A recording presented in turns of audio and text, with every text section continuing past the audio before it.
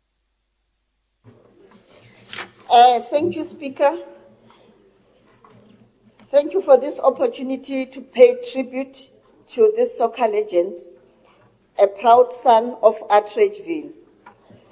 As Action SA, we extend our heartfelt condolences to the Moripe family, the soccer fraternity, the residents of Tshwane, especially those from Atteridgeville, where this legend was born and raised. The passing of Ntate Moripe leaves an immense void in the soccer fraternity and in our community.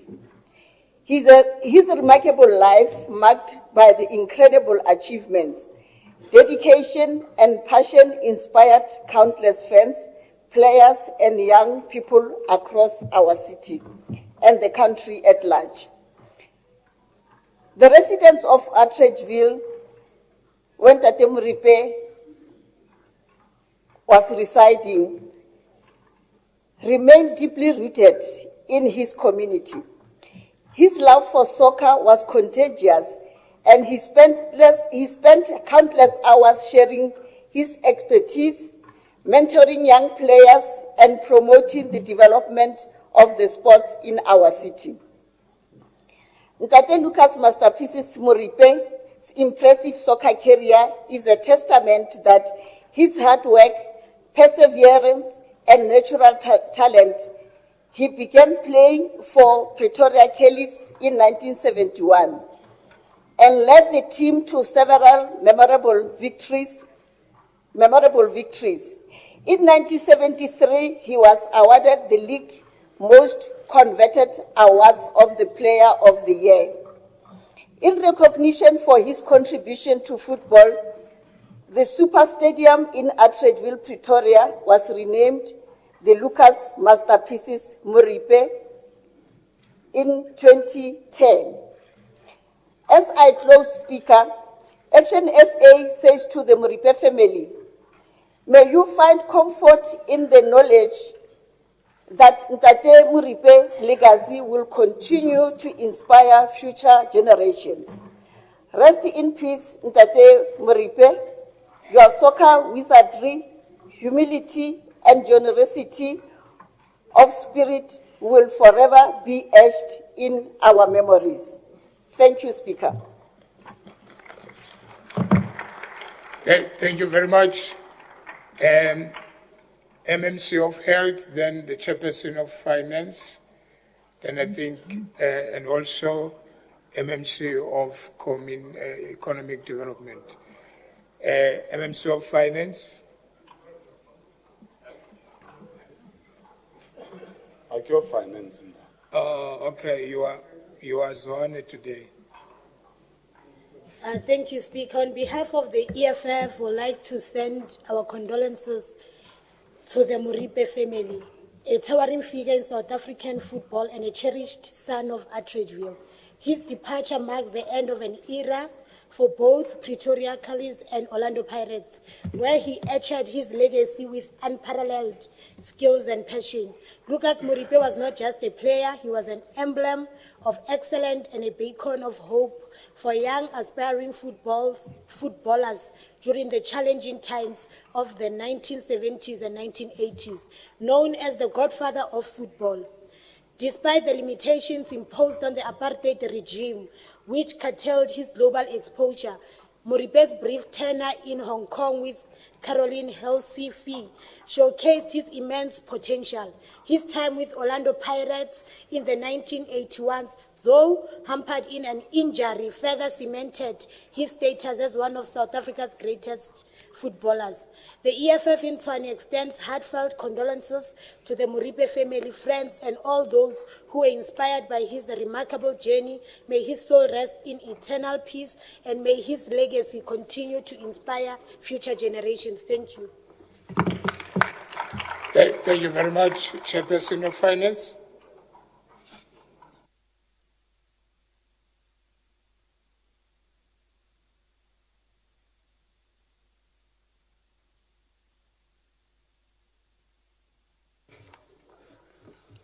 Honorable Speaker, Honorable Mayor and Councillors, we celebrate as the ACDP the life of Lucas Moripe.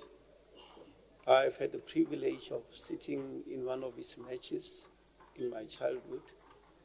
And we also had the privilege to be the neighbor, and also had the privilege of being the neighbor in my present residence of a cousin.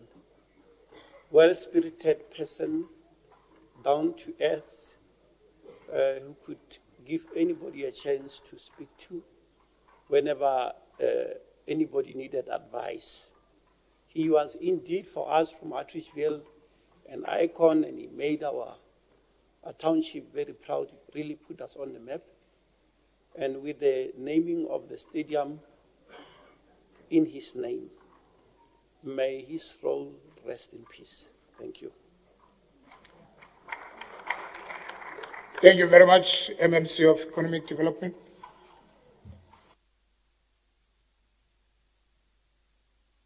Speaker, and all protocol observed, on behalf of the Progressive Party, we are deeply saddened by the passing of Lucas Masterpiece Moripe.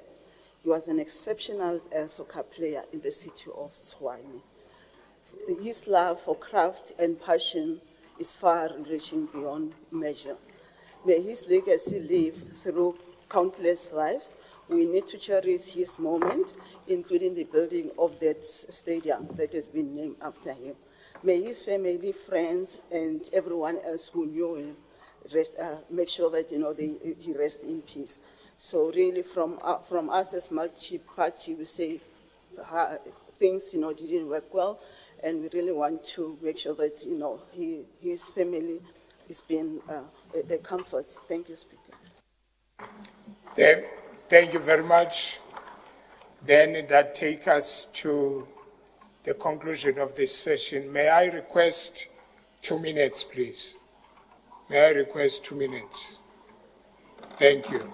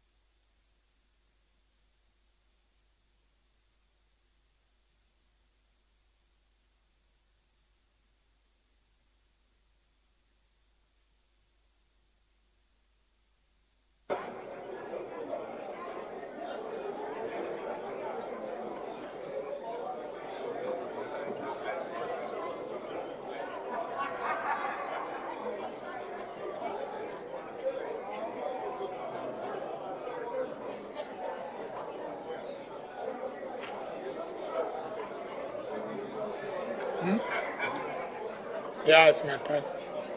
No, don't worry, I'm going to call them.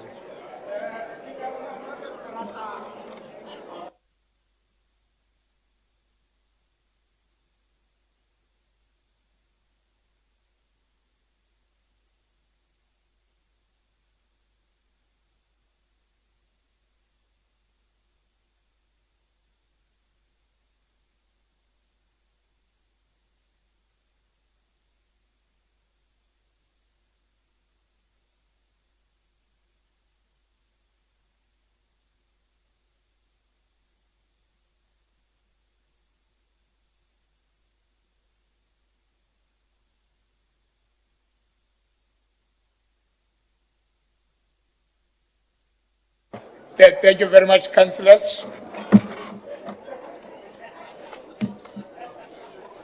May you please sit down, take your seats.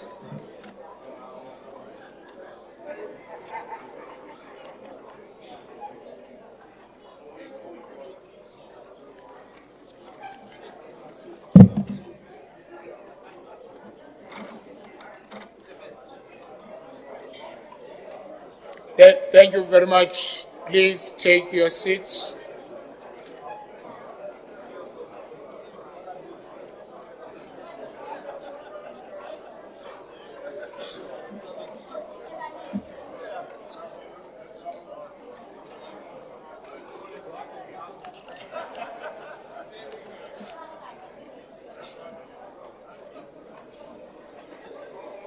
Councillors, honorable councillors, now we are back. Consideration of the minutes of the previous council meetings. Continuation meeting, 31st October 2024.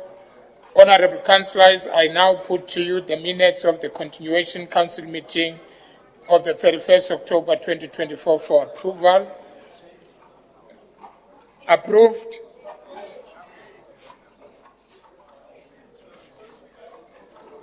Ordinary Council, 31st October 2024.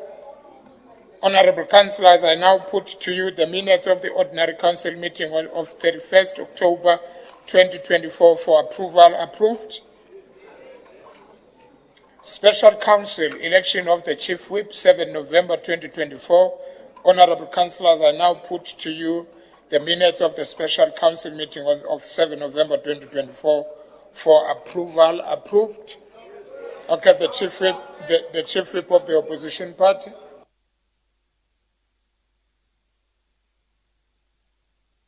Thanks, Speaker. There are three councillors who because if you remember, we did not have a chief whip by then. We had later communicated that there were councillors of the Democratic Alliance who had put in leave, and on the minutes it's indicated that they are absent without any apology. And there is Councillor Martin Madileng, Karabo Senfeng, and Quinton Mayer. Can that be fixed, Speaker? Thank you very much. Thank you. It has been noted. I'm sure the Secretariat will attend to that. Continuation Council in Committee and Ordinary Council in Committee, 31st October 2024. Honorable Councillors, in terms of Section 9.3 of the Rules and Orders, the minutes relating to an item considered in committee must be approved by Council in committee. In compliance, therefore, with Section 9.3 of the Rules and Orders, the portion of the minutes of the Council meeting contained in committee deliberation and the resolution passed on the following items.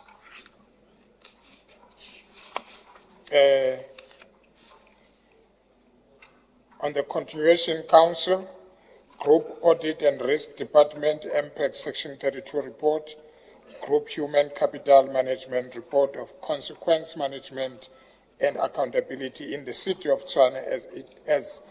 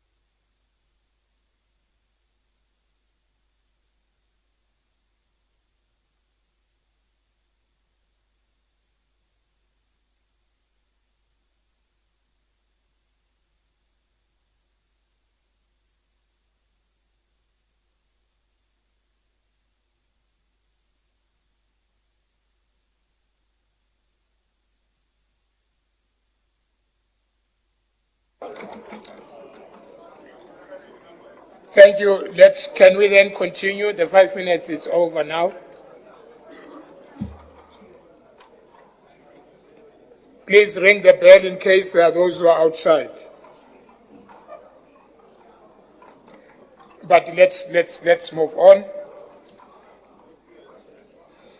Now we are starting our report.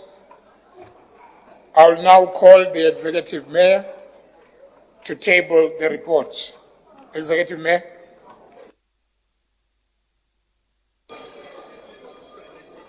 Good morning, Speaker, the Deputy Executive Mayor, Honorable Chief Kekan and his entourage, Honorable Chief Mahlangu and his entourage, members of the Mayoral Committee, Leader of Executive Business, Chief Whip of Council, Chair of Chairs, Chairpersons of Section 79 committees, leaders of all political parties represented in Council, Honorable Councillors, officials, members of the media, and indeed the esteemed City of Tshwane residents and the public. Speaker, as I table these reports, I do want to join the Multi-Party Women Caucus Chairperson in her presentation. Just hold on, Executive Mayor. Can I have order, please? Can you take your seats up there? Chairperson Tema, can that meeting stop? Thank you. Please proceed. Thank you, Speaker. As I was saying, I'd like to join the call made by the Multi-Party Women Caucus when she said that as this council, we need to make sure that in our city, in our beautiful city, we make it our mission that we end the scourge of GBV. She went into detail in terms of the impact of this scourge in our society.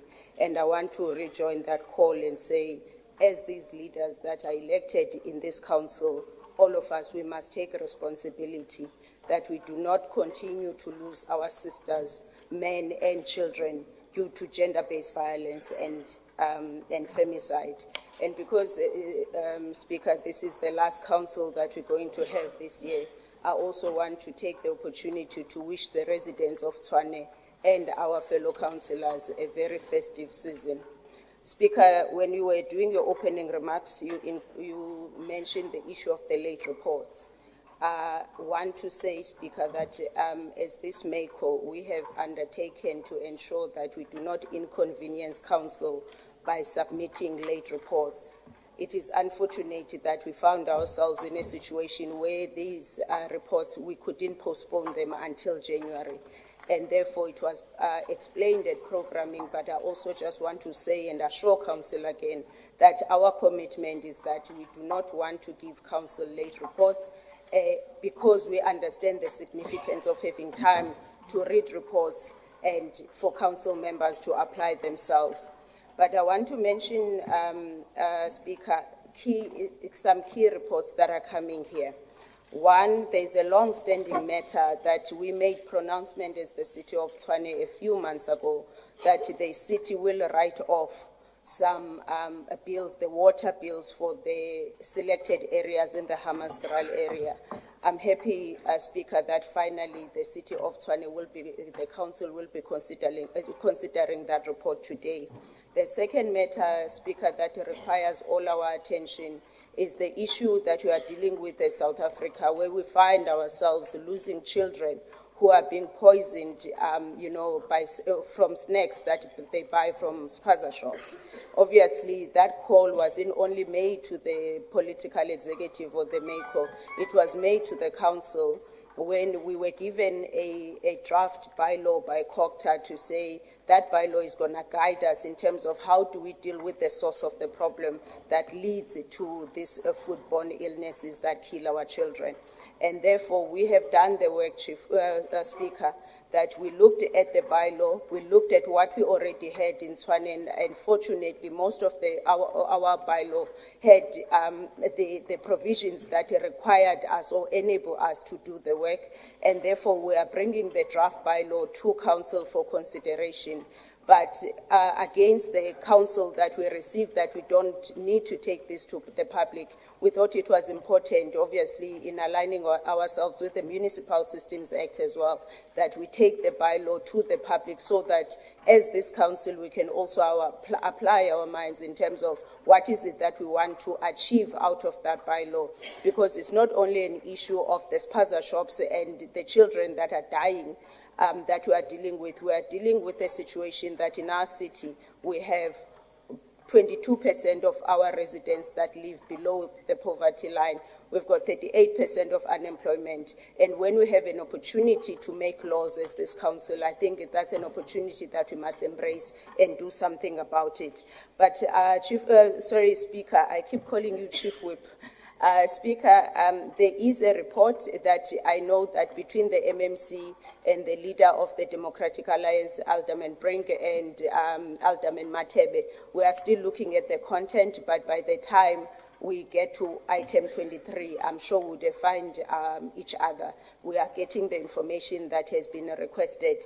But Speaker, in terms of the reports, it is my pleasure for me to submit the reports from the Mayoral Committee to Council for consideration as contained in parts 1, 2, 3, and 4 for consideration, as well as annexures A and A.1 for cognizance and for discussion. Speaker, the reports are submitted. Thank you so much.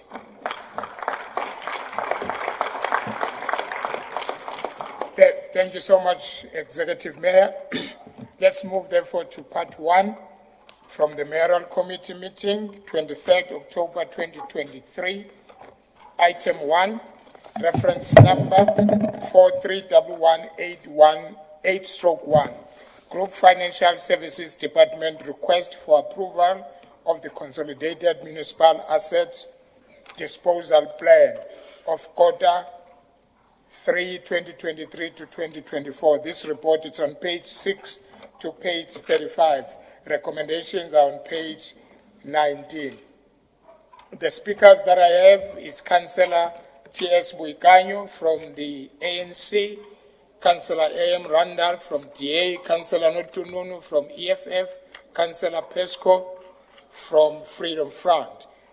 Councillor Buikanyo, your 3 minutes starts now.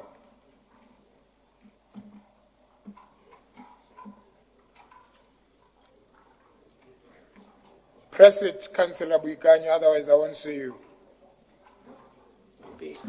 Thank you, Speaker.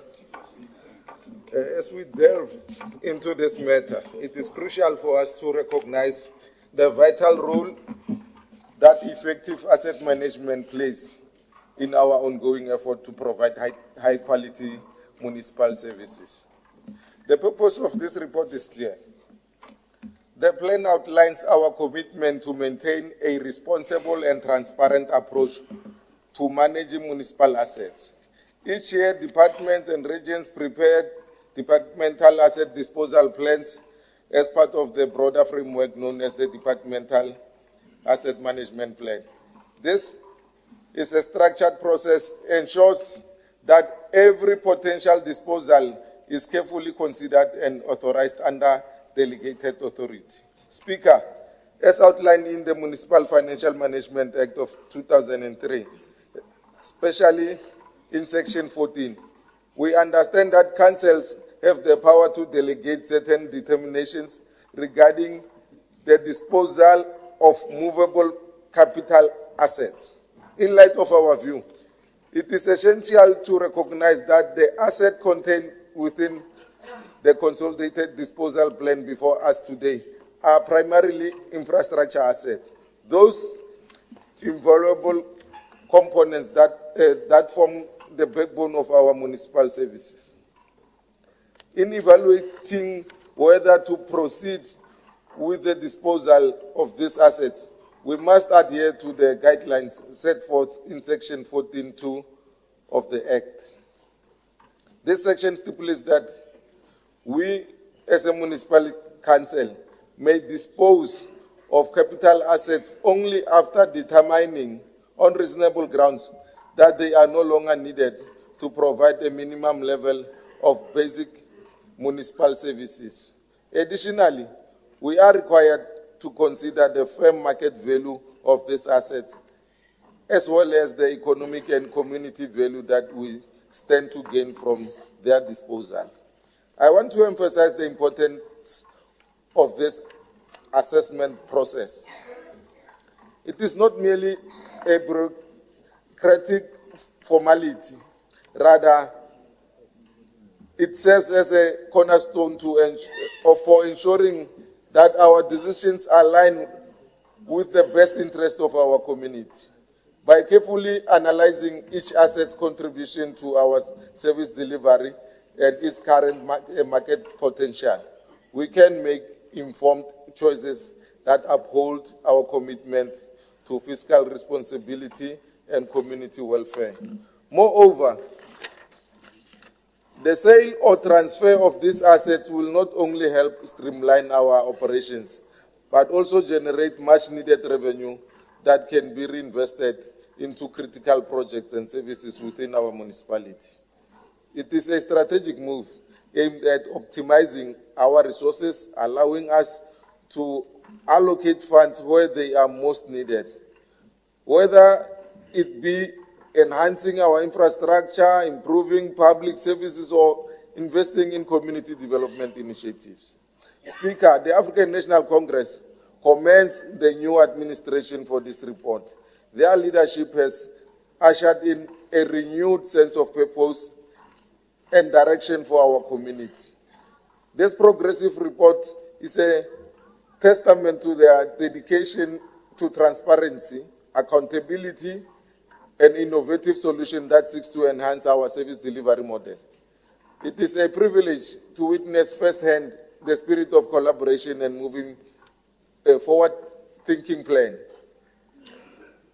By approving the Consolidated Asset Disposal Plan, we are taking a proactive step towards modernizing our asset portfolio. In a rapidly evolving economic landscape, we understand. Councillor, your 3 minutes is up. Let me wrap up. We understand that municipalities face increasing pressure to do more with less. Our ability to adopt and respond effectively requires us to be agile in our asset management policies. This consolidation and subsequent disposal of non-essential assets aligns with our long-term goals and vision. Thank you, Speaker. Thank you very much. Now I'll call Councillor A.M. Randall.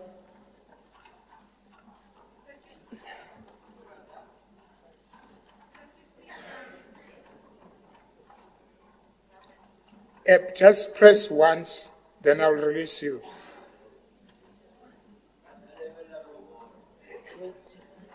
Go ahead. Councillor Randall, you can go ahead. It's not working. Speaker, this report was withdrawn from the agenda for the August 24 council meeting as the report lacked transparency and uniformity in its current format. Even Action SA agreed wholeheartedly during the joint caucus meeting in August pre-council day that the report could not be adopted in its current format. Yet here we are, the same report with the same reservations for having the report withdrawn initially. Comments from Finance in 6.2 states that the selling price for these items is only determined on the day of the public auction by the willing buyers. It is therefore not possible to determine at this stage the profit or loss on disposal of the assets. Now, Speaker, there are indeed various methods to determine a sales price through setting a reserve price for the item, appraisals done by experts, pre-auction offers, and or market research. I'm sure the officials are aware of this. Disposal plans from the different departments differ, and it would be advisable that there is a uniform disposal plan template in order for all users to provide similar information on their disposal plans. Critical columns, for example, that is lacking is 1, the current location of this asset, and 2, the acquisition date of the asset. No mention made of the disposal of computer equipment that is often done in the form of free donations. Therefore, an IT asset register is crucial as well and should be recommended to the ICT and Shared Services Department. The asset management policy should be aligned to the IDP and SDBIP according to the asset's respective life cycles. Consequently, this AMP consists of 3 interdependent sub-plans: asset acquisition, asset maintenance, and asset disposal plan. Any change in one sub-plan may affect the other 2. For example, after the planned disposal, the asset may need to be replaced, which impacts the asset's acquisition plan and our capital budget. Lastly, we need to take serious note of the comments by Energy and Electricity on concerns with the auction yard, insufficient space, inadequate storage, and an extended disposal process. Remember that one of the main areas that are misstated in the financial statements of local government where modified audit opinions were received is property, infrastructure and equipment, where a large percentage of municipalities could not account for their assets.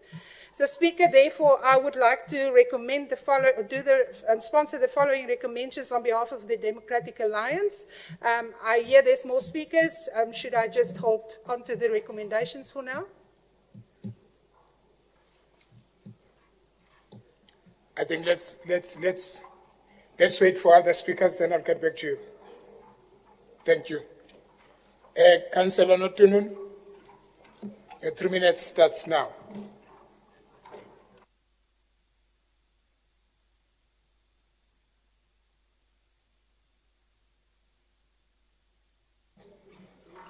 Thank you, Speaker. As the EFF, we note the consolidated asset disposal plan, and we also note the comments put in by different departments.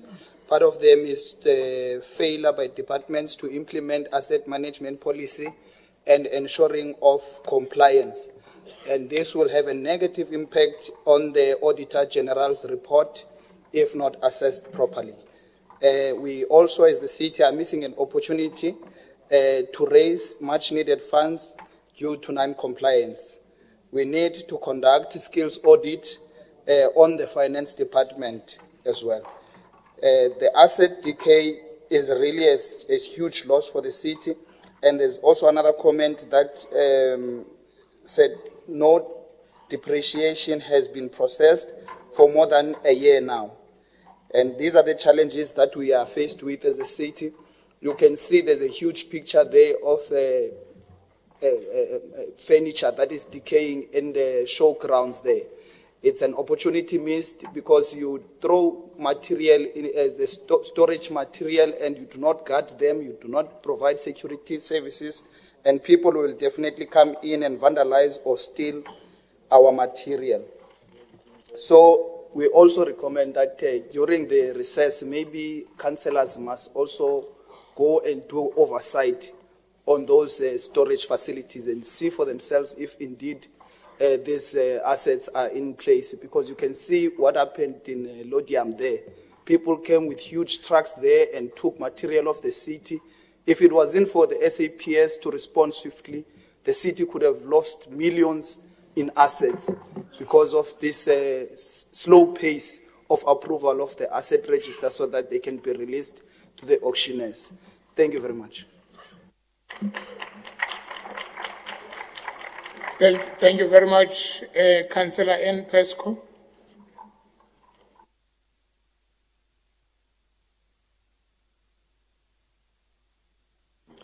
Thank you, Speaker. Speaker, it's quite concerning to read or to listen to the speech of Councillor Boykanyu, because he definitely had a different one than we had. When we look at this specific report, the purpose of the report is to seek approval on the consolidated asset disposal plan in terms of the asset management policy. The MFMA is clearly prescriptive on the processes and the requirements of this plan. Council has adopted 10 strategic priorities to lay down guidelines on the quality that reports has to adhere to. And in this report, the strategic priorities of provide a stringent financial management and oversight, and provide a professional public service that drives accountability and transparency on name. When we look at this specific report, it falls far short. However, when one pursues the report, the following is seen. This plan should form part of the asset management policy. However, in this instance, it is not the case, causing non-compliance. The following shortcomings occur in this report. In the body of the report, mention is made of 770 items to be moved to the auction centre. As per Annexure A, providing detail on the detail of the equipment, 771, with other words, a discrepancy of 1. However, when one pursues Annexure B to D, a breakdown of the summary assets per department, a total of 1,126 is noted. 360 discrepancy items. I want to report, or I want to say it again, 360 discrepancies. Further in Annexure C, for the Department of Health, one noticed 87 assets listed. However, in the covering letter, 91. With other words, another 4 shortages.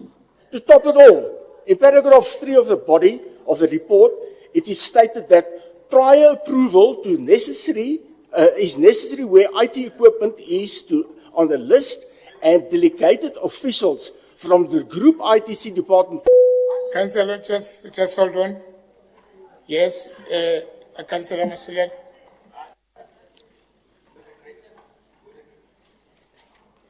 Yeah, with the greatest of respect, when did that councillor started being so observant and meticulous in checking assets of the city, when in fact they were running government, right? A whole lot went wrong. Now we're trying to fix their mess. He's now trying to apportion blame about discrepancies that exist when there were so many discrepancies to a point whereby when they got into government, we were sitting on a surplus of 600 million. Today, the city is bloody bankrupt because of their failures in administration. So he wants to put...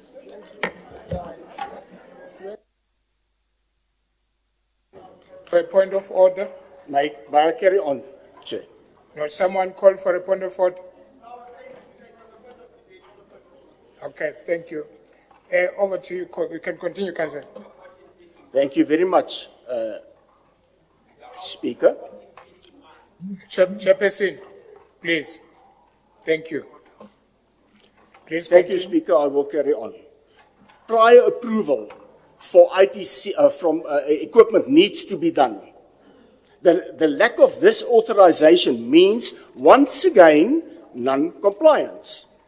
When one page to page 14 of the body of the report, one is met with 2 photos depicting the conditions of storing of the items to be prepared for auction centre. This is nothing short of an indoor waste site. Speaker, under the watch of the EM and the government, this report is nothing short of contempt to this council, and as such, the FF Plus rejects this report. Speaker, in line with Rule 10(1)(b)(4), I submit the following questions, set of questions to the Executive Mayor to be replied on in writing. Question 1. When will the EM provide Council with a rectify and updated report on all these discrepancies stated Councillor? Yes. Councillor, your 3 minutes is up. Your 3 minutes is up. Can you please submit those questions to the Executive Mayor? Thank you so much. I will do. I have got a set of 3 for them. Thank you.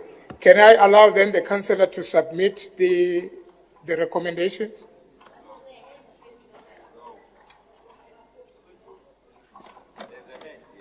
Noted, ma'am.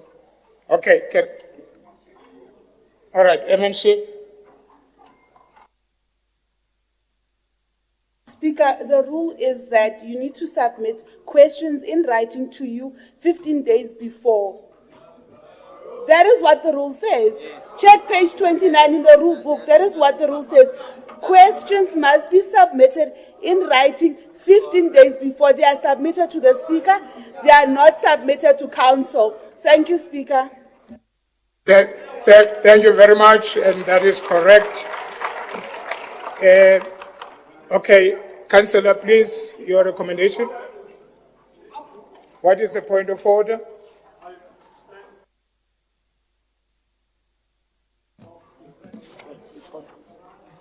Thank you, Speaker. That the Democratic Alliance... Just hold on, ma'am, that there are still people who want to speak before you. Alderman? I'm still waiting. Thank you, Honourable Speaker. In terms of Rule 10A, 1A, a matter arising out of a connected with any item on the report of the Executive Mayor or reports of the chairpersons of committees reported directly to Council when the item has been called or during the discussion of the item, and such a question is not considered to be part, first of all, it's not to be considered as part of the speech, so it's not part of the allocated time, first of all. And then, secondly, Speaker, Rule 10.3 is what rules on any question put in terms of Section 1A must be answered on behalf of the Executive Mayor during the discussion of the item or when reasonably possible. So it is permitted to submit a question during the debate to the Mayor and members of her committee. What the Councillor there, the MMC there is referring to is Rule 2, 1B to 1 to 4, which is not applicable in this case. So I would like you to view your rules and to ensure that you make the correct ruling. Thank you, Speaker. Thank you. Can the councillor submit the questions to the Executive Mayor or to myself? Your time is up to speak. So we are moving. The decision that I've made, that's what stands. Thank you very much. Point of order, MMC.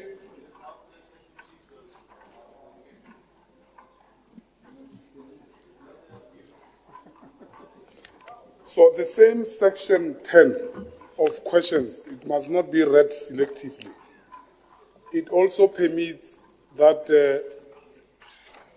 the question must at least be submitted within the prior 14 working days. But also the question must be submitted and signed by a member in writing. And the Executive Mayor must also acknowledge that she has received those questions. So it must not be read selectively to suit the other members. But also during your time here, you were rejecting our questions here. Now because it suits you, you want to jump here. We don't have time for that. Read the rules and then let's all be on the same page. And thank you, Speaker. Let's proceed. Thank you very much. Then we are moving on. Can we allow the councillor to submit the recommendations?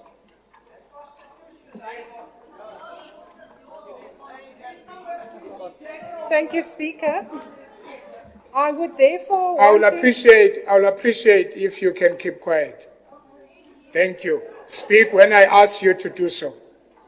Thanks. Thank you, Councillor? Speaker. I would therefore want to sponsor the following recommendations on behalf of the Democratic Alliance: that all recommendations be removed and replaced with 1.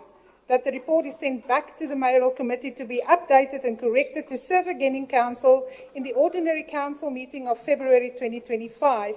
2. That the report include depreciation in the individual and total amounts. 3. That the discrepancies on both quantity and rand value in the body of the report and the annexures are cleared up. And 4, that a minimum sales price for each item is included as per various applicable legislation and National Treasury regulations, including MFMA Section 14.5, Municipal Transfer and Disposal Regulations, Government Gazette 31346, and Local Government Supply Chain Management Guidelines, National Treasury 2005. Proposed by myself, Councillor Randall, and seconded by Councillor Jackie Ace. Thank you.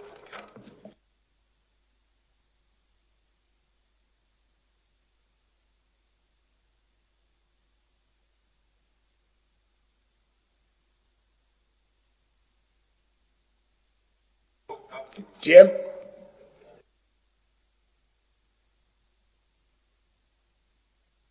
Thank you very much, Speaker.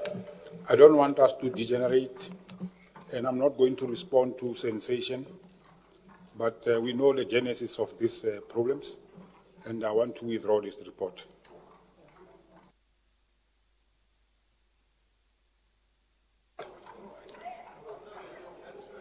Okay, thank you very much.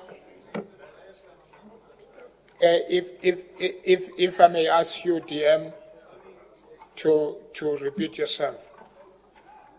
Why not? Why can't he repeat himself? What is the point of order?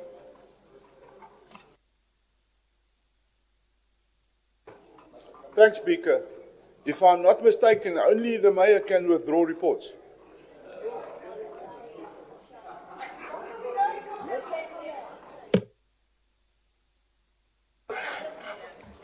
Thank you very much.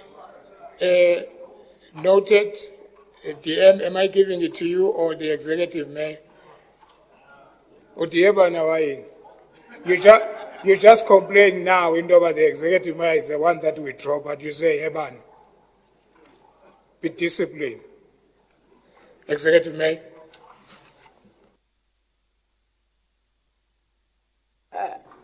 Thank you, Speaker, and thank you to the colleagues who have raised issues with this report. Of course, we can't ignore, especially the discrepancies. I think there was also a communication breakdown because we are aware of the reasons why this report was withdrawn back in August already, in terms of just cleaning up the body of the report. So we are taking, the guidance from the colleagues to say, let's go clean it up, because we understand the issues that we have with asset management in the city. And as this council, we can't take chances when it comes to that. So I'd like to withdraw this report, and it will come back in February. Thank you so much, colleagues. Thank you very much. The report has been withdrawn. Now let's move to item 2. Reference numbers 05879/1. Emergency Services Department Disaster Risk Management 2023 to 2024 Annual Report. This report is on page 36 to 96. Recommendations are on 46. And I've got Councillor N.R. Masupa from the ANC. Your 3 minutes starts now.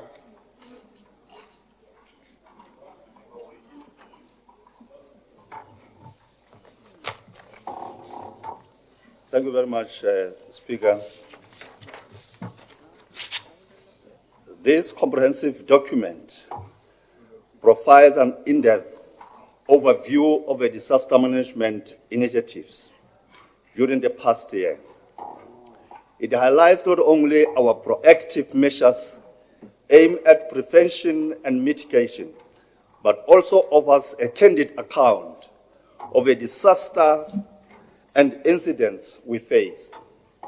The report meticulously details the scale of these events, the challenges we encountered in responding to them, and the innovative strategies employed to effectively navigate these obstacles.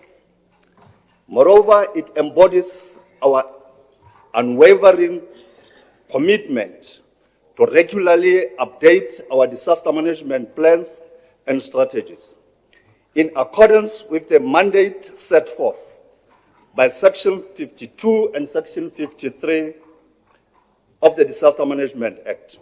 Speaker, this diligence ensures that our response mechanism remain relevant and effective in a rapidly changing environment. Speaker, in the current financial year, the City of Tshwane Disaster Management Centers has achieved notable successes, as detailed in this annual report. Our dedicated officers have made significant strides in enhancing service delivery, which has fundamentally contributed to improving the overall disaster resilience of our community. At this point, Speaker, I think let us turn to our attention to the undeniable benefits of the initiative outlined in this report. First and foremost, our efforts foster a culture of resilience among the citizens of Tshwane by educating the community about disaster preparedness and response. We empower individuals and families to take proactive steps that protect themselves and their loved ones. Additionally, the coordination of all hazardous prevention and recovery activities bolster trust within the communities. When citizens see that their local government is actively working to safeguard their well-being, confidence in our institutions grows. This trust is vital, as it enables smoother cooperation between the public and private sector, leading to a more united and resilient approach to disaster management. Furthermore, Speaker, our focus on sustainable development cannot be overstated. By integrating disaster management into our broader development goal, we ensure that economic growth does not come at the expense of safety and security. Sustainable disaster management is not just about immediate response. It is about building a future where economic, social, and environmental considerations are balanced, creating a holistic safety net for our communities. Speaker, as we move forward, I urge this Council to take the lesson learned from this report that the DA-led administration failed to do, which is to embrace the changes that arrive. Councillor, your 3 minutes is up. 3 minutes is up. Thank you very much.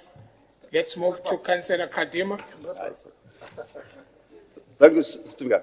To embrace the changes that arises from our evaluation, land expertise and creativity. Councillor, are you? Sanum Tetelel. Titeta naye and Tetinan. Councillor, your 3 minutes is done. Your 3 minutes is done. If you want to wrap some things, give it to the next speaker to wrap it for you. Your 3 minutes is done. I have to be decisive to everybody here. Thank you very much. We move to the next speaker, which is Councillor Kadima.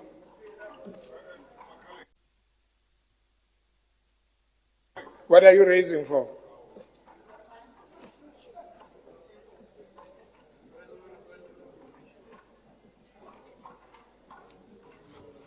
No, I'm raising on a point of information, Speaker. Beker ki butchara mar ole mogilo re ka mo go shetse go netlo bona le bo malesela ge ba smile mo le gore gore wa bona ba phadima le ba sepelela ga botse. Can we move to Councillor Kadima, please? Thank you.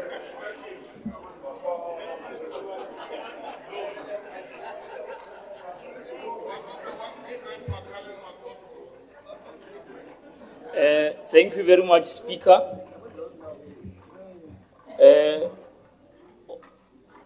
Fellow councillors and all the guests here today, I greet you.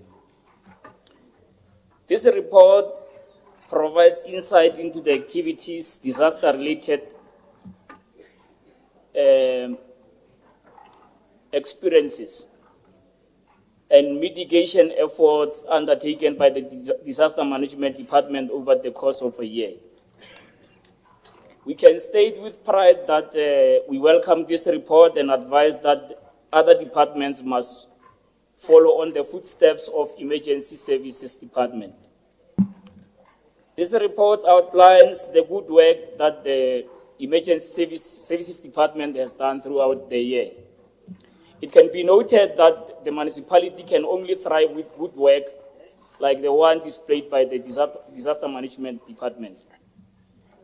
We call on all our departments to feel motivated and get the work done for the betterment of our residents. The EFF has always aimed to deliver the finest possible service. And this report demonstrates that we can achieve our goal if we have dedicated personnel like those in the Emergency Services Department. Speaker, it is our last sitting before the recession, and permit me to say, enjoy your festive season. I thank you.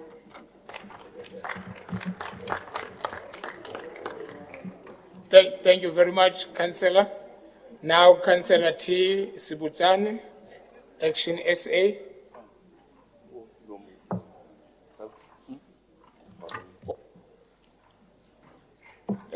Ntaketsa sebaka se go dumedisa se buisa le khotla la toropo kgolo ya Tshwane wena le maloko ke boe ke dumedise mmatoropo le ditokololo tsa komiti khuruthamaga khosi kekana le khosi matlangu le ba bogosing ke dumedise baeng ba ba tlotlegileng me ke dumedise segolo se tonna lona baagi ba toropo kgolo ya Tshwane.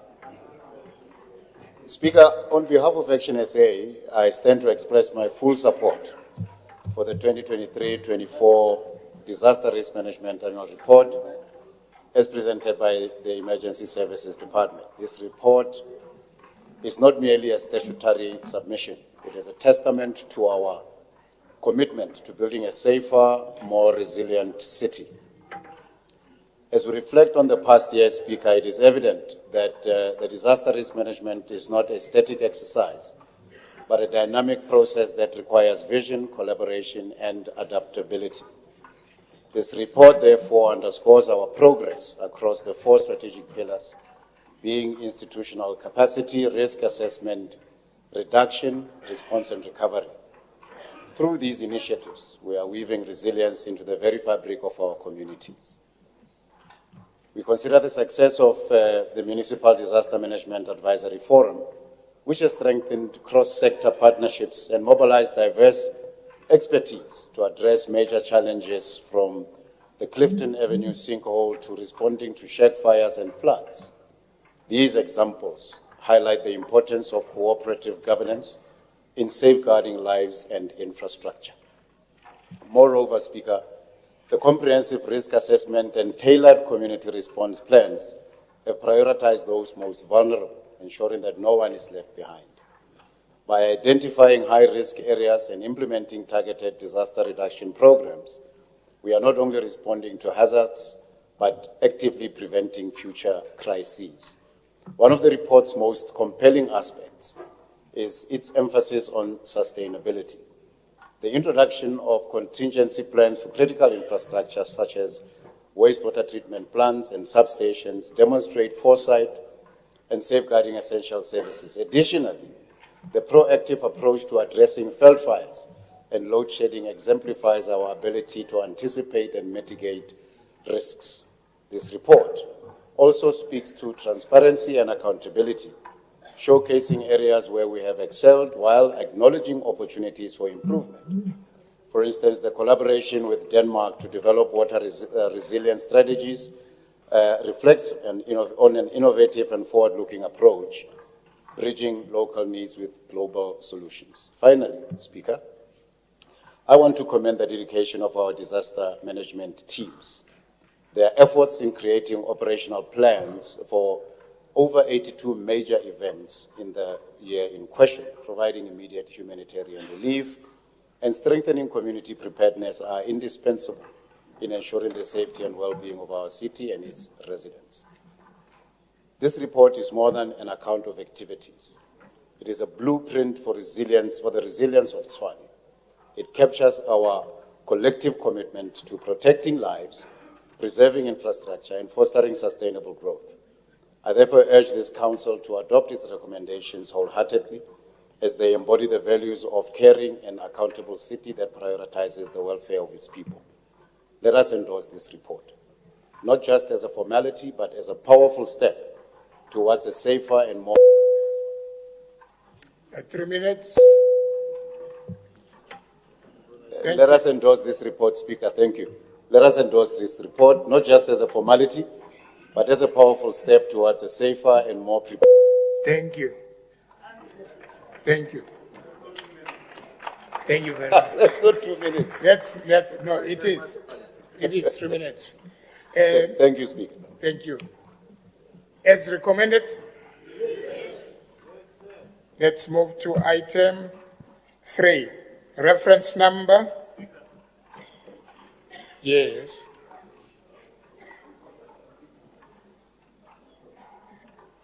What are you rising on? No, just to say, at some point, we must not shy away to do other things. We must write to Ndati Tumele Mbaheta, the station manager of Motsweding FM. We've got talent here, and we can't be sitting with that talent.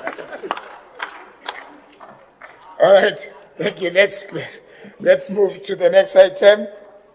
Reference number 30695/1, Environment and Agriculture Management Department, request to grant approval for the draft amendment waste management bylaw for the City of Tshwane 2023. This report is on page 97 to page 147. Recommendations are on 101. And on this item, I've got Councillor Mashaba from the ANC. Your 3 minutes starts now.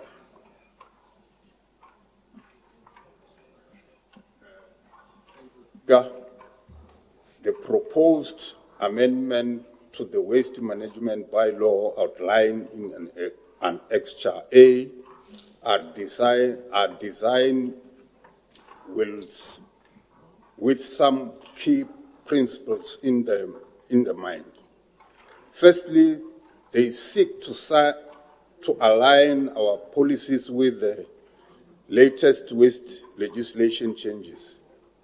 Our regulation must reflect current laws and standards to ensure compliance and effectiveness. This alignment is crucial not only for legal conformity, but also for demonstrating our commitment to responsible governance. Secondly, the amendment bylaw aims to empower the City of Tshwane to respond proactively to pressing waste management practices. We are all too aware of the pressing issues of waste minimization and recycling challenges that our city faces today. With rising population, escalating and increasing urbanization, the generation of waste in our communities continues to escalate. Speaker, the revised bylaw will facilitate innovative approaches to waste reduction and recycling, ensuring that we are not just managing waste, but actively reducing it at its source. Speaker, an integral aspect of this initiative is the creation of an enabling environment for the green economy. The amendment will encourage investment in waste management innovations, promote job creation in the recycling sector, and foster a culture of sustainability. At this juncture, the ANC would like to emphasize the relevance of the environment, health, and social development in this process. These departments are the backbone of our city's effort in waste management and broader environment protection. And finally, Speaker, the Social Development Department engagement ensures that our initiatives are inclusive and equitable. It is essential that as we revise our waste management practices, we remain attuned to the needs of marginalized communities, ensuring that all residents have access to adequate waste management services. Social equity should be at the heart of our approaches, guaranteeing that no one is left behind in our journey towards sustainability. Speaker, by approaching this bylaw, we are not only addressing current challenges, but also preparing our city for a sustainable future. We are setting a precedent for innovation, resilience, and responsibility in waste management. Qualities that will define our legacy for generations to come. Ndiyabulela, Speaker.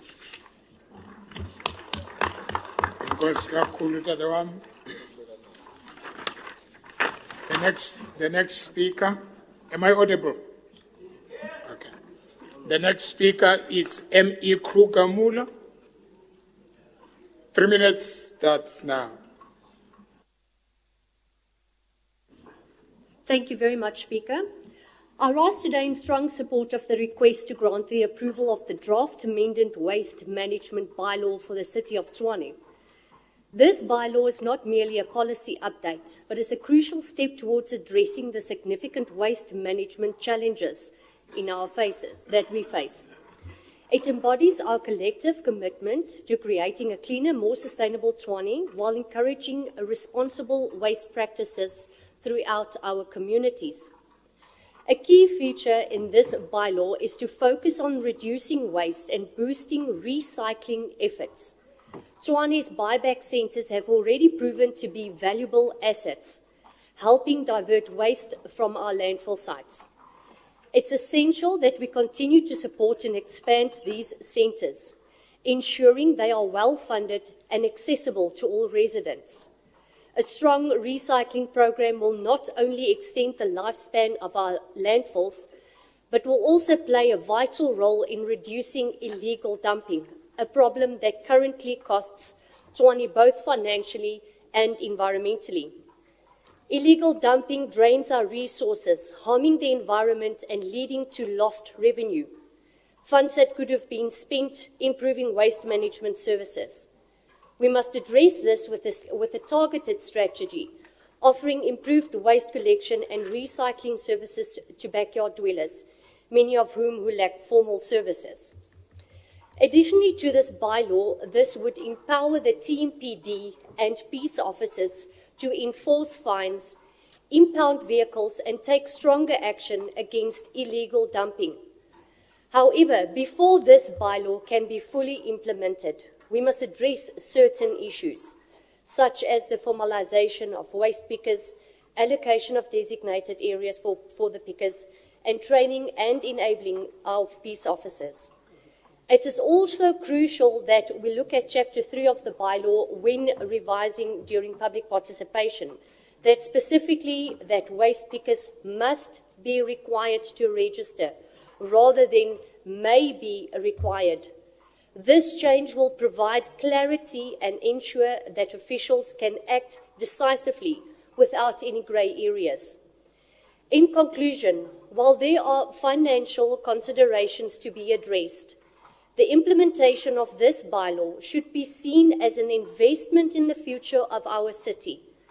Let us work together to turn this vision into a reality and create a cleaner, greener, and more sustainable city for all. Thank you. Thank you very much.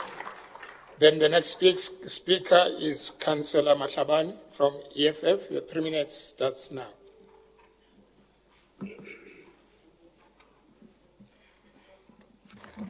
Thank you very much, Speaker.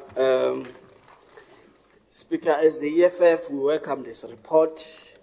Its purpose is to request council approval for public participation in order to amend the proposed amendments of draft waste management bylaw. We welcome it, Speaker, because it will not only make our life easier and seamless, because that's the department that is run by the EFF, but also it will make sure that our town is clean. Speaker, we must highlight the failure of the previous administration, wherein public participation was just a ticking box exercise, which was not meaningful. At times, it was done virtually, which excluded the majority of residents of the city. Today, we want to caution the ones that will be in charge of that public participation to make sure that they include everyone and every stakeholder, because this is going to affect all of them. Speaker, today, because of the previous administration, we are faced with memorandum of agreements that contain clauses that are not in line with municipal framework. So this administration must ensure that there's transparency, adherence to appropriate governance practices, and then all stakeholders are taken into account. Speaker, the EFF support this report, and we will make sure that it enhance our MMC or Councillor Obageng's work and make it seamless, and then make sure that we have a hygienic, clean, and protected environment. I thank you. Thank you very much. The next speaker is point of information. Thanks, Speaker. I just wanted to maybe correct the latter speaker. That public participation was not done by the previous administration. It was done by the incumbent, and that is you, Speaker. So the caution was to you and not to the previous administration. Councillor Frolik, I hope that you are corrected. Thank you very much.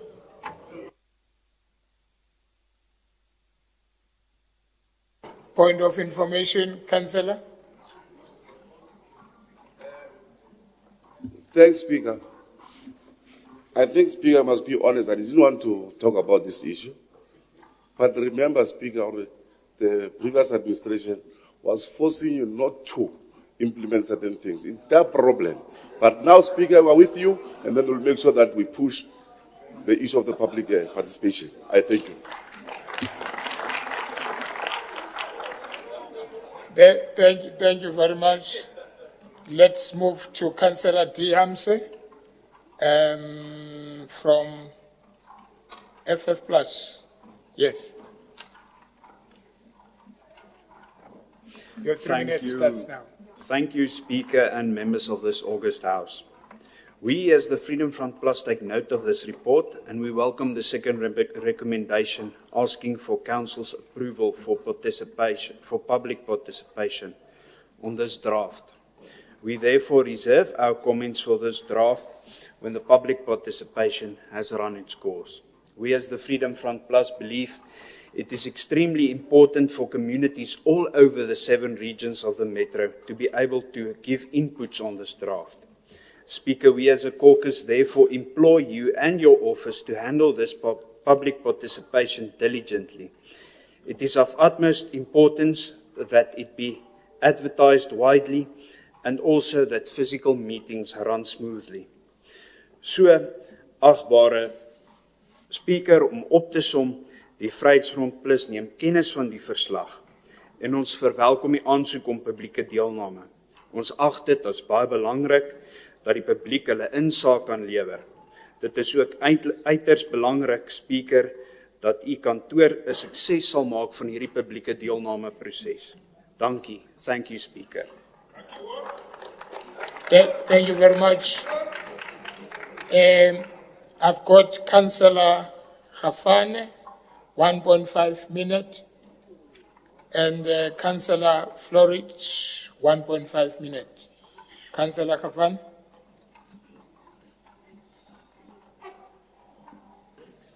Speaker, my colleague, Councillor Florich, will go first, and I'll conclude. Thank you. Okay, Florich. Thank you, Speaker. Thank you.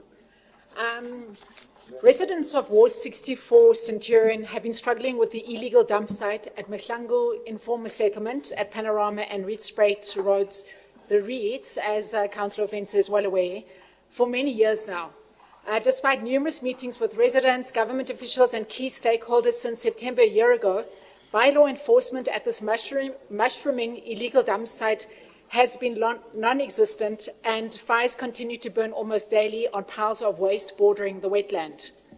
At another field a few blocks away, concerned residents decided to take matters into their own hands when they first noticed signs of illegal dumping on the wetland along Gogans and Stilt Road, the Reeds. In partnership with Parkrun South Africa, a weekly 5-kilometre event has since been introduced on the affected land so as to activate the empty space and keep criminal elements away. The need for stricter bylaw enforcement in waste management is urgently needed, as well as increase in number of city-owned dump sites across the capital city. Action SA welcomes a request for approval of the draft amended waste management bylaw for public participation today, as it seeks to address critical shortcomings of the current waste management bylaw of 2016 and strengthen bylaw enforcement in the city of Tshwane.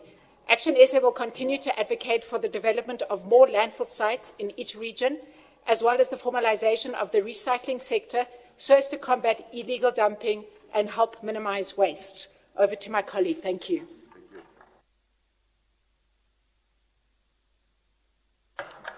Go ahead. She took 1.5. The 5 is gone. You've got 1 minute.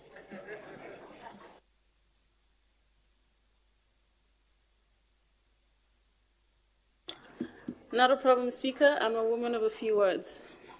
Joking.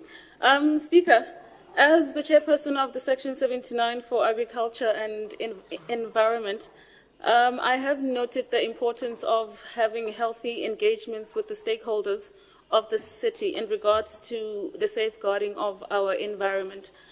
Speaker, growing up as a child who grew up in Tshwane, we used to have a program where the ward councillor would distribute refuse bags to households in Tshwane. Back then, there was no illegal dumping because our residents were given the necessary tools to ensure that their refuse is kept in safe places without it being a hygienic problem. Speaker, I'm not sure if the former administration thought it not necessary or important to still continue to equip the townships of this very necessary manner. Sorry. Councillors. Speaker, the DA has been in government since 2016. Just hold on. Don't, councillors. Even if she was part of you, she's not part of you now. Yes. So listen.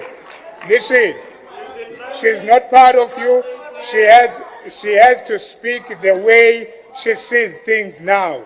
She's no longer part of you. Thank you. Yes, point of order. Yes.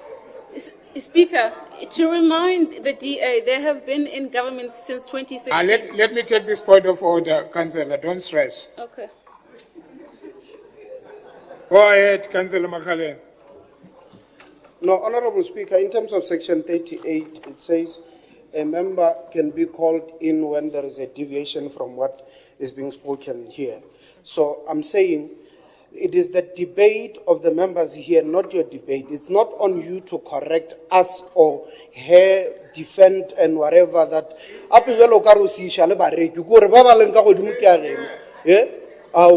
shouldn't be like that. Councillor Makhaleng. She is not part of you now. She was an active participant of the previous government. But not now. An active participant. But not now. You can't be entering the debate. She's got a councillor. You can't enter the debate yourself. That's the point that I'm making. She's got a new way of looking at things. You can't debate. Chair the meeting. Thank you very much.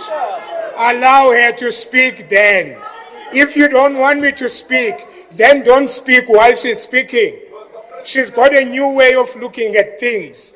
Thank you very much. Go ahead, Councillor. Is it a point of order? Okay, point of order, MMC.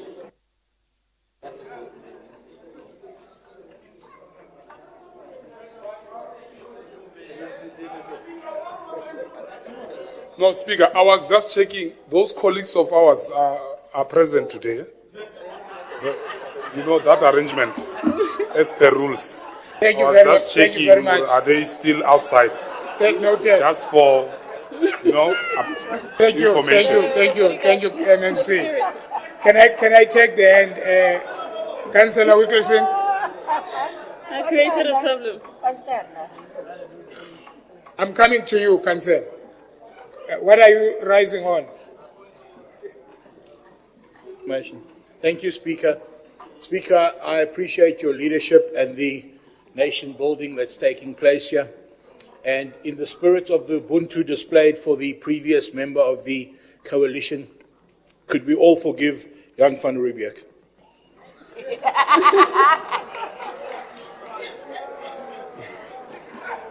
Thank you very much. Please continue, Councillor. Thank you, Speaker. Thank you, Speaker. As I was concluding, Speaker, our townships have been terribly treated, and since 2016, since the DA came into power, we have not been seeing those refuse bags. Yes. I have taken it upon myself as a resident of Olivenhoutbosch to distribute those refuse bags to as many households as I possibly can. But whatever reason that led to those refuse bags being stopped to be distributed, we are going to ensure that that program returns to the townships of this very capital city of Tshwane, Speaker. Thank you very much. Thank you very much. As recommended. Okay, MMC. You want to close the report?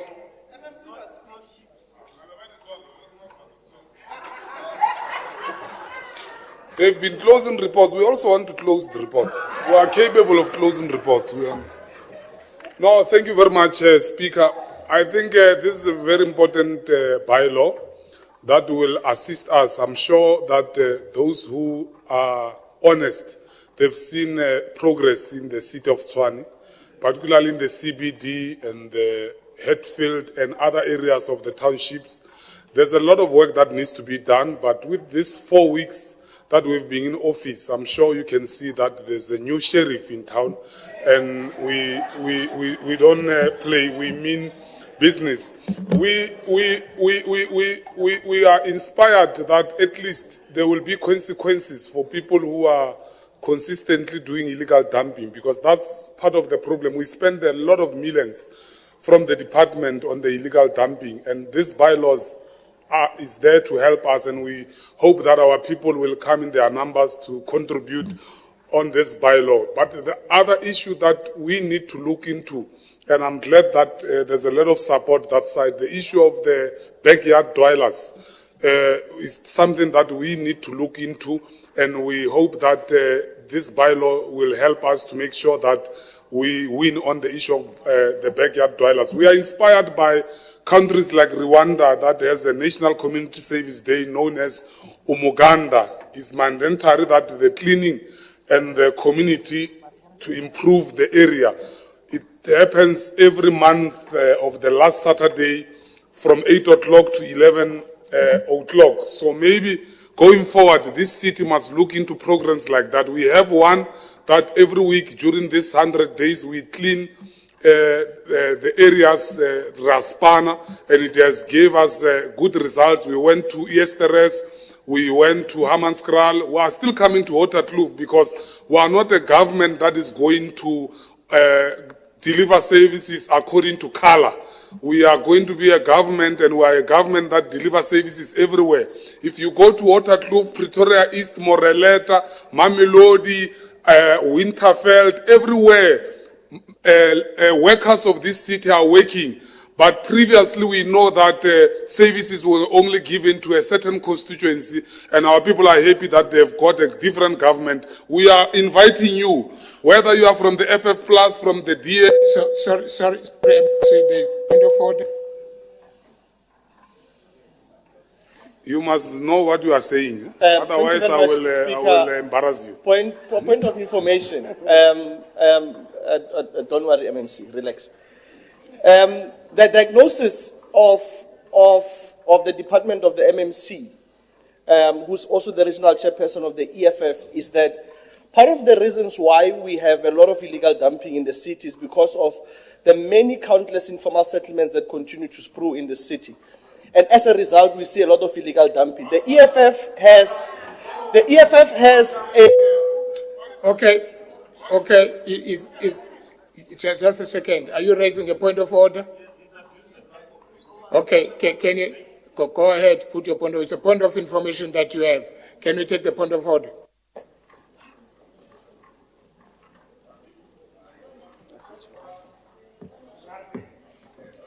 Or should I switch off?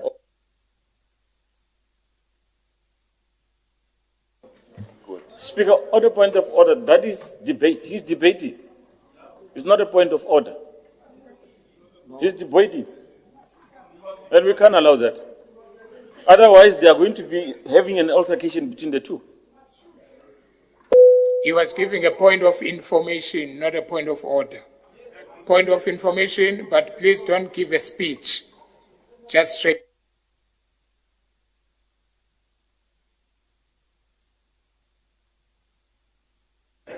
Thank you, Speaker. I'm sorry, I was just giving a background. To the point, Speaker, is that because of this informal settlement, what we have seen is a lot of illegal dumping. The MMC is the regional chairperson of the economic freedom fighters who have encouraged land grabs. Is he denouncing land grabs right here today in this council? Thank you very much. Thank you very much. Point of order. MMC Malulega, then you proceed, MMC Ramabud. MMC Malulega. Yeah, Speaker, don't afford people to redeem themselves on the things that they were supposed to have done. That is not the point of information. It's a point of debating what Councillor Ramabud, he wants to condemn a debate, an opportunity for an MMC to respond to submissions that were made by parties here. He must allow him, he's an executive member, he must speak about the work that they're doing and not condemn or feel jealousy. He must allow him. It is his chance to do that. The rule says MMC and chairs have an opportunity to speak endlessly.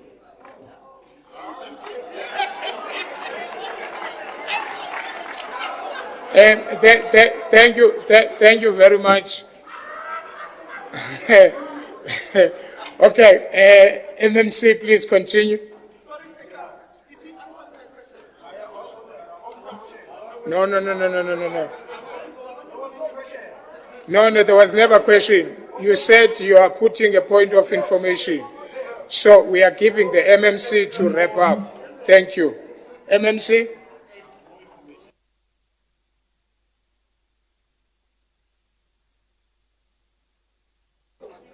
No, I'll check Iowa and I will give you a response there. I'm told you frequent there. Soweto was created in 1930. And when it was created, it was a land occupation.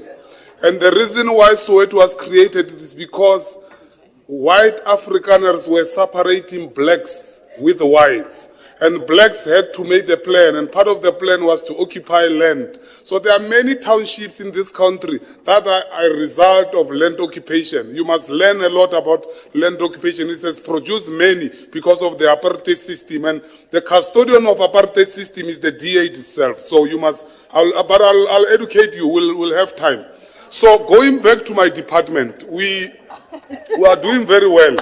We are engaging with the hawkers, with the taxi drivers, because part of making sure that the CBD is clean is to have a relationship with the stakeholders, and the hawkers are part of the main stakeholders. If you've seen me last week, I was on the streets engaging with the hawkers, giving them plastics. That is going to be a weekly program where we are going to send trucks to collect the waste there.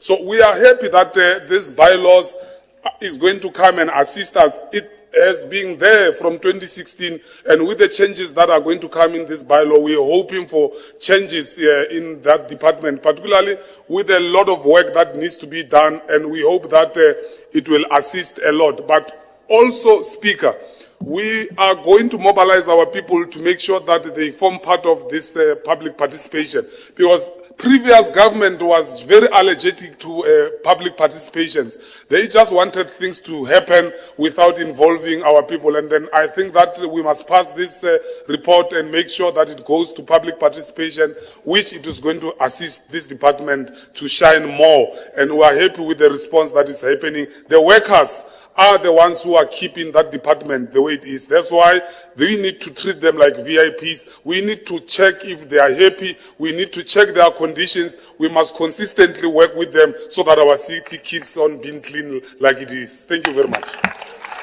Thank you very much. My understanding is that once the MMC closed the report, then no one speaks after that.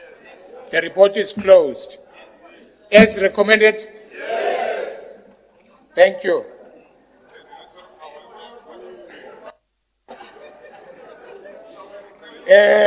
Let's move to part 2 of our agenda. Let's move to part 2 of our agenda from the Mayoral Committee meeting 13th November 2024. Reference number, that is item 4. Reference number 03354/1, Group Financial Services Department, Material Accounting Policies.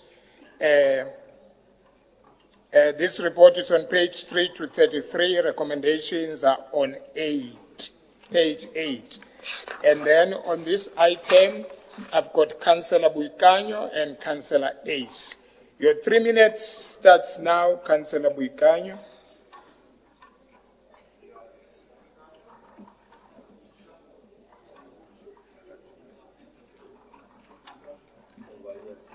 Well, yes, Speaker. Thank you.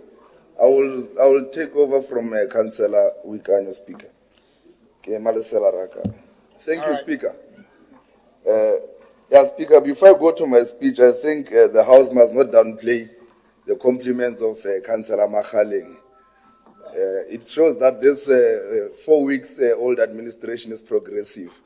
Only 8 years as a padima gamola. Uno padima Bruce Lily Wujegi Ace. Thank you very much, Speaker. Speaker, the material accounting policy represents not just an administrative requirement. It encapsulates our commitment to transparency, consistency, and responsibility in managing the city's financial resources.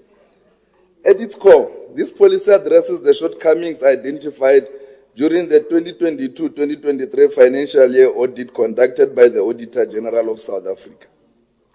The AGSA raised significant findings regarding the inconsistency of our accounting policies and the absence of clear guidelines from critical accounting treatments under the DA-led administration.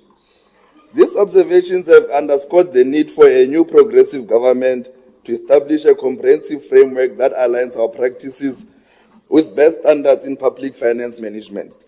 Speaker, why is this policy necessary? This policy lies in the essence of accountability. When discrepancies of ambiguities exist in our accounting processes, they not only impede the work of our financial teams, but also risk to our stakeholders who rely on the integrity of our financial reports. The MAPP policy will ensure that we have clarity regarding accounting treatments applied to key financial matters within the city. This clarity is crucial for the compliance of our financial information, enabling them to produce statements that are accurate, reliable, reflective of the true state of our finances, something that we have not been seeing in the past year, Speaker. Speaker, it is paramount that we align our financial practices with relevant legislation, particularly the MFMA. The MFMA mandates us to utilize municipal resources effectively and transparently, manage our finances by adhering to these legal requirements. We reinforce our commitment to lawful governance and responsible financial stewardship. The MAP policy is not merely about compliance. It also seeks to align our financial practices with the strategic priorities of the city. Economic growth, inclusivity, service delivery, safety and transparency are core themes that resonate through our community. This policy creates a foundation upon which we can make financially sound decisions that advances broader goals of our city and foster trust amongst our citizens. As we reflect on the impetus of developing this policy, let us not forget the lessons learned from the AGSA findings. The acknowledgement of our current limitations present us with an opportunity for improvement. We believe that this new administration has recognized the gaps in our practices and have taken proactive steps to address them. Our concerned effort to create the MAP policy signals our commitment to upholding the highest standard of financial governance. Moreover, Speaker, it is essential to recognize that financial policies are not static. They evolve as our city grows and changes in response to internal dynamics and external economic factors. Therefore, the MAP policy will include mechanisms for periodic review and updates, ensuring that our accounting practices remain relevant and aligned with both legislative requirements and best practices in public finance. In conclusion, Speaker, the approval of the material accounting policy is a significant step forward for the City of Tshwane. By endorsing this policy, Speaker, we are not only rectifying past shortcomings, but also setting the stage for enhanced financial governance that benefits all residents of our city, and we thank the new administration for this. The collaborative effort involved in drafting this policy is commendable. The residents of Tshwane deserve to know that their city is managed responsibly and transparently so, Speaker. Thank you. Thank you very much, Councillor Ace. Thank you very much, Speaker. The purpose of this report is to determine the critical accounting treatment of matters in the city, and it is born out of a concern raised by the AG regarding consistency in accounting practices. Now, when this policy was produced to myself during my term in office, I asked for changes to be made before the policy is brought to this council, as this policy does not address all of the concerns, especially the concern of consistency in accounting policies. Later today, in this very council agenda, we will be adopting a resolution on how the deviations of tenders must be treated in the annual financial statements. Yet, that accounting treatment of our critical matter it should be addressed is not included in this policy document. Colleagues, you will also later see a report named the impairment of receivable policy that will be brought via the Deputy Executive Mayor to this council. Another document that addresses accounting treatments of matters in the city that is not included in this policy document.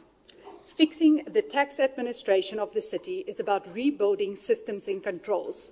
Yet, the very first policy document that is brought by the current administration, which should be building towards fixing the tax administration, did not, in itself, pass the test of systems and controls. The policy in front of us is not comprehensive enough to ensure consistency in accounting, and it excludes one very critical matter, which is at the center of rebuilding the finances of the city, the debtors book. A reliable debtors book should always be at the core of every step taken in rebuilding the tax administration, with every decision focused on bringing residents back into the payment net. It is of utmost importance that the city applies the common law induplum rule, stating that the interest on debt cannot be more than the capital amount owed. This was not, Deputy Mayor, this was part of my handover to you, as this will allow for debt for residents to become more affordable and aid their payment. If this rule is consistently overlooked in the accounting practices of the city, we will never have a reliable debtors book. For this reason, I am proposing 3 recommendations to be added to this report. That the impairment of receivable policy should be included in the material accounting policy. That the accounting write-off of debt older than 3 years is provided for in the policy, and that the policy stipulates the application of the common law induplum rule relating to the interest of all debt. Thank you, Speaker. Thank you very much. Can you collect the recommendations? You've got any recommendation with you? Yeah.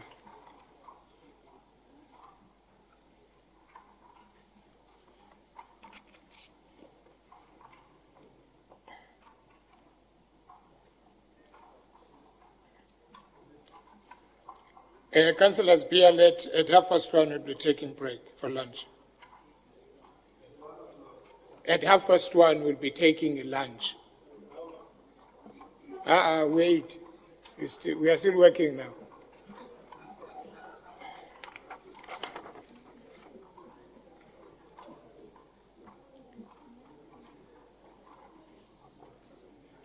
I'm proposing that the 3 recommendations are added.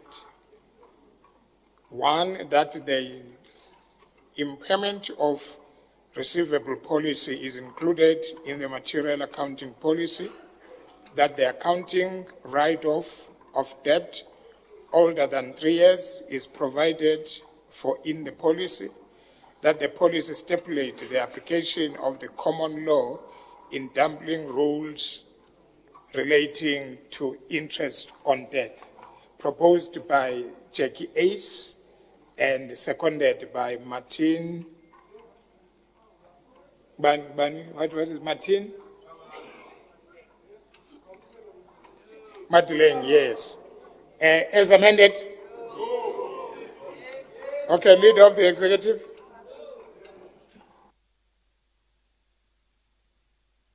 No, thanks, Speaker. We had a discussion and a debate, and I think there was an advanced, cogent debate made by Councillor from FF Plus, I just forgot her name, whom we served with in on the committee of MPEC, that we should then look at the Duplam law, which is a law that is over 100 years, that was in treatment in terms of management of debt. But the issue I want to engage for my MMC is that she must be consistent with her views. That when we're dealing with, I don't know whether we dealt with the Hammanskraal write-offs. The DA make a statement that we should not be reckless on dealing with the debt, write-offs and other things. Therefore, debt in law, it doesn't subscribe for my MMC. That we don't wait and owe people and wait and believe that by miracles of prayer and God, people will forget that you owe them. Therefore, in isiZulu, there's a person called Lakasha who collects debt. If you owe him, he comes with a knopkiri, and they insist on demanding their debt. Therefore, we should not encourage people to look at gaps on trying to get away with what they're owing. Now, there's a committee in council that looks at affordability and deals with individuals' debt. Then let's not leave council and jeopardize the good work of revenue, security, and making sure that we then jack up the performance of the city on its finances. I agree with the first recommendation that has been proposed, but the 2 other recommendations are very problematic in trying to achieve what the DA has decried as being reckless and trying to then write off debts and looking at the ways of not encouraging people to pay. MMC Modise will then at one point bring to council, show how different regions where we are paid and where we are not paid. Then it will be very shocking at looking at people that are owing us and not having interest in paying us. These are people that are enjoying other expenses. They're paying DSTV, they're paying MTN, they're paying Vodacom, and they're not paying municipalities. And if you look at the debts that are owed to ESCOM, it's over 80 billion by municipalities, or 90 billion. We should not go to that route of the 2 recommendations. The first one, progressive, we agree in terms of looking at it. But the other 2 are very problematic in putting us into the quagmire that we are in currently, the 7 billion that we owe to ESCOM, and many other debts that we are owed. MMC for Finance and the team will look at the 23 billion debt book that we're having, and we'll come at the conclusion, what is it that we can remove? And it should not be political. It should be factual. It should be about making sure that we give people confidence that this city cares. But it's a city that must also meet its obligations on a monthly basis. Therefore, we can't do it through this, expedition that MMC, former MMC ACE is trying to bring to council. Thank you. Thank you very much, MMC ACE.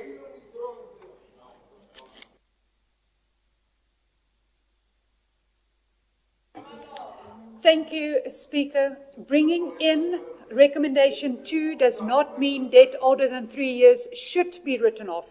It means that accounting practices can be followed. What it does is it makes the process easier for the administration to clean up the debtors book. It is something that should be in any accounting policy. With regards to the common law in Duplin, you cannot just ignore a law because you do not like it. The common law in Duplin rule is a law, and you can't just ignore it just because you do not like it. It is upon the city to implement that rule. Thank you. Thank you very much. My apologies for calling Councillor Ace MMC. We've got Councillor Modise, who's the MMC of Finance. My apologies on that, TM. I didn't mean to undermine you. My apologies. Then you can come in. Yeah, thank you very much. Let's assist this Honourable Council by closing this report in this fashion. And by the way, I didn't attach my soul to any position, don't worry. You can call them whatever, it's all right. The approach that we have taken is that we're not going to be reckless in whatever we do. We have started the work. We are categorizing our debtors book. And in the process, we are not emotional. So we are not going to take hasty decisions. And here, I want to advise and educate our fellow councillors that there's a difference between financial management policies and material accounting policies. There's a distinction. So in the process of arguments, let's not be lost. Let's understand where we are. Because we are governed by MFA here, and there are GRAP standards that we need to adhere to. So in the process, we have done our work, and we'll come to council and present a substantial report on those other matters that are coming from nostalgic thinking. So on that note, we want to close this report. Thank you. Thank you very much. Thank you very much. The report is closed, but as recommended? Yes. Thank you. Let's move to item 5. No, we refuse them. Yeah, we still have time. Item 5, reference number 269. No amendment. You said no. How much happened? Yes, MMC.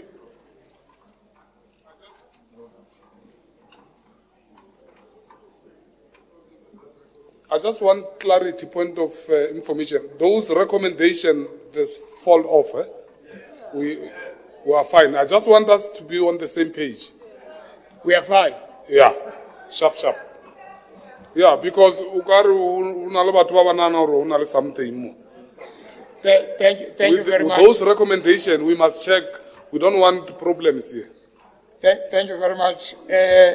Alderwoman Matebe, are you raising on this item that I just closed after the MMC has closed it?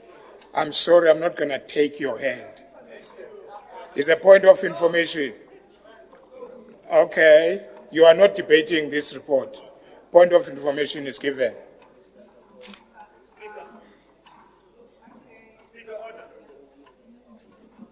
Yes, point of order.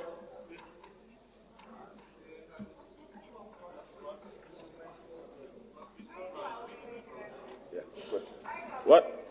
I'm coming, Alderwoman. On which item is the point of information? Because the item is closed by the MMC. That's what I was doing, Councillor. That's what I was doing, to say the report is closed. I'm not taking the hand. So I don't know why are you rising. Councillor,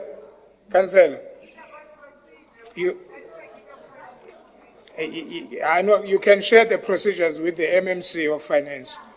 Please, no, councillors.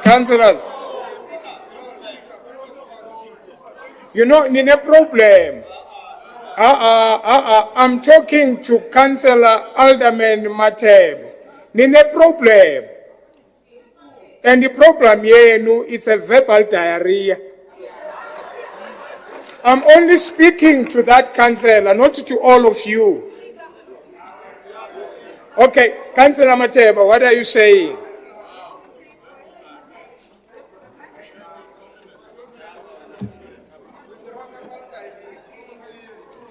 Can you allow her to speak behind you? Okay, there it goes. Honourable Speaker, I want to check with you the amendments that were before us.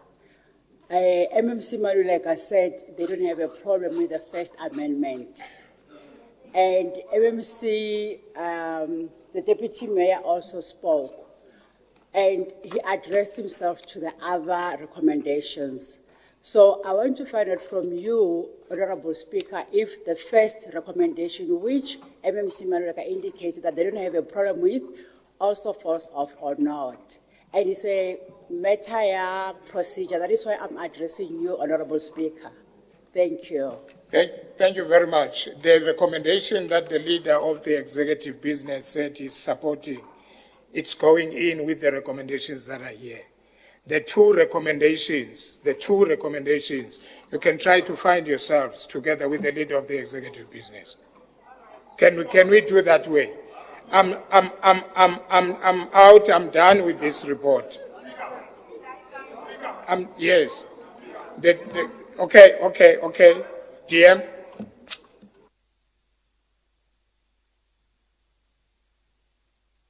Yeah. Thank you very much, Speaker. You see, your inconsistency now is costing us. Earlier on, you were vocal, and I appreciate your conviction.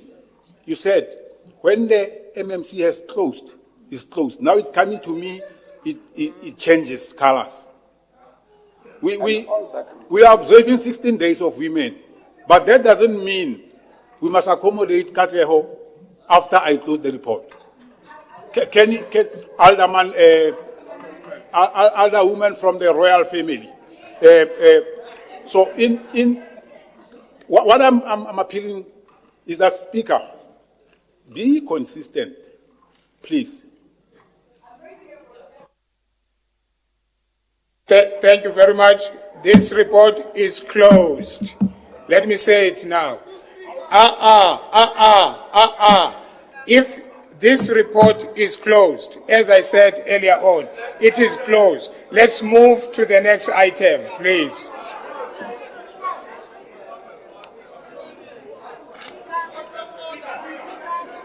By the way, thank you very much. By the way, go for lunch. Go for lunch.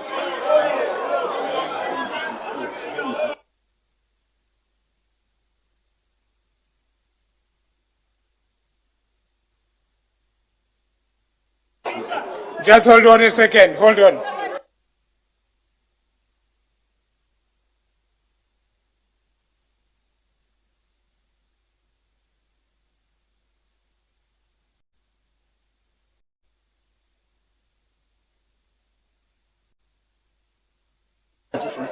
Okay, let's, okay, sit down. Sit down, and lunching, sit down. You don't want to go for lunch, sit down. Sit down. May I then ask the MMC of Finance just one clarity question.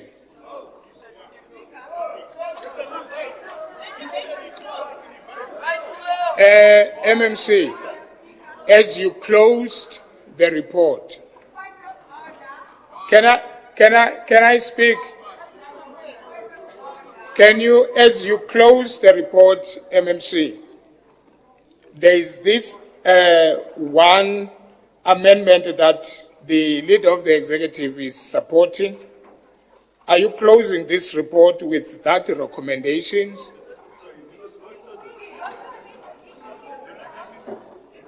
I'm speaking to the MMC.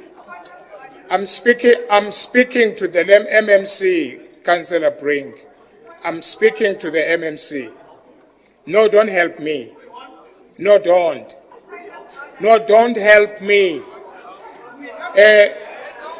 DM.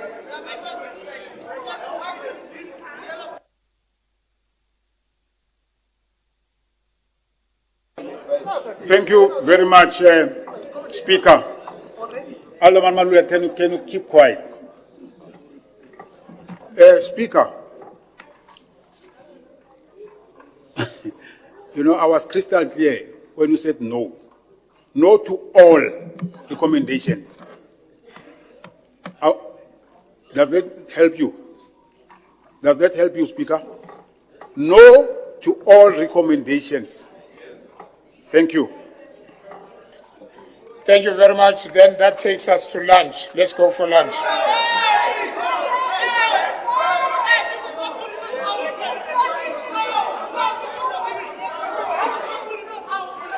Go for lunch. Let's go for lunch. We'll be back at 2:45.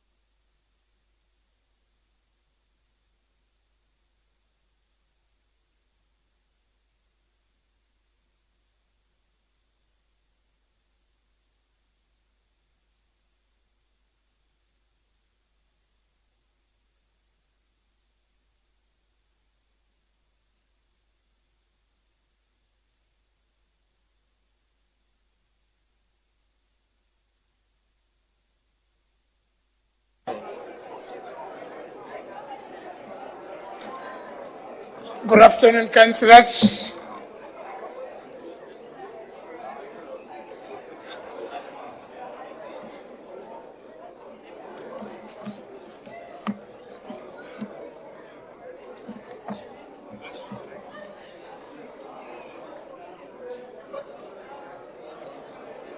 May I ask the whips of the parties just to meet me in front of the podium? Whips of the parties, please.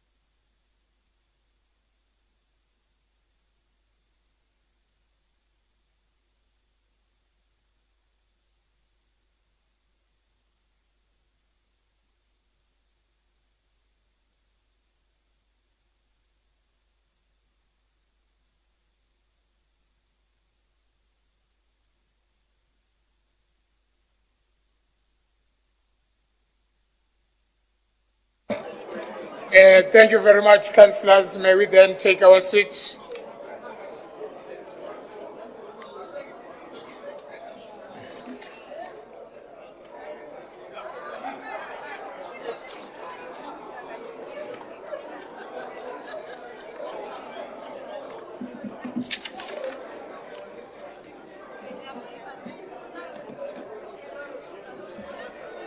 Please take your seats, councillors.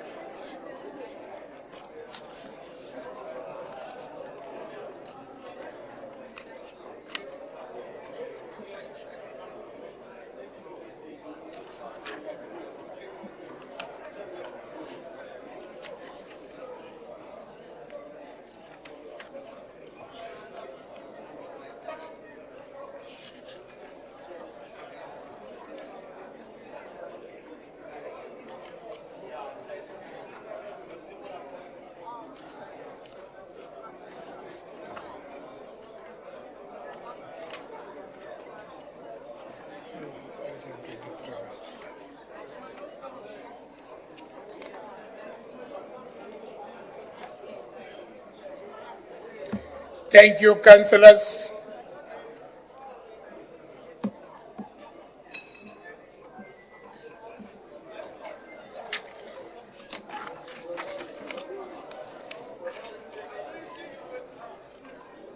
Can we take your seats, please?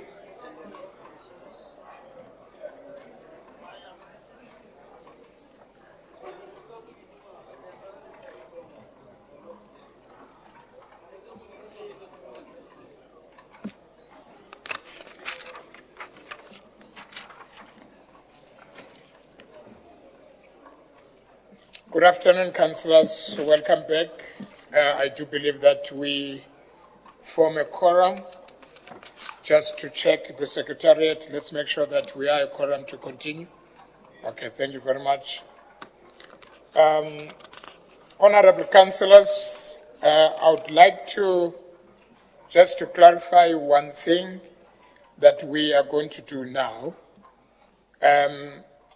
Before we went for lunch, there was a lack of understanding amongst ourselves in terms of the item that we are dealing with and in terms of the amendments that were submitted, which is item 4. I'm allowing myself and the councillors to go back to that item so that we do the right thing. Thank you very much, councillors. There were amendments that were submitted. I'm going to read those amendments again. I'm proposing that the 3 recommendations are added. 1, that the impairment of receivable policy is included in the material account policy. 2, that the account write-off of debt older than 3 years is provided for in the policy. That the policy stipulate the application of the common law in dumpling rules relating to interest of debt as amended.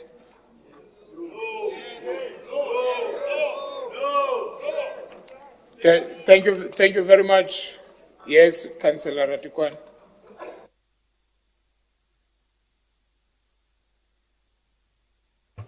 Thank you very much, Speaker. I propose that you divide the House so that we vote on it. Thank you. Thank you very much, Councillor Ratikwan. And indeed, that's what we are going to do. Can I then divide the House? Those who are for the amendment, please raise your hands.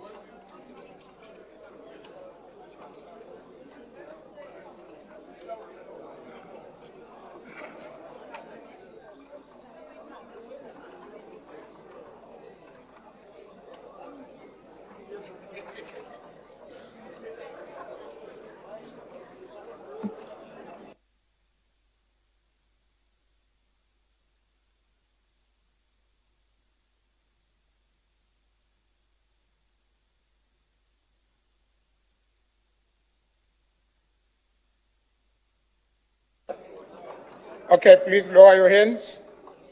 Those who are against the amendment.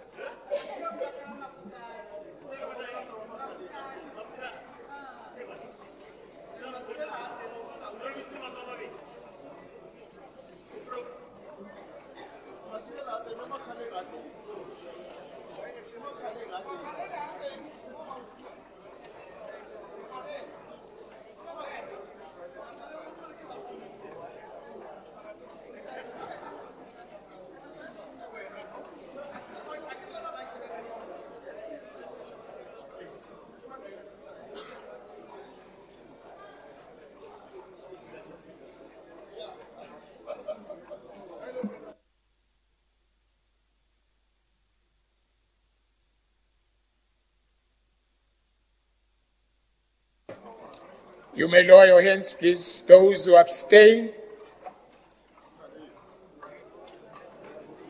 0.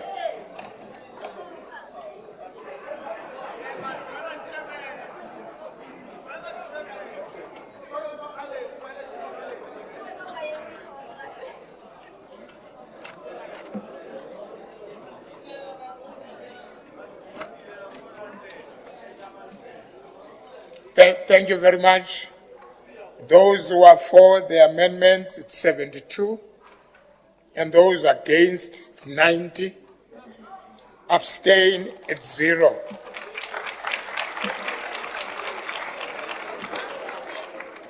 As recommended.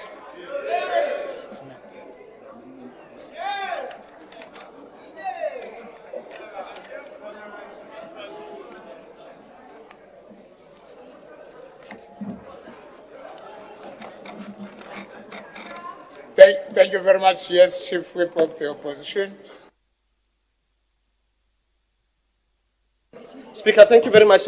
We want to, applaud you for recognizing when you have made a mistake and coming back to the report. Yes. Secondly, Speaker, during the debate, you used unbecoming language, Section 38. You referred to the opposition as having a verbal diarrhea. We would like you to withdraw that, or you refer yourself to rules and ethics. Thank you very much, Speaker. I withdraw and apologize.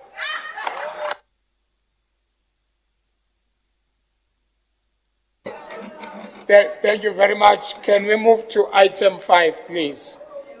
Reference number 26936/1, Group Financial Services Department, Water and Sanitation, Debt Write-Off. This report is on page 34 to 55. Recommendations are on 42. I've got Councillor Buikanyo, Alderman Brink, Councillor Moloisane, Alderman Tennessee, Councillor Mudiba, Councillor Munama, and Councillor Williams Moses. 3 minutes starts with you, Councillor Buikanyo.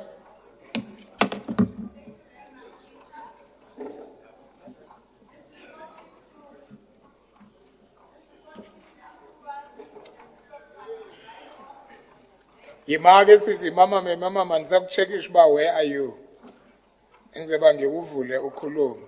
Kakhulume ke?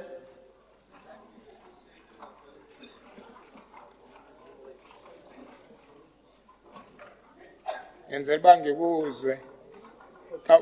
Can you speak?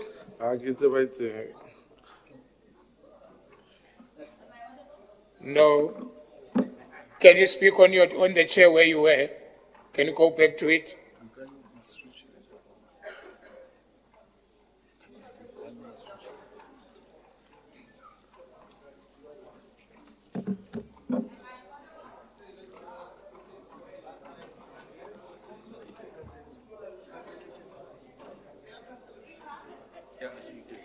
Can everyone else switch off, please?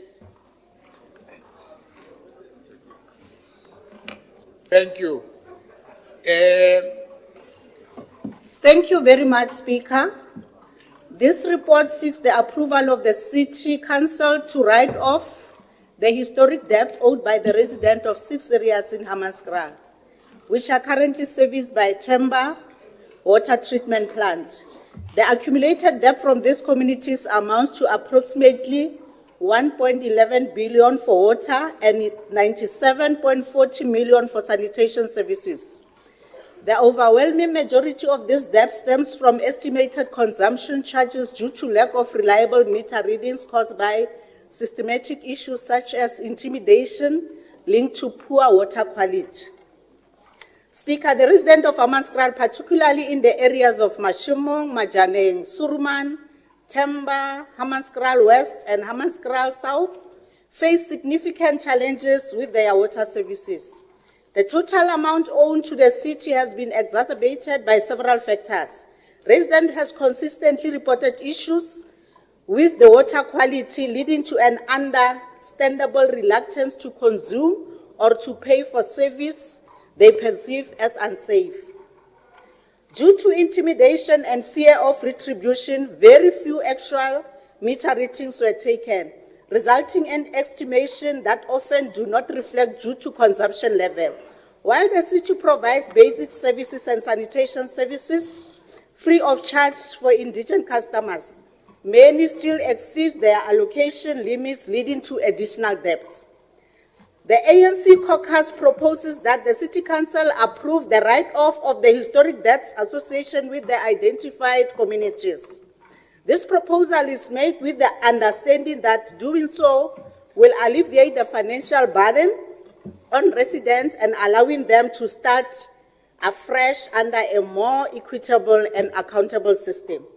We believe that write-off can serve as a baseline for better tracking of consumption moving forward, provided that the city implements robust practices to monitor and account of water usage. Speaker, writing off historic debt will remove a significant financial strain on low-income households, enabling them to allocate resources to other essential needs such as food, healthcare, and education. With a clean slate, residents may feel encouraged to utilize services responsibly and within their means. This approach could foster a culture of accountability and sustainable use of municipal resources. The elimination of these debts will reduce administrative burden relating to debt collection and allow more focus on accurate billing and service delivery improvement. While the write-off is seen as a critical step towards remedying financial inequity and promoting civic engagement, it is vital for the city to uphold its responsibilities to ensure sustainable service provision in the future. Informing and educating residents about the importance of water conservation, responsible consumption, and ramification of debt accumulation will be crucial in fostering a compliant community. Implementing incentive programs for timely payments such as discounts and recognition can motivate residents to maintain good standing with their accounts. It is now the responsibility of the city to amend policies to allow individuals occupying unregistered stands to open accounts using letters from tribal authorities. This will ensure accountability while acknowledging the unique circumstances of our residents.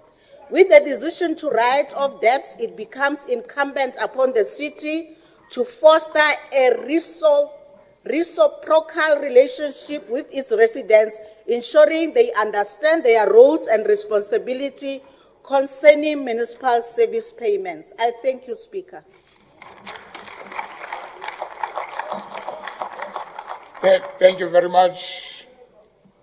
May I now call Alderman C. Brink? Your 3 minutes starts now.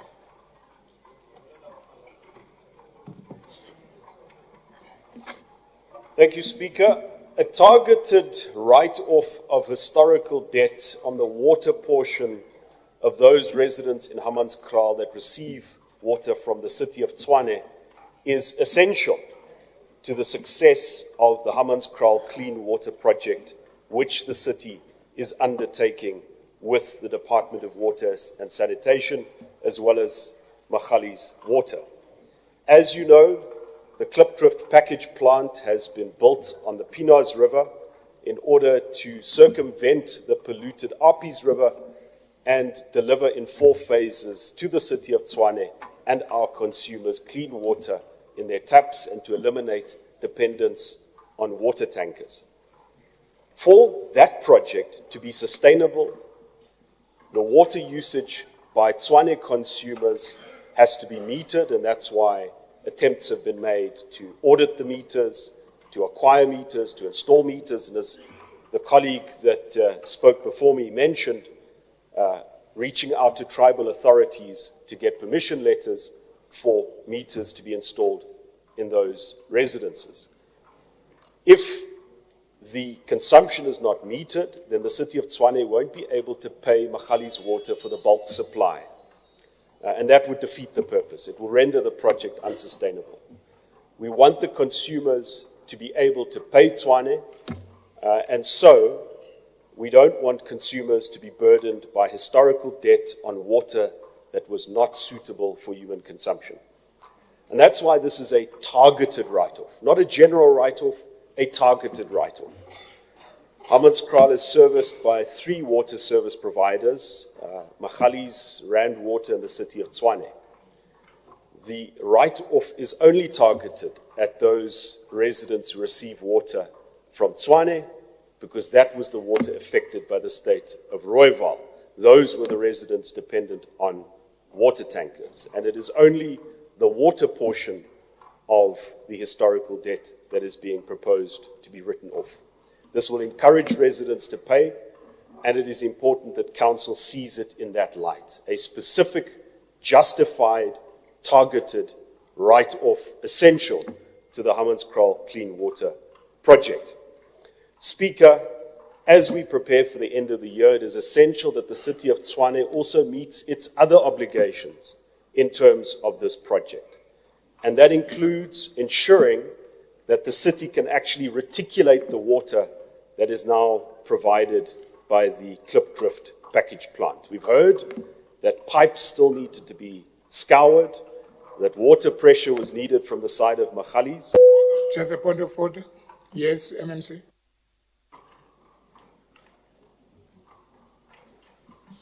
No, I think we must apply the rules. I've been checking my time here.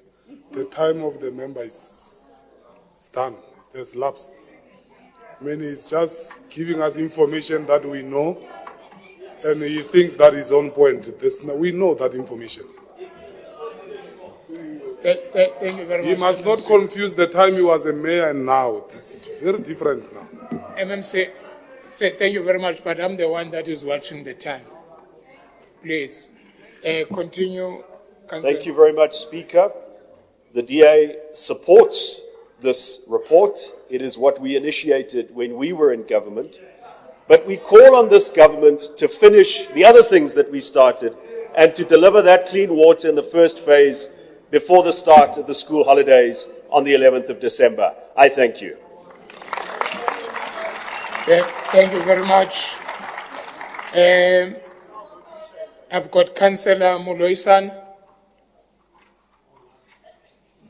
from the EFF. Please go ahead. Greetings to all members of this August House and distinguished guests. Speaker, the EFF supports this report, especially because it has always been our assertion that our administration must be supportive and caring to our residents. It is a well-known fact that the Hammanskraal resident has not been living in a conducive situation like the rest of us. The water problems have always been in the center of infringing their human rights. It is common knowledge that water in Hammanskraal has not been consumable for years. Now, however, their bills keep on increasing to an unaffordable rate. South Africa has a high unemployment rate sitting at 32%, and Hammanskraal is one of the areas where unemployment rate is very high. In that context, we approve this report as the new administration and understand that our human rights are everybody's human rights. The residents of Region 2 deserve better, and we prioritize that our administration is committed to make their livelihood enjoyable like the rest of us. We are happy to approve the writing off of their debts. We agree to the deviation of allowing the traditional leaders to issue proof of residential addresses and paving a way for the residents to open service accounts with the city. Our view that granting them a debt relief and allowing them to open legitimate accounts with the city shall help us to collect revenues and improve on our fiscals. In addition, we call on all the residents of Tshwane to contribute to the betterment of our municipality. Let us all pay our bills and refrain from vandalizing public assets like electricity, roads, and water infrastructure. The payments of water and electricity are very important for us to run the city smoothly, efficiently, and efficiently. Our administration is different to previous one, and we are committed to work against privatization of sanitation maintenance and make sure that our people are permanently for this service.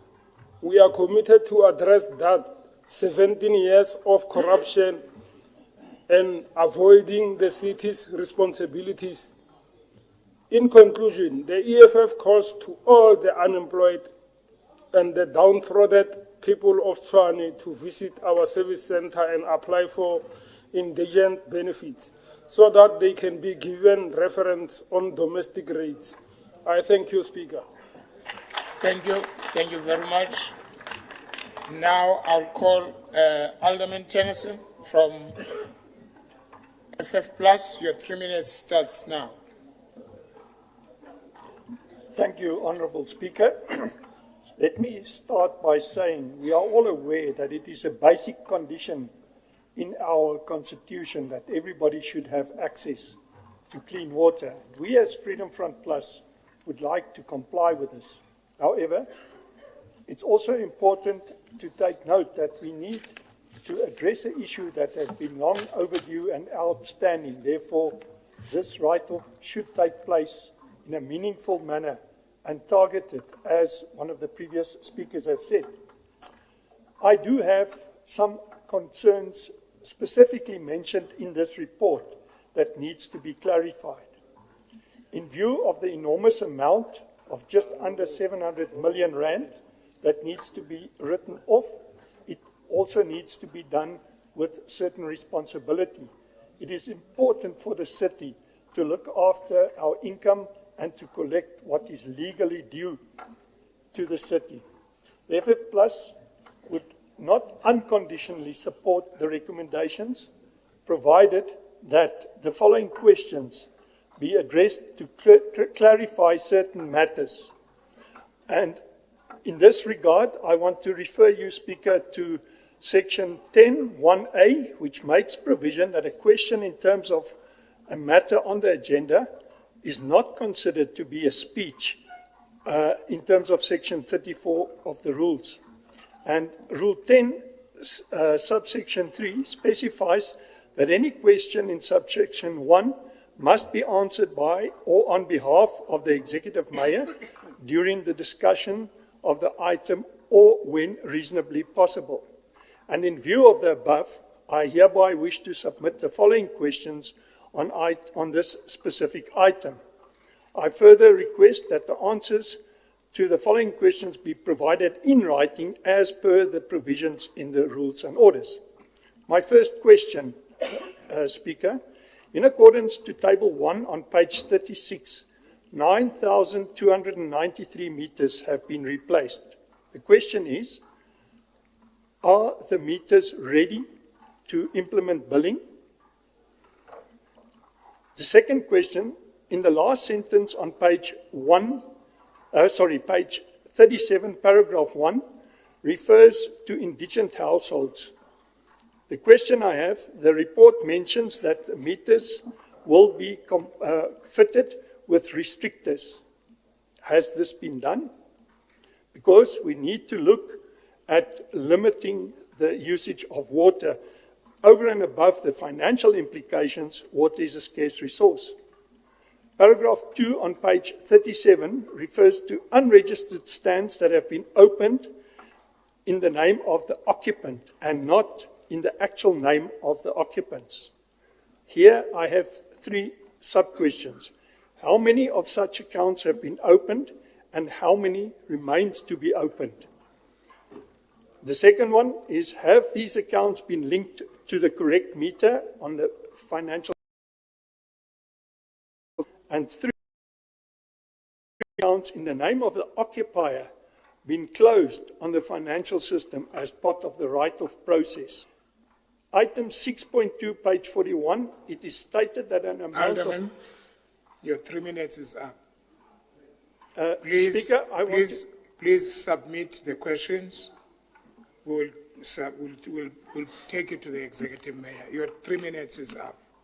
Speaker, in terms of subsection 10, Rule 10, subsection 3, Alderman, it's your not 3 supposed minutes. to be considered as part of the speech. Alderman, your 3 minutes is up. Thank you. Submit your questions. On a point of order, Speaker, I want this to be referred to the Rules Committee to clarify this matter. 3 minutes is up, Alderman. Submit your questions. Thank you. Come and say it here, man. Bang gat.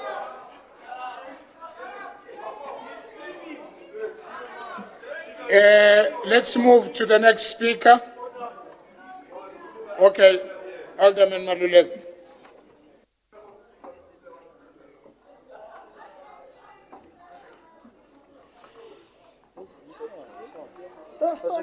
No, thanks, Speaker. The issue, I think you are taking it in the wrong way, because Councillor Tinason wants to use Section 10 of the rules to do what he did. And Section 10, the first subsection says, if you want to do that, you can't have a speech and ask questions at the same time. Exactly. Then what you are supposed to do is to write to the Speaker, and the Speaker can then send those questions to the executive so that he can get responses. Not in that manner that he's using. He's abusing the platform. Give him that paper back, Speaker. He must do the right thing and do it the right way. Otherwise, all of us are going to bombard you with questions in a wrong way that Councillor Tinason has done. Help him if he doesn't know. He might have forgotten. We must forgive him.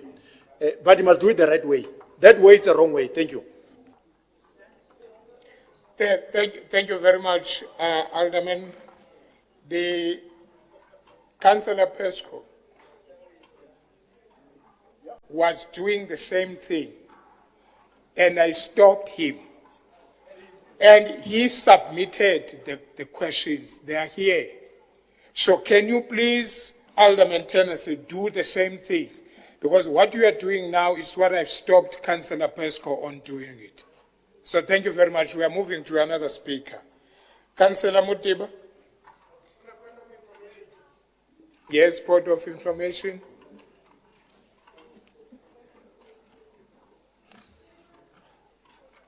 We take that those questions are being taken into consideration as they follow the process. They are following the right process in terms of Section 10. He writes to you. It doesn't say he has written to you, and in this meeting they have submitted to you, because it says write to you. So we consider that those questions will be noted as such and be given to the rightful person to give them answers. We will give the questions to the right person. So what you need to do, what you must know, when you write the questions, you send them to me as the speaker. Then I will direct them to the person that you are asking a question from. So, as noted, lead. So that's what is going to happen. Thank you very much. Alderman Maluleke.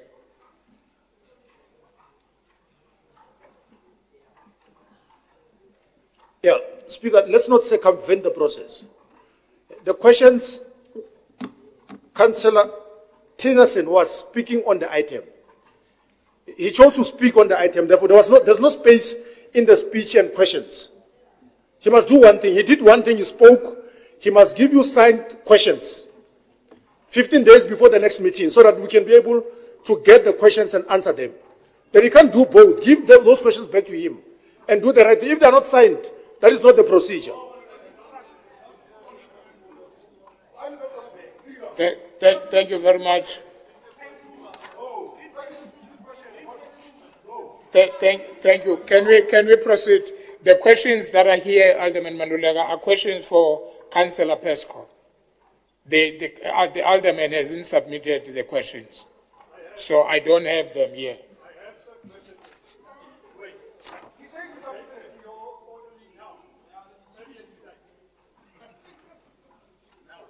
All right. Okay, thank you. Can we move on? Can we then move on, please? Councillor Mutiba. Yes. Councillor May.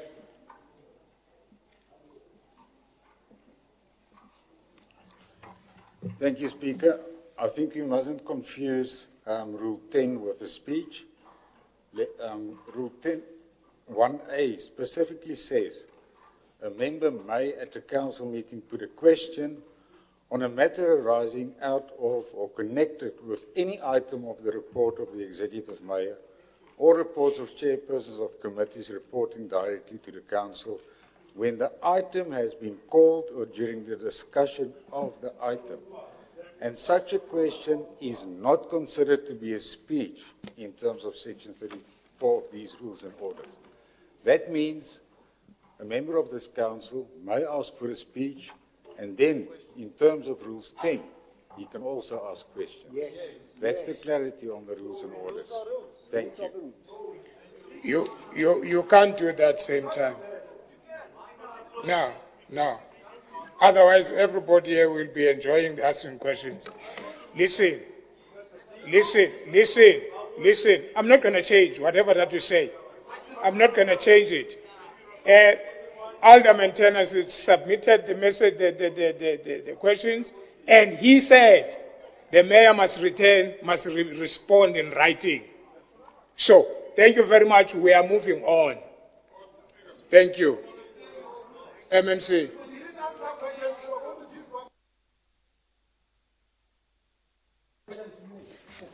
Yeah, Speaker, also 10.1B3.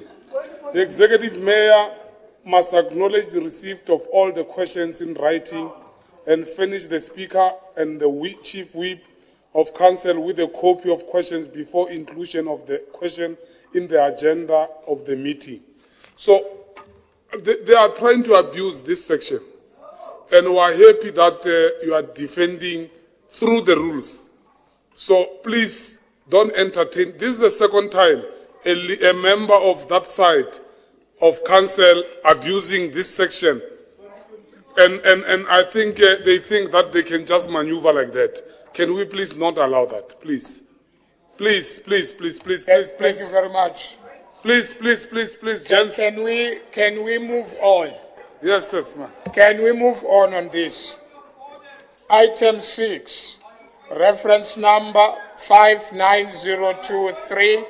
Point of order on this item.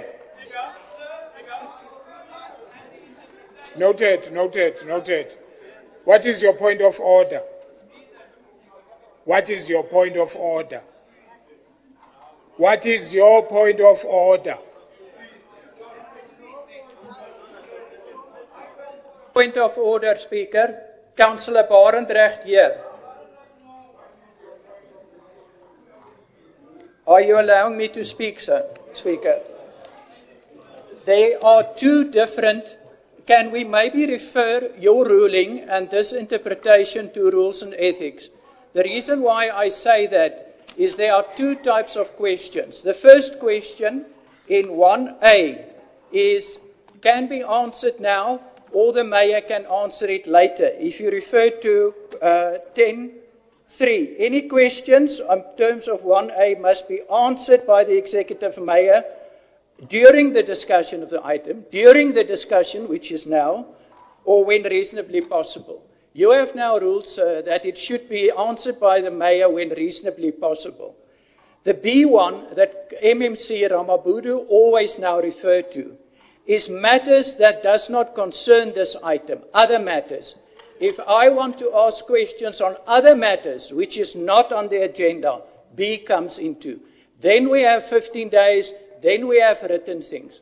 So I just want to, if you stay with the ruling that this is out of order, I would like to ask you to get clarity from rules and ethics or from your legal advisor. Thank you, Speaker. Thank you. Thank you very much. Can we then move to the next item?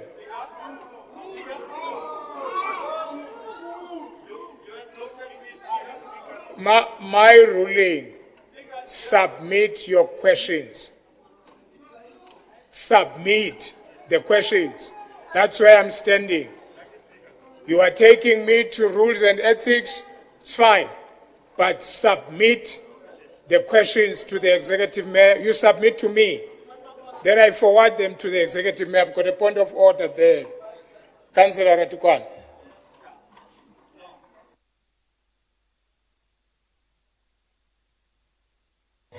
Oh, thank you very much, Speaker.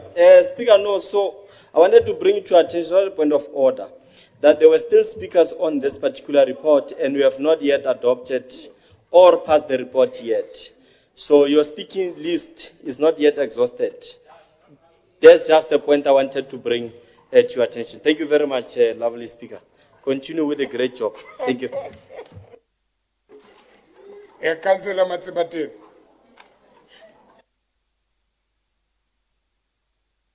Thank you, Speaker. Speaker, can you refer your ruling to rules and ethics, please?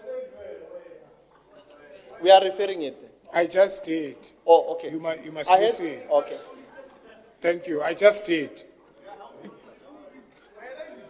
Thank you very much. Can I then call? I'm still on Councillor Mutiba, and then after that, Councillor Munam. Councillor Mutiba, your 1.5 minutes starts now. Wave. Thank you, Councillor Munam.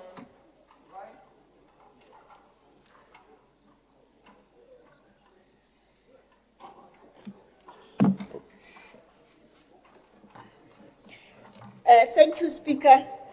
I just want to rectify that Councillor Mudiba is not waiving. I'm going to use the minutes of Councillor Mudiba, so I'll have 3 minutes. Thank you.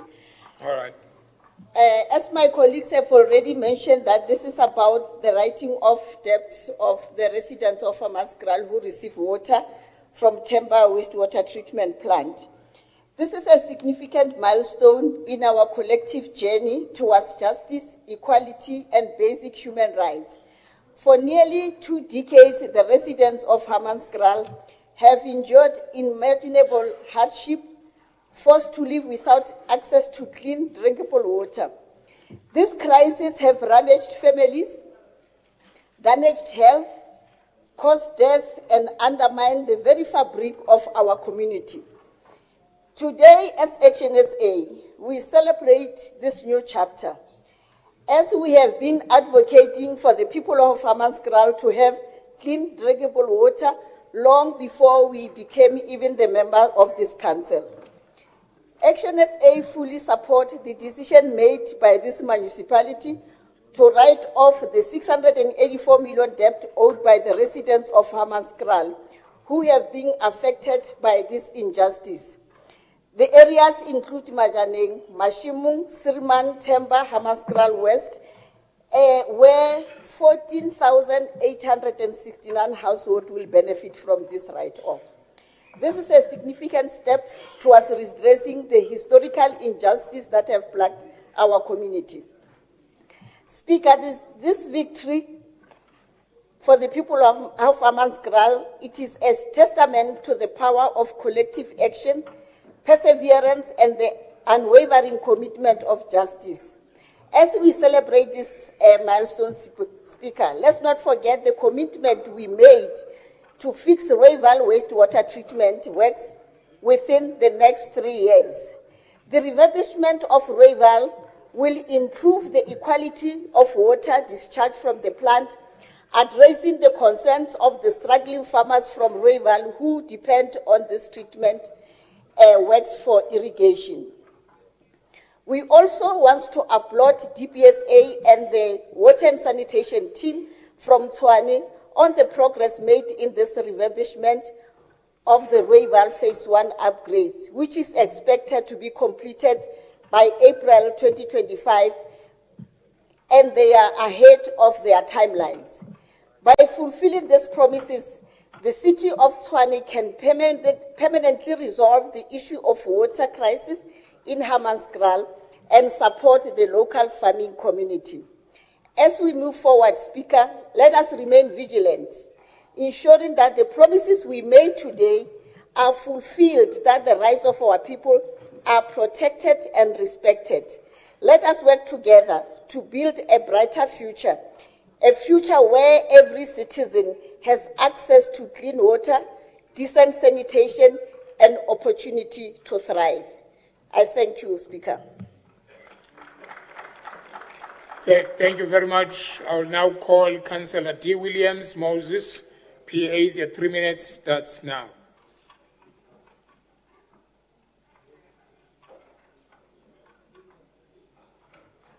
Thank you very much, Speaker. So I'll be really quick. I won't even use that 3 minutes. So it is said that water is life, but sadly for the residents of Hammanskraal, this has not been the case. Thus, it is imperative that we prioritize the current situation to do the basics right.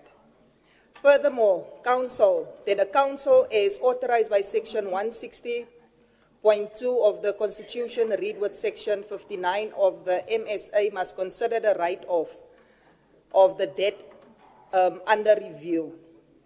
Paragraph 5.1.3 of Tshwane Credit Control and Debt Policy as approved by Council on 30 August 2012, provides that the municipal manager must ensure the collection of arrear debt owed by the municipality's debtors.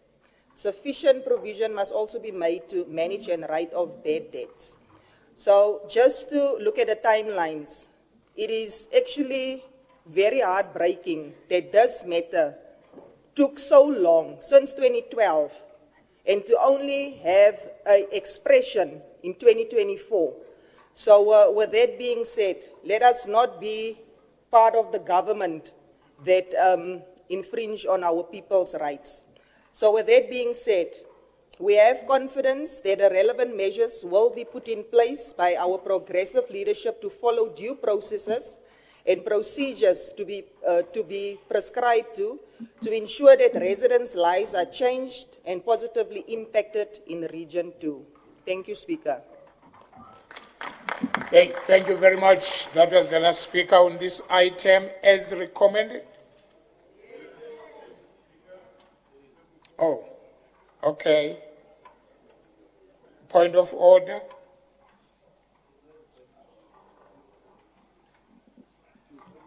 Speaker, thank you. Point of information. I don't want to speak on this report, but I want to request the city, because the city has polluted the Alpes River. And the forgotten people is the farmers and their workers all the way from Rooiwald to Hammanskraal. Those people are paying for water to other government departments. But we want to assist them also to withdraw those accounts, because some of them is up to 100,000 plus. And I mean, they're spraying their harvest. The harvest is destroyed. So we're just putting a request that the city can address that as well. Thank you. Thank you very much. DM.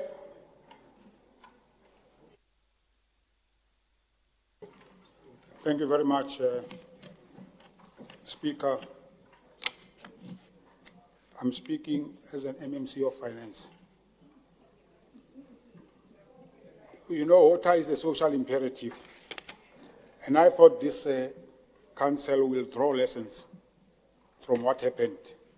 Instead, we're subjected to rhetoric which is not assisting anyone here and the residents of Hammanskraal. The residents of Hammanskraal went through emotional distress, and these gimmicks won't absolve any guilt for those who contributed to that unfortunate situation. Instead of burying our heads in shame, we're still making references to the rules, while the public is looking at us. And we're looking at the numbers, we are saying 600 and whatever million rand. But we don't speak and we don't say that we build people with water that is not good for human consumption. It's an indictment on us to come here and speak with conviction while we are the problems to the residents of Hammanskraal. We were supposed to go and apologize to the residents. Instead, we come here, we prepare notes to look good. I think, Speaker, because now the residents are almost to get their clean running water, and we have installed 4,000 meters already. What we need to do is to inculcate the culture of payment and ensure that the city gets revenue. But we must never, in our lifetime, subject any community to this unfortunate situation. I thank you.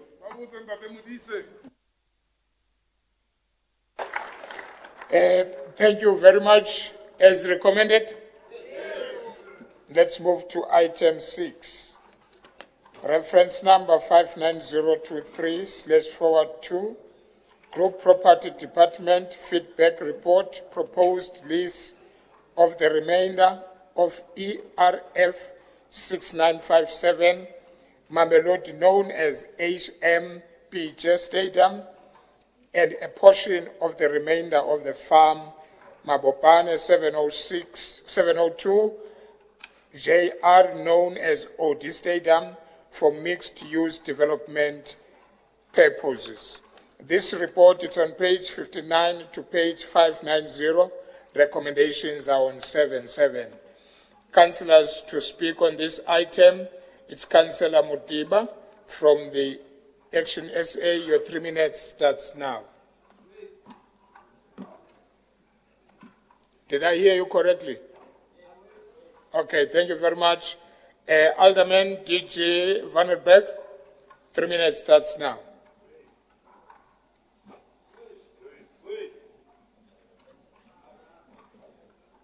Just press it once, please. Okay, there it is. Thank you, Mr. Speaker. Today we address the opportunity for the redevelopment of 2 iconic stadiums in our city. These properties hold immense potential to transform into multi-use precincts that can drive economic growth into Mamelodi and into Mabopane, to provide community value and position Tshwane as a city of progress. The proposal before us recommends long-term leases for up to 8 years with an initial 50-year period and a renewal option of 30 years. While this provides stability for investors, we must ensure that these agreements truly unlock value for our cities and its residents. However, I must raise a concern. The proposed fair market rental of 100,000 rand per month in the current state where these properties are in currently now could deter potential investors. In our pursuit of revitalizing these properties, we must prioritize attracting attractive investments in the city. This is not just about buildings, it's about creating spaces to serve our economic hubs, fostering job creation, entrepreneurship, and community pride. Let us focus on partnerships that brings both economic and social returns. By doing so, we can transform these stadiums into vibrant centers in Mamelodi and in Mabopane for a center of activity benefiting everyone in the city of Tshwane. Thank you.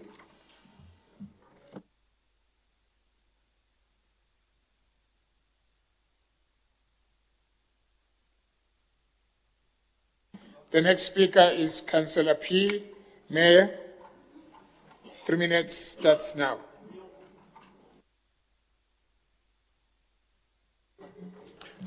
Thank you, Speaker. Speaker, the Freedom Front Plus welcomes the redevelopment of the 2 stadiums since it will act as a catalyst to economic development within the areas where these stadiums are located. The city, furthermore, does not have the financial or business-orientated capacity to unlock the full potential of these stadiums, and these responsibilities should rather be transferred to the private sector.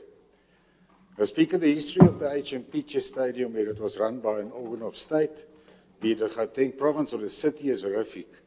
140 million rand was spent to rebuild the stadium in 2011, but due to poor workmanship and vandalism, the stadium was never put in use, and a further 84 million was to be spent on the demolition of the stadium. Keeping this in mind, we cannot support the proposed recommendations in light of the content of the report. I'm going to quote from the report, and on page 65, it is clearly stated, 4.1, the proposed commercial development. The proposal for a redevelopment of the HMPG and ODI stadiums envisages multi-use sporting precincts. This effectively means these stadiums will not only be limited to sports, but will incorporate other activities such as retail and office parks. Then on pages 66 and 67 of the report, the way forward on the disposal of these properties are recommended as follows. An invitation for development proposals, a two-phase bidding process. Given that a long-term lease is the most ideal method of commercialization, the city will alienate these stadia using a two-phase bidding process wherein an invitation for development proposals will be sent out, and further the second stage would be the final invitation for technical proposals, value benefit to the municipality, and price or rental bids. Speaker, recommendation 4, however, already determines what the rental amounts will be, which amounts have been calculated on the basis of the properties being used for sports and recreational facilities only. Any rental amounts at this stage is premature, and it can only be calculated after a successful bid has been awarded and the property has been rezoned. Thereafter, a new valuation should be done and a new rental amount calculated. Speaker, given the financial status of the city, it is of utmost importance to sweat our assets and start acting on basic business principles, namely to maximize income generated according to market-related prices. Speaker, in light hereof, we would like to make the following amendments to the recommendations in the report. It is proposed that recommendation 1 be kept as it is, then that the existing recommendation 2 be replaced with the following recommendation. An invitation for development proposals be sent out and the proposals received be evaluated in terms of the applicable provisions of the city's land disposal policy as approved on the 28th of March 2019. And then thirdly, that the existing recommendations 2 to 16 be deleted. It's proposed by myself, Councillor P.W.W. Meyer, and seconded by Alderman U.G. Tennyson. So thank you, Speaker. Thank you.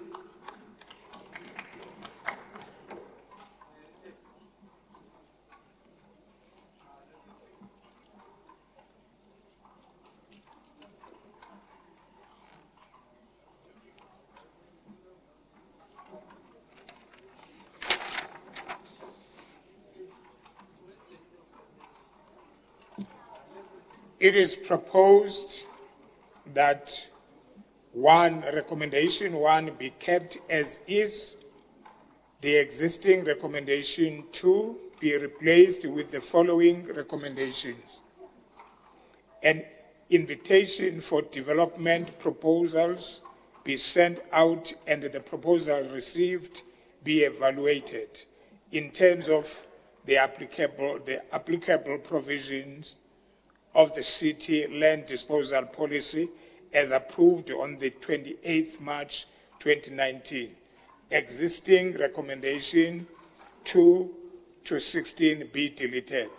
This is proposed by Councillor P.W.W. Mayor and seconded by Alderman U.G. Tennyson. As amended.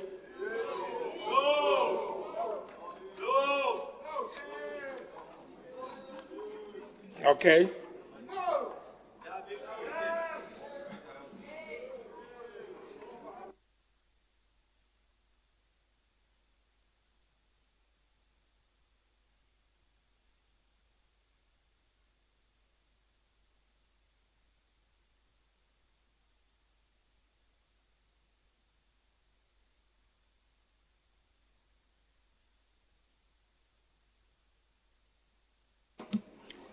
Thank you very much. We are saying no and yes. You are saying no. Okay, let's divide the house then. Let's divide the house. Those in favor?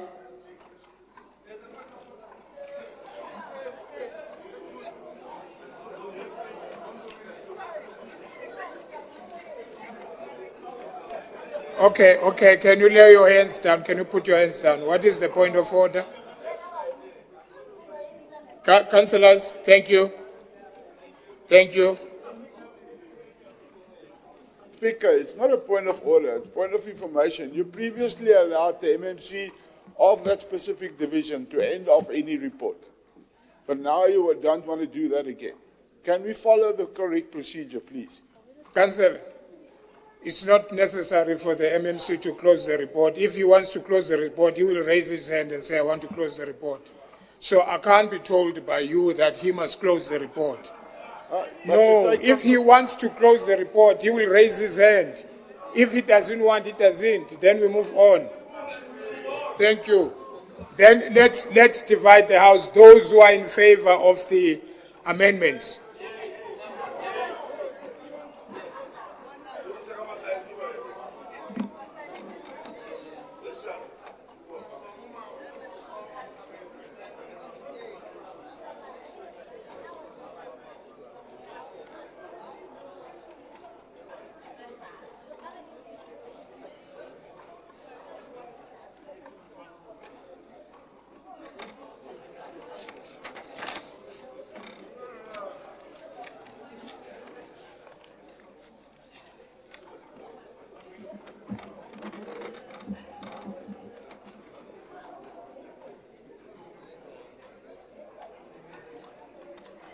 Thank you very much. You can lower your hands.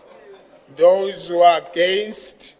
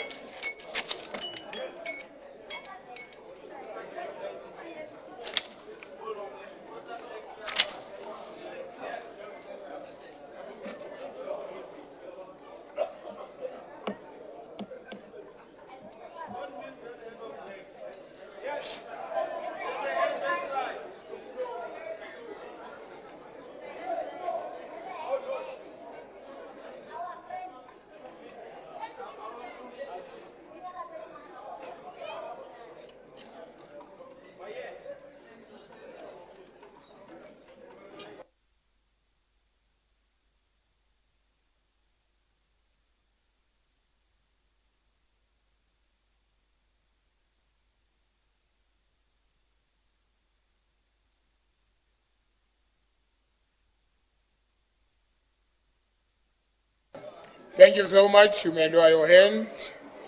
Those who are abstaining. Dololo 0.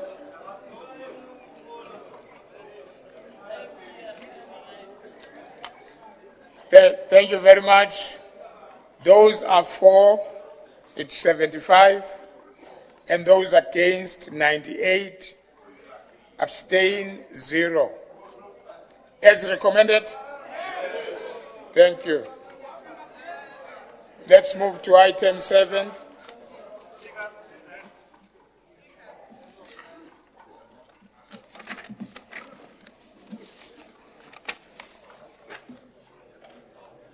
Let's move to item 7. Okay. All right, Executive Mayor. Thank you, Speaker.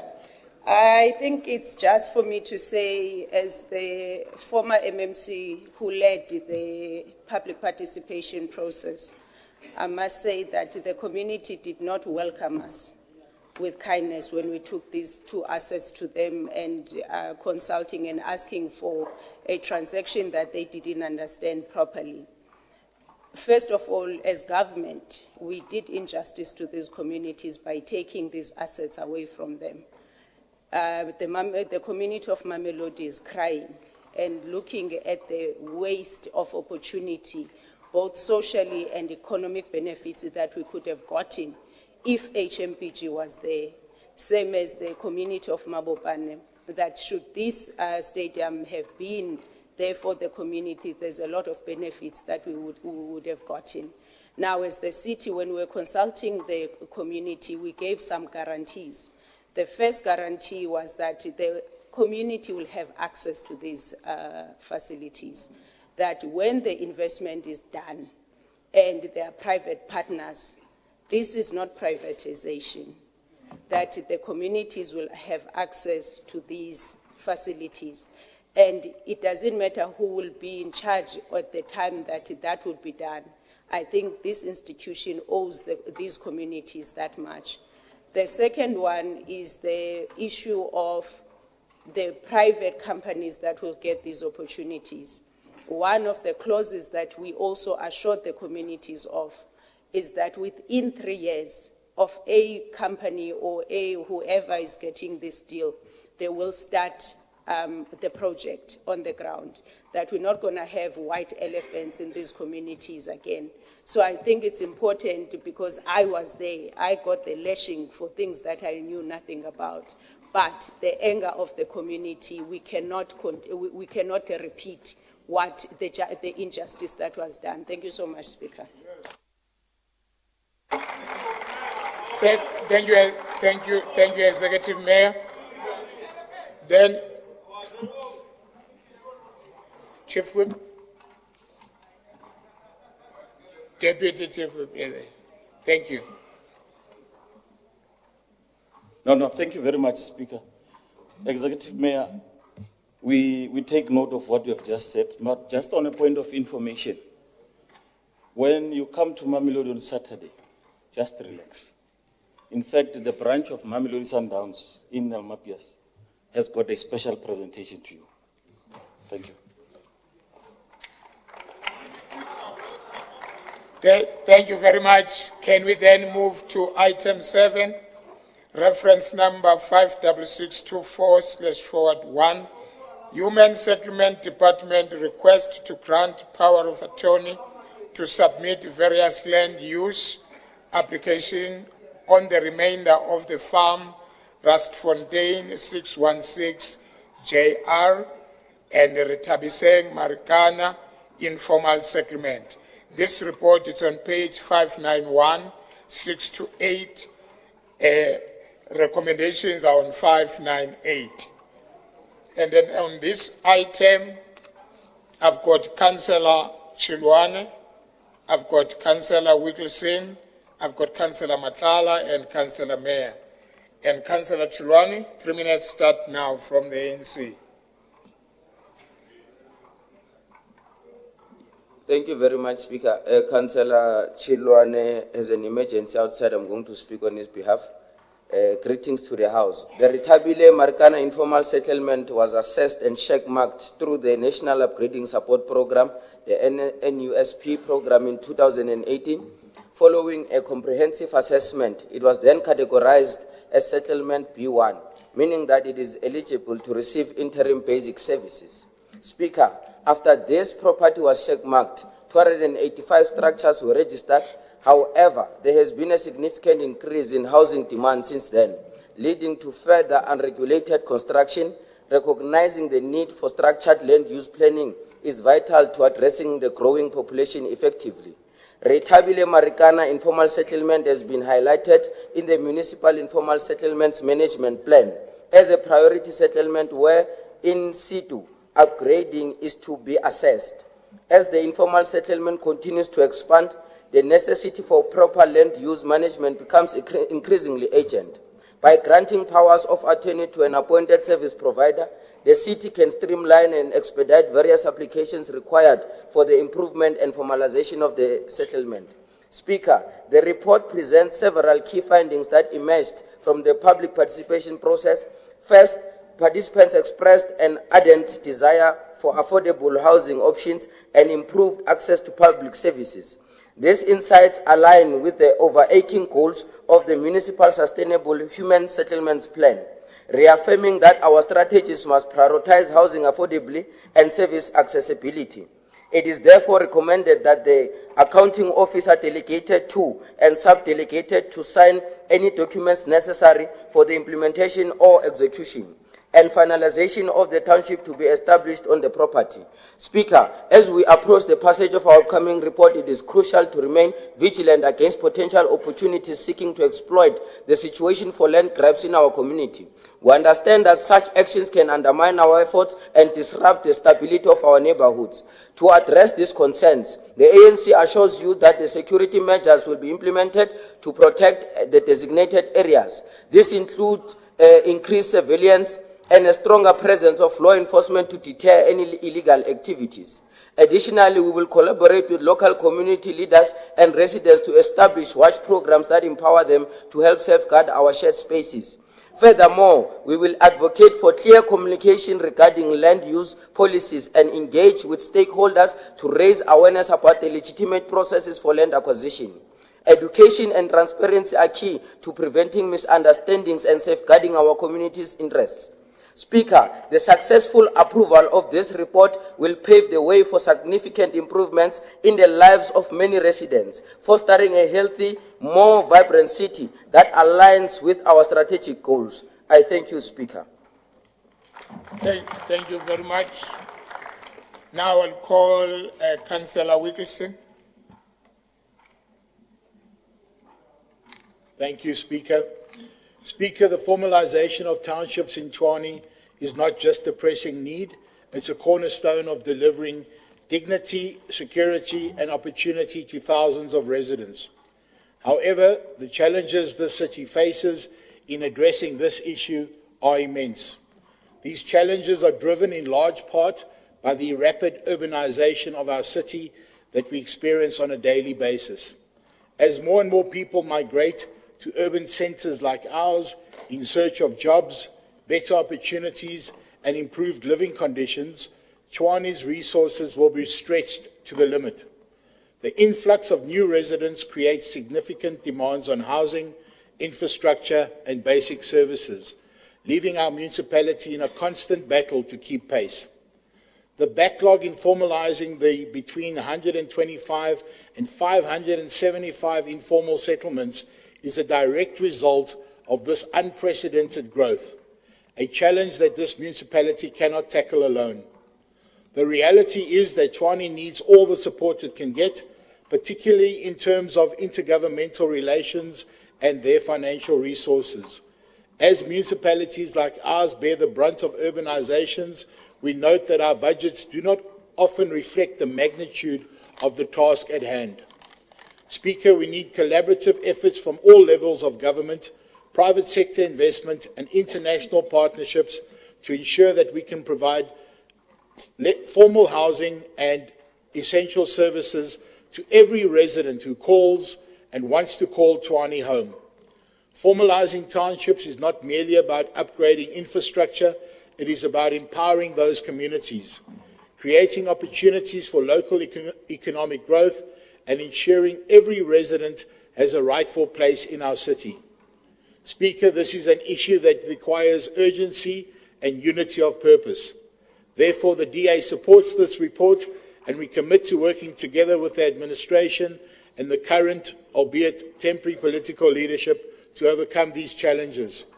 With the necessary intergovernmental relations and negotiations, financial backing, strategic planning, and unwavering resolve, Tshwane can become a model of inclusive urban development, one where no one is left behind. I thank you. Thank you. Thank you. Now may I invite Councillor P. Matala from EFF.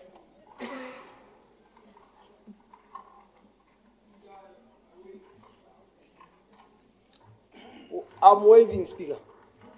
Thank you. May I call Councillor P. Mayor from FF Plus? 3 minutes starts now.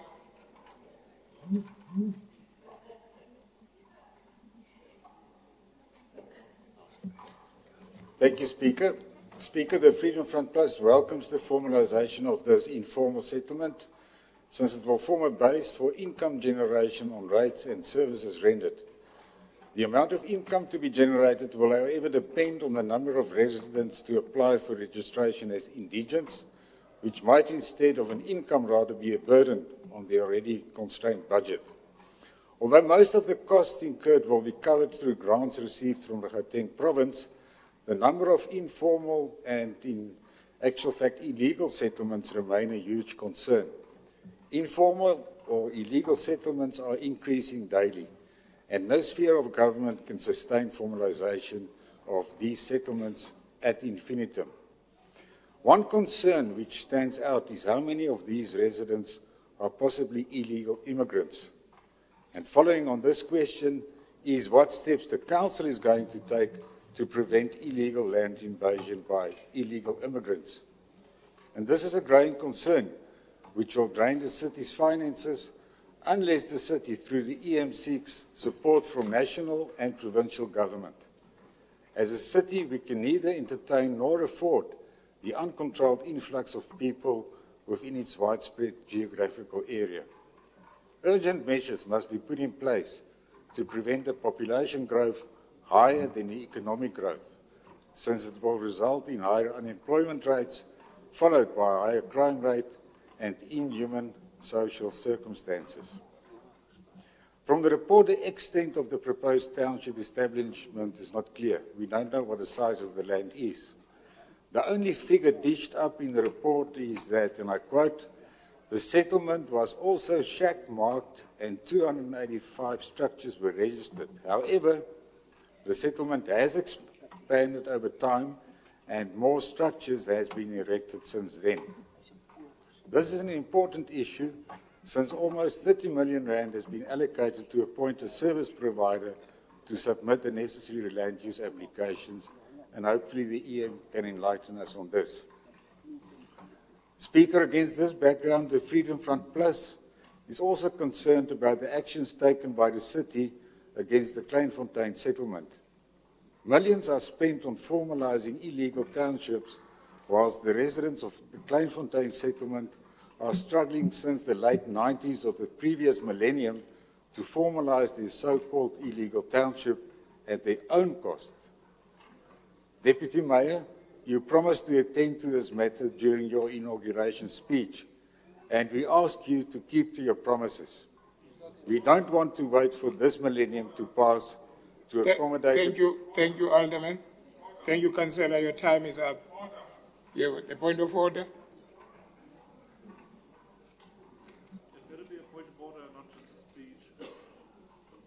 No, there are some crooks there in Klapfontein, criminals. Is that a point of order? And we can't be threatened by Klapfontein when there are crooks there that we must attend to. We are coming to them, crooks, criminals there. And the court has told us, not me, the court has told us that there are crooks there who are running an underground there. Thank you.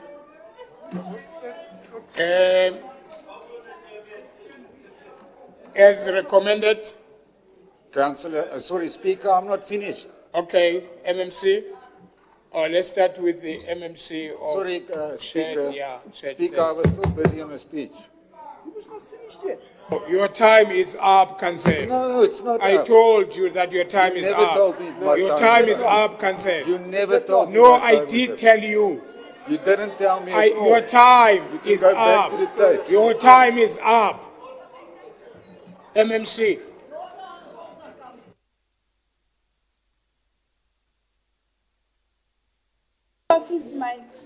Thank you, Speaker. I'm rising on a point of concern. Kleinfontein is an indictment on our city.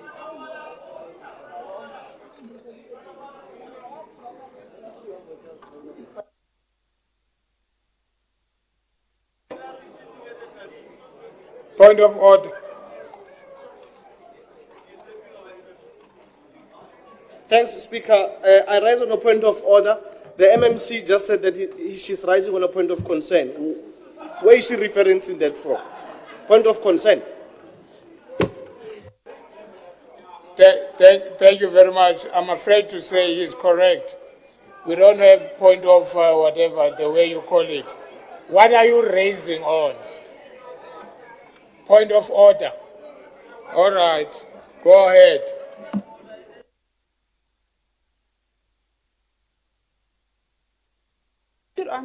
Thank you, Speaker. I raised a point of order, and as I was about to speak, I said that I am also standing on a point of concern because this order is based on the fact that what Councillor Mayor is proposing, it is, or what he's talking about, it's something that really undermines the core values of our constitution. He's bringing in a settlement into this house that seeks to take us back to apartheid. We cannot be in this council discussing something that is illegal as Kleinfontein, and you want us to use this house to defend something that is so horribly wrong. That's why I said it is concerning, and I'd wish that he would withdraw his request. Thank you, Speaker.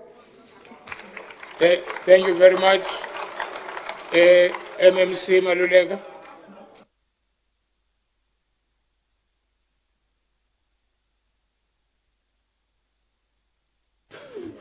No, thanks, Speaker. I want to speak on the item that is under discussion that seeks to unlock development in Region 3, 103. I'm worried that this screen is written Councillor Madzibadela here. Everything Madzibadela did, I'm doing. But I'm not missing information. I've got information. The difference is information that I have. Speaker, the issue of the erstwhile municipalities of Dinokeng, Metsweding, it's a very emotional issue when we deal with issues of land and township establishment, which we will then subsequently deal with item 8, and we'll express our views that are very clear in terms of making sure that we then undermine historical apartheid injustices that came with displacement of people where they are residing. Therefore, many people found themselves residing on the periphery, outside the urban edge, and they had to find water on the rivers and find ways of making fire through woods and get into the field and raise livestock for their survival. Therefore, anything about light railway and other things were not meant for black people. Therefore, black people would find themselves in town carrying dompas and have to leave this urban edge and go in the evening into dormitories that were commonly known as townships and castles. But the people of Metsweding and the Nukenza Taimane struggled when we integrated the bigger municipality called City of Tshwane in 2011. They were left behind. If you ask any person that is in Kalinen right here, they are still struggling with their plans to be approved by the City of Tshwane. Now, these people of Marika and Artabiseng will really appreciate the intervention of government, not only by providing service stands, but restoring their dignity. Because that is important. That it's at the epicenter and in the front center of our work, that restoration of people's dignity speaks about development. And I think Councillor Gacheni there was making a good point with regard to what it means about development. Then what we're bringing people into service stands, but also giving them title ownership. Because posterity is going to be displaced if they don't have ownership of the pieces of land that they're owning. Then I want to say to people of Metsweding, we really apologize that they're at the back when you deal with development, but we must convey our sincerest appreciation to the government of Mpumalanga, that instead of what Northwest is doing, refusing us access to what is documents that needs to be transferred to Gauteng government, that would then subsequently come to Tshwane, they are delaying and refusing to do what Mpumalanga is doing.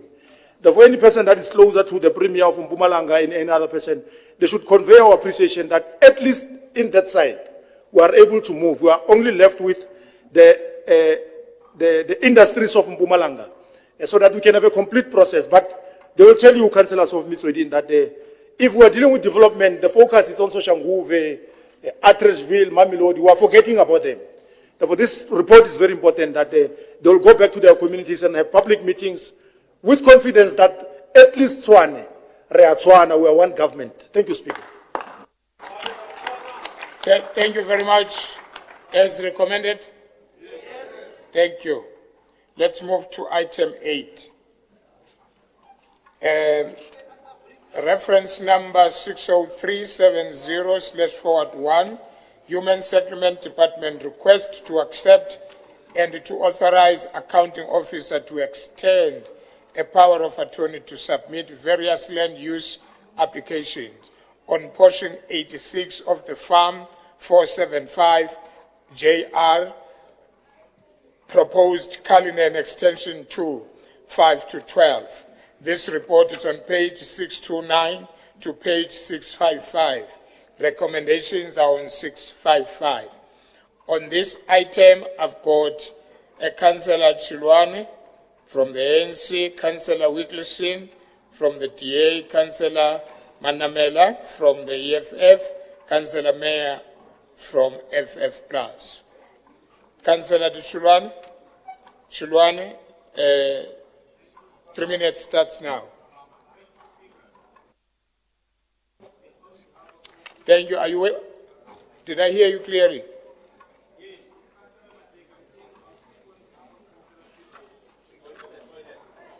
Okay. Then can I then?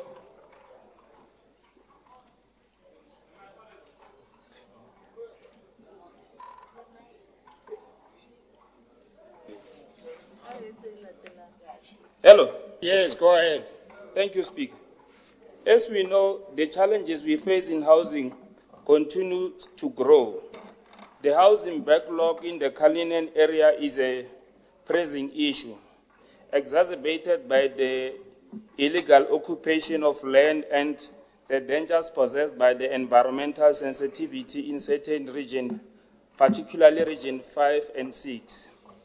In February 2022, the city reached out to the Gauteng Department of Human Settlement requesting assistance with land acquisition for the resettlement of beneficiaries currently residing in precarious conditions, flood-prone area, servitude, roads reserved, and informal settlement.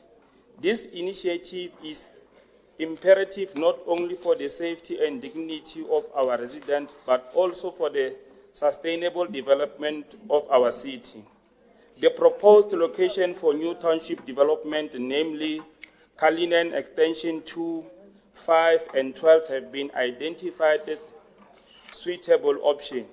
These areas are strategically placed near existing township, ensuring accessibility and connectivity for those who will be relocated.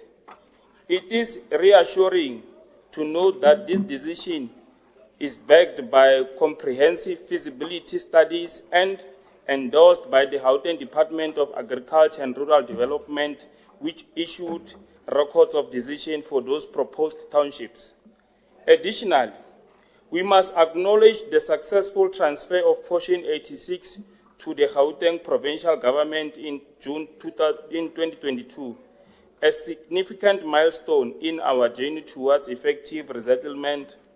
This portion of land was acquired from the provincial authorities, affirming our collaborative efforts and commitment to addressing the needs of the community. Speaker, we should also recognize the newly acquired land at Pinasport, which has been graciously given to the city by the provincial government. This gift signifies a vote of confidence in our ability to manage and develop this land responsibly. However, as we celebrate this opportunity, we must remain cognizant of the historical significance of the site. It is home to grave sites and houses that stood for more than a century, serving as a testament to the legacy of the families who once inhabited this land. We have a profound responsibility to honor this history as we plan for the future. I understand that some council members may have concern about the legality surrounding the treatment of those grave sites and historic properties. Allow me to reassure you that due diligence will be our guiding principle as we navigate these complexities. To this end, the administration will implement robust strategies to address these issues through thoughtfully and respectfully. As we move forward with... Your 3 minutes is up. Thank you. Can I then call Councillor Wilson from the DA?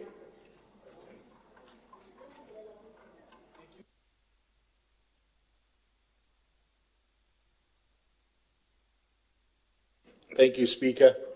Speaker, the formalization of Cullinan Extension 2, 5 and 11 near the existing Refuelway Township should not just be about infrastructure development or ticking boxes in the urban planning department. It should also be about preserving dignity and our shared heritage. We must recognize the profound responsibility we have to honor and protect the history of our city. This includes the graves and cemeteries in and around the municipality. These are graves and cemeteries which hold immense cultural and personal significance for many families, including the Mashlangu clan. I thank the previous speaker that due diligence will be considered. Speaker, as mentioned earlier, urbanization is reshaping Tshwane at an extraordinary pace. People are flocking to our city in search of better lives, and this growth, while a testament to our city's promise, has placed immense strain on housing, infrastructure, and basic services. The backlog in formalizing townships reflects the scale of these challenges, a challenge no city should face alone. As we push forward to formalize these areas, we must ensure that our developments do not come at the expense of the sacred spaces that connect us to our past. Grave sites and cemeteries are not just physical locations, but they are markers of identity, memory, nostalgia, and respect. Their sanctity must be preserved as we shape our future. Speaker, we need collaborative efforts from all levels of government, private sector investment, and even international partnerships, not only to provide housing and essential services, but also to ensure that our progress respects the heritage and sanctity of these spaces. This means balancing our urgent need for formalization with thoughtful and exclusive planning. Formalizing townships is not simply about upgrading, it's also about empowering the communities, fostering economic growth, and ensuring that every resident finds their rightful place in Tshwane while respecting those who came before us. #Ancestors. This is an issue that requires urgency, unity, and a deep sense of accountability to all our residents, both the living and the deceased. May their souls rest in peace. With strategic planning, financial backing, and resolve, Tshwane can become a model of inclusive urban development where no one is left behind and nothing of value is forgotten. Speaker, with this in mind, I have informally handed a memorandum to the Honourable MMC of Housing, Alderman Maluleka, to consider in his due diligence during this project the almost 200 graves of the Mashlangu clan, graves that are cared for on a daily basis with deep intensity. The MMC assures me that Tshwane Housing and Development, the settle in the portfolio, in conjunction with the administration and the potential developers, are definitely going to be considerate of the tribal authority involved. I thank you. If I may, Speaker, if I may, while I have a minute, just for your conscience, as we visited the clan several times, I've given him one, he's accepted it. I've got one for you, just to keep in your drawer. Thank you, sir. Thank you. Let's move to the next speaker, which is Councillor S. Manamela from the EFF. Thank you very much. We move to Councillor P. Mayor from FF Plus. Your 3 minutes starts now.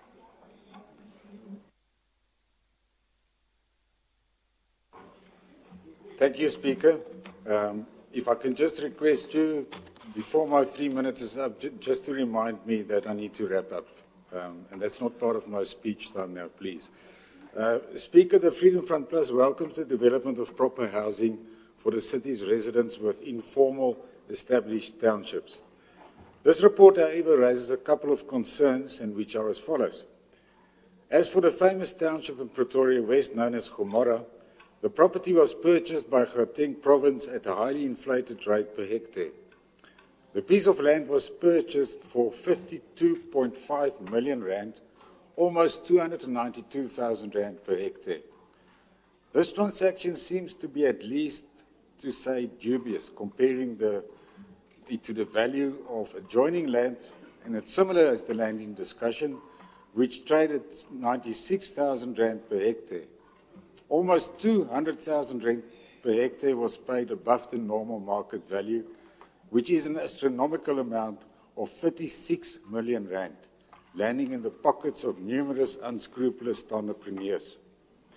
As for the Gomorrah land, we asked the previous mayor to inform Gauteng province of the alleged corruptive deal which was struck, and EM, we expect you to do the same. And since we have, to the best of my knowledge, not received any feedback on the previous request, EM, maybe you can just follow up on the previous request as well. Another concern is whether it has been established if there is a need for new townships to be established in this specific area. Depending on the statistically proven need for housing, should this money not rather be spent on formalizing the existing informal settlement to the north of Refilwe, which would require the extension of existing bulk services, which will come much cheaper than the provision of new bulk services for these proposed new townships. Given the money that is allocated for services provided for town planners, I believe the city should seriously consider establishing a section with officials to deal with land use applications in general, which will result in a large cost saving to the city. The existing land use legislation does not prevent the city from drafting these applications, and I suggest that a cost comparison be done between the appointment of contractors versus salaries paid towards employees. This is an exercise which should be done considering the high budget allocation towards payments of contractors or service providers for town planning purposes. And please just take a note that Annex B is a wrong attachment. It refers to Pina's Poort. And please, can we pay attention to detail when the reports are served in council. Speaker, considering what I've said, I would like to propose an additional recommendation to read as follows, and that will be recommendation 5, that the executive mayor request the Gauteng province in writing to investigate the alleged fraudulent transaction in the purchasing of portion 86 of the Farm 475 JR and provide a council on the feedback thereof. This is proposed by myself, Councillor P.W.W. Meyer, and seconded by Councillor N.C. Pesco. Thank you, Speaker.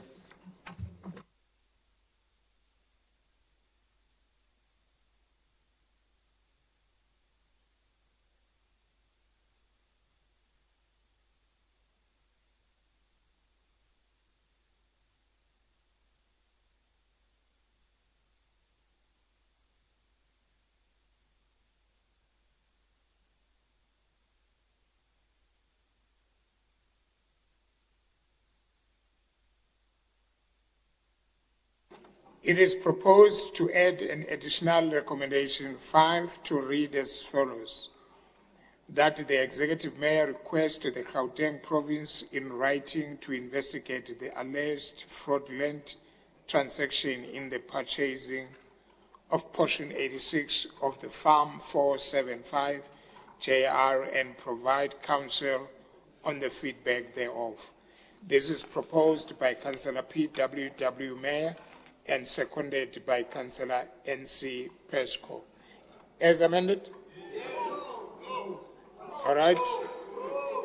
The MMC?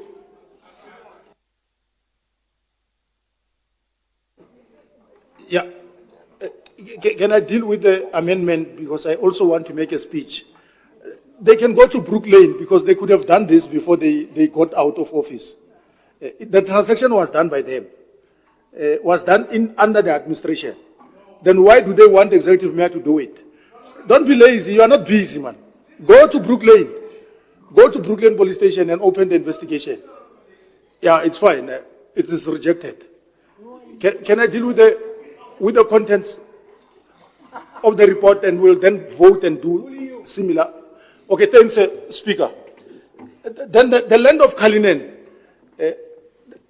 There's a man called Sir Thomas Kalinen, who found people residing there, black people there, and he said... Just hold on. What's the point of order?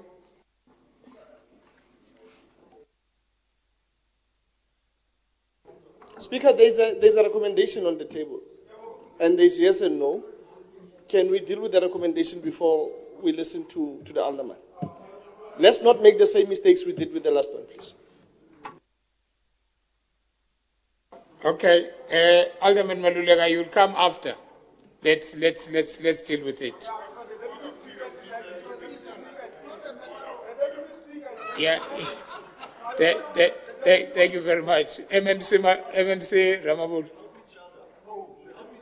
MMC Ramabul. No, Speaker, I mean, you are in charge of the House. You can see what is happening.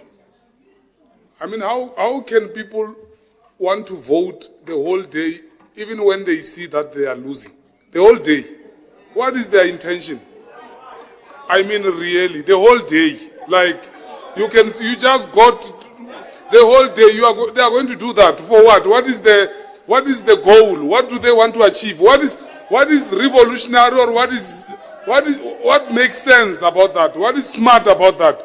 Then people are dumb. What is that? You just no. There's nothing smart about what is happening. Thank you very much. You have the so-called the former mayor allowing these things. Thank you. Where are the thinking people there? The thinking machines there? Thank you, MMC. No, call for Seaman. For C, maybe we can assist. Thank you, MMC. Can we then divide the House, please? What is the point of... Koena Muloto wants to go in for a dinner of a farewell. You are wasting time here. People are waiting in Hazelwood there for a dinner with a Vendhoek castle and all that there. MMC, thank you. Thank you very much, Speaker. Speaker, I rise on 36, unbecoming language by the MMC. He called other people dumb. Can he please withdraw that? Thanks, Speaker.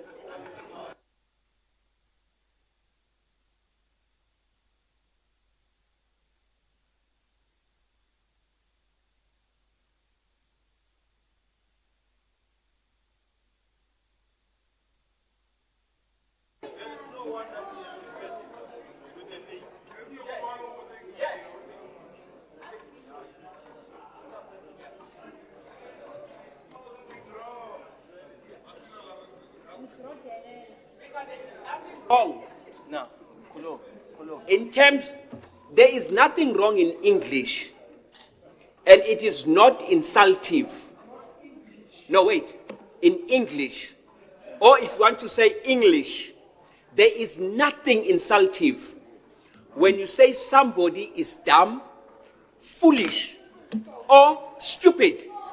Wait, I'm schooling you. I'm schooling you today. It simply narrates. Wait, excuse me. It simply narrates that that particular individual lacks the credibility of thought. Sorry, Councillor Masilen.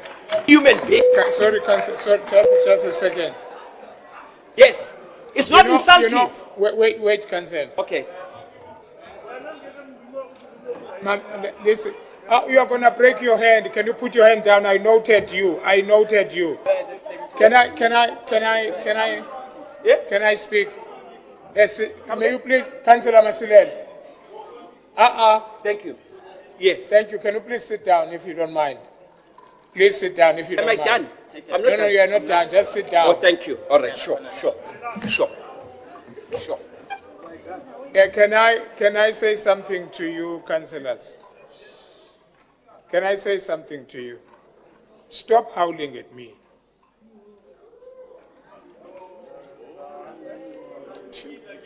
When someone is speaking, I'm interested to listen to the person, whether he's right or he's wrong. Can you stop this thing of howling? It's old-fashioned. Stop howling. Can you be disciplined? And in the Their mind is in a new place now. Okay, Councillor Masilela, finish up.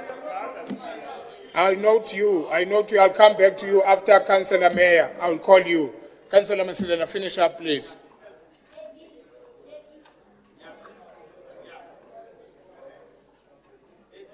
Press once, please. Yeah.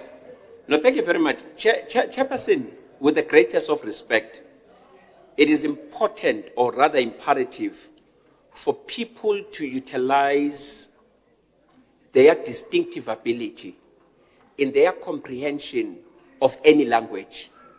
Now, in this case, there is nothing that MMC Ramabodu said that is wrong about somebody who's being dumb, and maybe another term is you are simple-minded, you are foolish, or stupid. There's no insult there. It simply means you lack the basic levels of an intellect required in any human being. So when you want to be more academic, would rather refer to you as being dumb or simple-minded.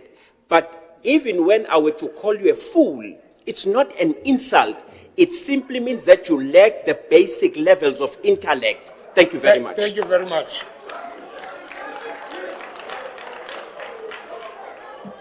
Councillor Mayor.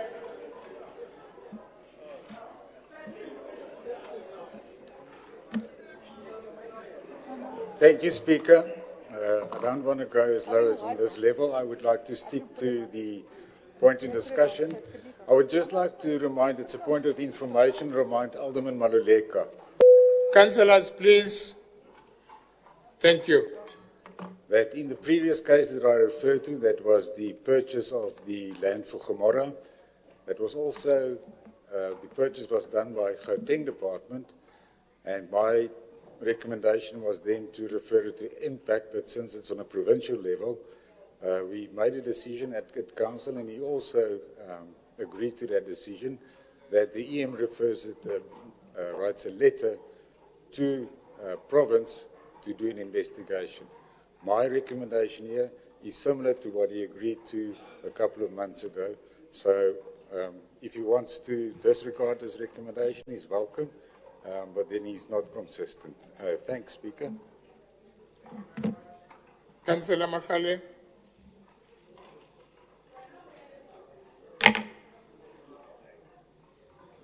No, thank you, Chairperson. I was raising on a point of order to say, as a chairperson, it is incumbent upon you to make sure that even if someone, when they are speaking, you can interject them while they are saying something that is out of order or it violates the decorum of this house. So I was saying, in that regard, you can rule on what we have submitted in terms of what our chief whip have submitted. And if you feel that you cannot rule on that, we refer it to rules and orders.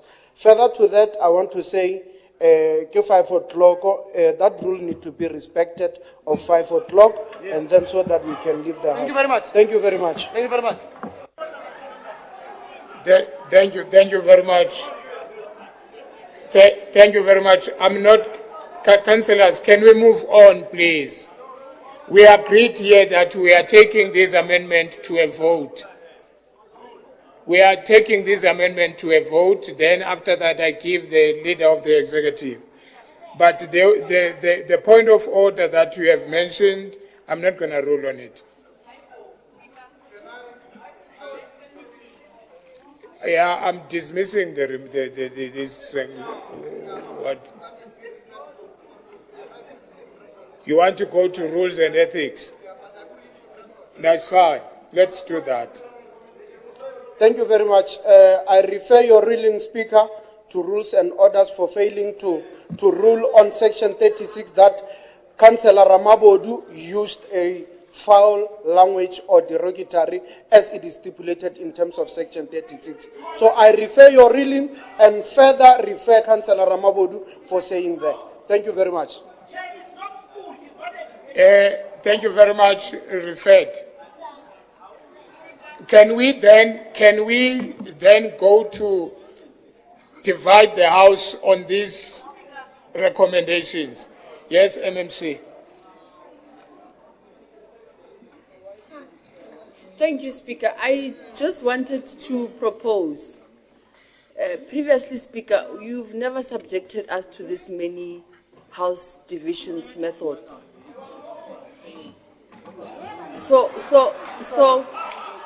No, it's fine. It's fine. I think former MMC offense will be fine.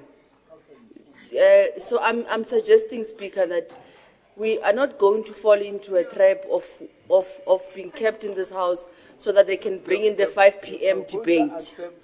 So we have long said yes, they say no, or we say no, they say yes. We've done this previously, and it moved. Now the whole day we've been subjected to dividing the House. I don't understand, Speaker, what informs the inconsistency. So please help us, because now they are bringing up an issue of 5 p.m. We know why they're doing that. We're going to adopt this report and we're going to conclude the business of the day. But you also need to help us as the Speaker. Thank you. Thank you very much, MMC. I don't want to find myself in a position where I'll be told that I didn't allow certain procedures in the council. So if then it has to be the whole day doing what we are doing, let's do it. Because on the other hand, I have to protect the decisions that I'm making. And again, noted Executive Mayor, and again, on the issue of 5 o'clock, we are in our last council meeting. We are going to finish this agenda, then go home after that. The Executive Mayor. Speaker, I just wanted to assist. So the report as it is can be adopted, but we can't ignore what Councillor Mayor is raising. So I'm going to request Councillor Mayor to write to me and make the request that he's making, and I will do exactly what he's asking. It doesn't have to be a resolution of council. So I think we can move from that way. Thanks.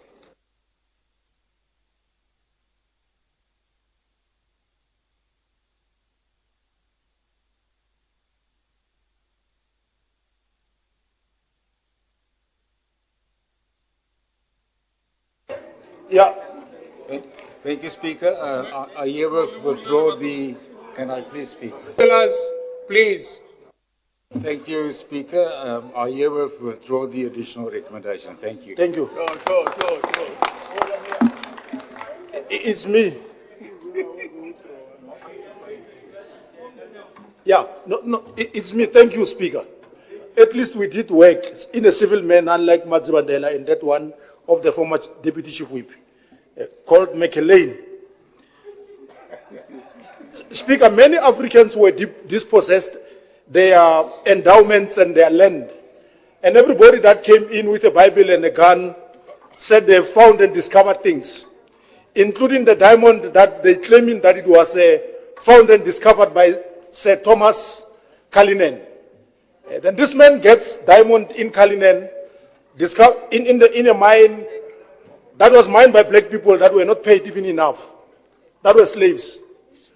Therefore, this man, after having found a diamond, a big rock, he took it to England.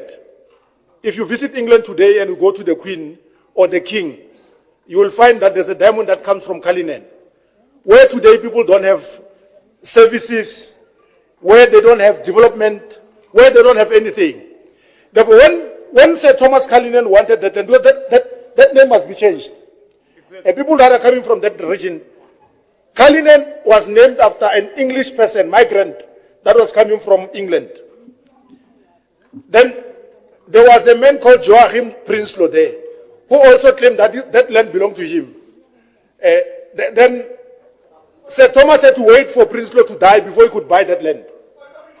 Now, what we want to understand is that This possession of land, it's a very emotive subject, Speaker. And we want to retrace this history so that people can understand why we want to do some of these things that were mentioned in the paper that was given to you. That the families of Makangu, Omkachwa, would think that we want to deal with their graves and artifacts that are protected by National Heritage Council. We will not do that. Because we understand that the families of Makangu, that land belongs to them, even where we are today, residing here. This is the land of Makangu. But other people are calling it Pretoria and other things. It is not their land, it's the land of Makangu, where we are. Now, no, it's not you, Makangu. When you are Makangu, when you are not, it's not you. Now, we want to unlock development. We don't want to disrupt anything that is graves and old buildings there. Because they've got a historic significance, Speaker, that they can't be disrupted when they are protected by National Heritage Council. We are going to work with the families of Makangu and any other interested group that wants to work with us in ensuring that culture is preserved. Culture is very important to us. Other people impose their culture and they want us to believe that their culture is more superior than any other culture that we are finding here. Therefore, we are happy that the people of Makangu are mentioned in this document, that will work with them and any other interest group, irrespective of their race. Because we are one South Africa, but people must know that Kalinen must change that name. It's an English migrant that decided to steal diamond and take it to England and leave our people impoverished and slaves in many years. Thank you. Thank you very much. That is item 8 as recommended. Let's move to item 9. Reference number 97909/1, Group Financial Service Department, Supply Chain Management Tender Deviation Report for July 2024-2025 financial year. This report is on page 4 to 6. Recommendations are on page 6. On this item, I don't have a speaker as recommended. Okay, point of information.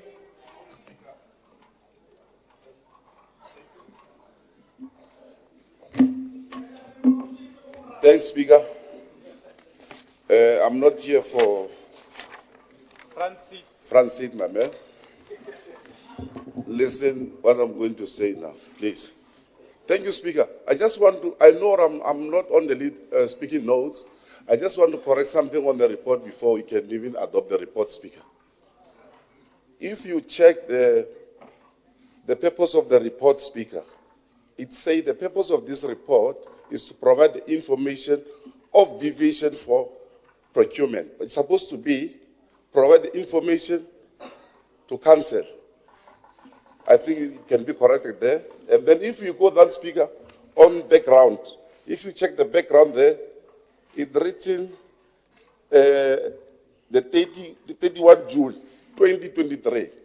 But we approved this thing, that is 6 June 2024. That's why it's supposed to be corrected, Speaker. And then if you go to the second page, which is page 5 on your paper, Speaker.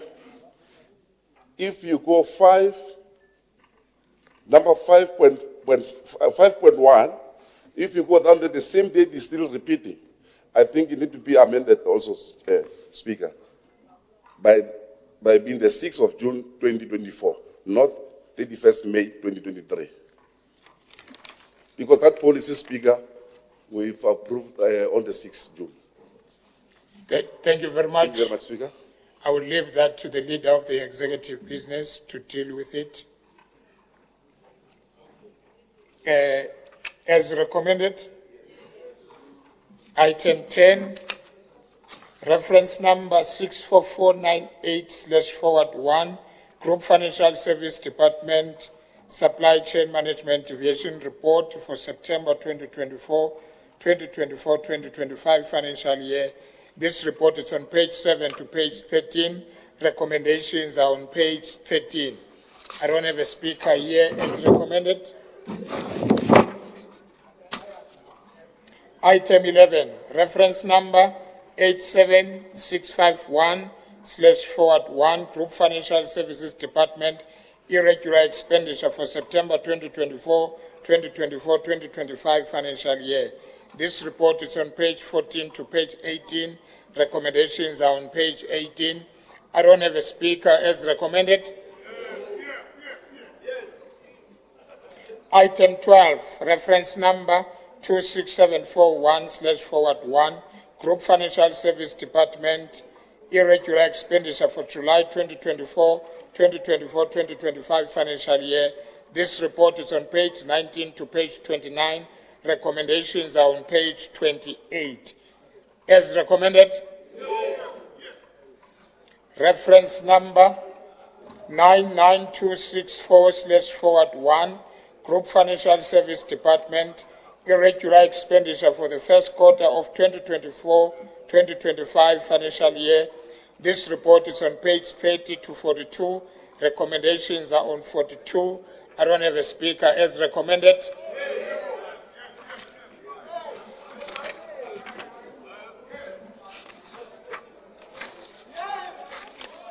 Item 14. Yes. Mr. Speaker, sorry, I want to speak on item number 13. Item number 13, please. So, sorry, can I, what are you saying? You want to speak on which item?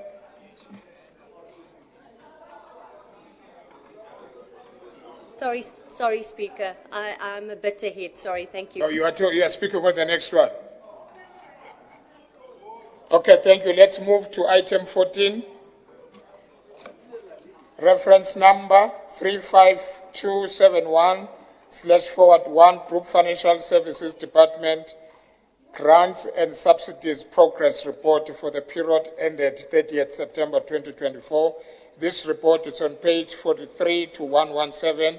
Recommendations are on 72. Here I've got Councillor Buikanyo and Councillor Randall, Councillor Pesco, and Councillor Williams Moses. Councillor Buikanyo, your 3 minutes starts now. Thank you very much. Let's move to Councillor Randall from TA.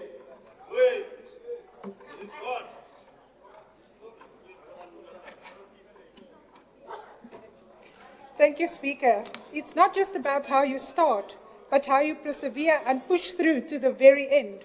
Grants and subsidies are not just a source of funding. Councillors, please, can you reduce the noise? Thank you very much. Thank you very much. Go ahead, Councillor. Grants and subsidies are not just a source of funding from other spheres of government. They are essential resources that enable us to deliver services, improve infrastructure, and meet the needs of our residents. The withholding of tranches, especially for the PTNG and primary healthcare grants, due to annual operation plan are approved, and the late submission of detailed monthly expenditure report does not instill confidence in the department's readiness for achieving its milestones in the current financial year. The dangers of such situation is not only loss of accountability, it's the inability to track progress, compliance complications, withholding of future grants by National Treasury, legal and audit issues, but also the negative impact, especially on the healthcare services. What is of further concern is the impact of accruals, such as the case of the USDG allocation for the energy and electricity's communications upgrade of optical fibre. The budget for the current financial year is 10 million rand. However, the cumulative actual expenditure for 2020-21 financial year stands at 9.9 million rand, essentially cleaning out the budget for the current financial year before it even started. Not to mention the critical issue of payment of suppliers within 30 days. Delay in implementation is a clear warning sign that's eating into our future budgets, undermining sustainability of financial planning and budgeting. If you fail to plan, you plan to fail. The DBSA capital transfer of 20 million meant for reduction of water losses and the protection of current water sources has not been realized, as the funding agreement with DBSA is still in progress to be finalized. The same reason given for July, August and September. This at a time where serious water restrictions is applied. Further delays in implementing the SAP Ariba being pushed by former Mayor Brink to be implemented as an intelligent cloud-based management software designed to optimize procurement processes is a concern. This tool is not just about efficiency, but about tightening controls, reducing waste and ensuring that every cent of public money is spent wisely. The longer the delay in implementation, the higher the risk of inefficient procurement practices and a lack of oversight in our spending. I would also like to touch on the importance of having a robust contract management framework. A comprehensive and transparent contract management process is vital to ensure that we get value for money when it comes to the expenditure of grants and subsidies. Without proper management, we risk funds being misallocated or wasted. In conclusion, Speaker, the effective and responsible management of grants and subsidies is not just a financial issue, it's a governance issue.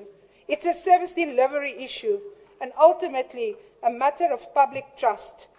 Speaker, and then please allow me to sponsor an additional recommendation to read as follows, that in order to address late payment of invoices resulting in accruals, it is recommended that payment within 30 days be included in the performance agreements of the accounting officer, the CFO, and other officials working in this area, if not done so yet. Proposed by myself and seconded by Councillor Visser. Thank you. Thank you.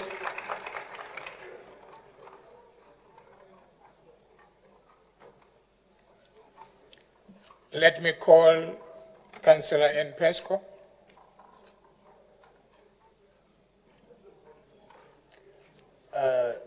Speaker, I'm waiving on this report.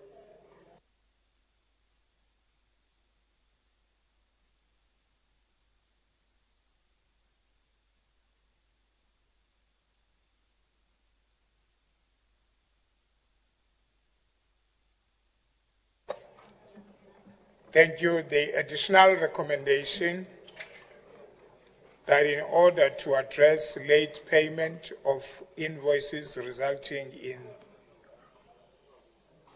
accruals, to his recommendation, recommended that payment within 30 days be included in the performance agreements of the accounting officer, the CFO, and other officials working in this area.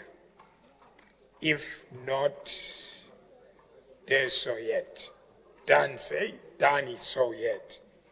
This is proposed by Councillor Randall and seconded by Councillor Fisher.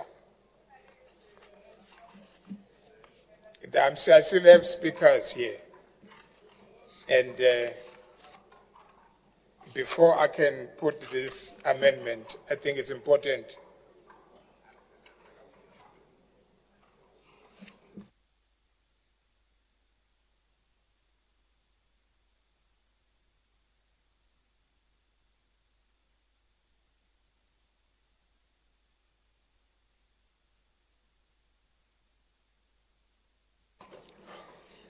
Thank you very much.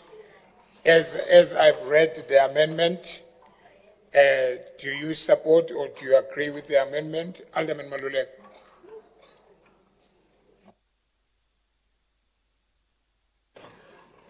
Yeah, no, Speaker. We recognize that it is in the National Treasury regulations how payments must be done. But I think we are also alive to our financial crisis and situation, which we have inherited, by the way. And we are not apportioning blame, but we are a successor entitled, and we want to make sure that we adhere in making sure that the payments are paid on time, especially when there's money to do so. Therefore, the opposition is aware about the financial crisis, and they want to embarrass this government through a recommendation that it has malice intentions instead of empowering accounting officer to look at what he has to meet our monthly obligations. Then we will not accept it.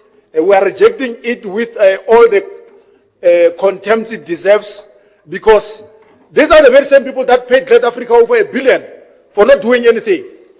These are the same people that paid workers R1 billion for not doing anything but for their error. Yes. Therefore, today we are having mistakes because of this government that is in the opposition benches. We are not accepting it. We are saying the accounting officer must work within what he has to make sure that he meets the obligations, because we went into an unfunded budget and we advised them, they refused. Therefore, we're not moving with them into the mess that they've plunged us into a crisis. They can't further deepen us into a further crisis where we are. We are trying to rise now. We want to go into a funded budget. We can't do it when we are tying the hands of the accounting officer and say he must be killed. This government must be embarrassed. We will not agree to that. Thank you. Thank you very much, Councillor Ace.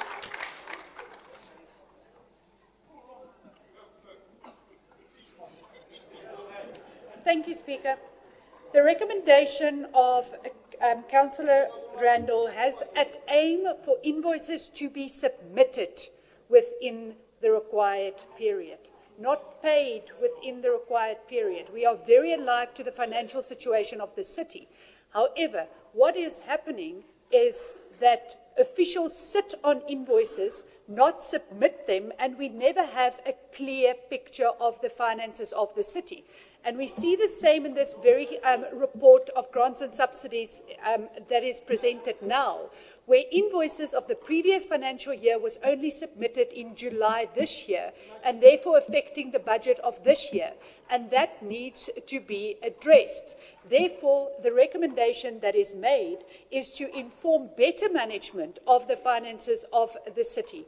And I reiterate again, it is for invoices to be submitted within time, not paid within the 30 days, because we fully understand the financial situation of the city. Thank you. Thank you very much, Councillor Ratikwan. Thank you very much, Speaker. We've heard the English. I think even the first time this recommendation was read, we had it. So let's vote. Let's separate boys from men. Thank you.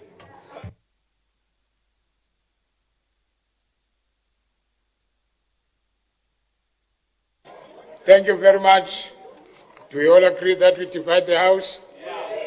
Let's divide the House then. Those who are for the recommendation, please raise your hand.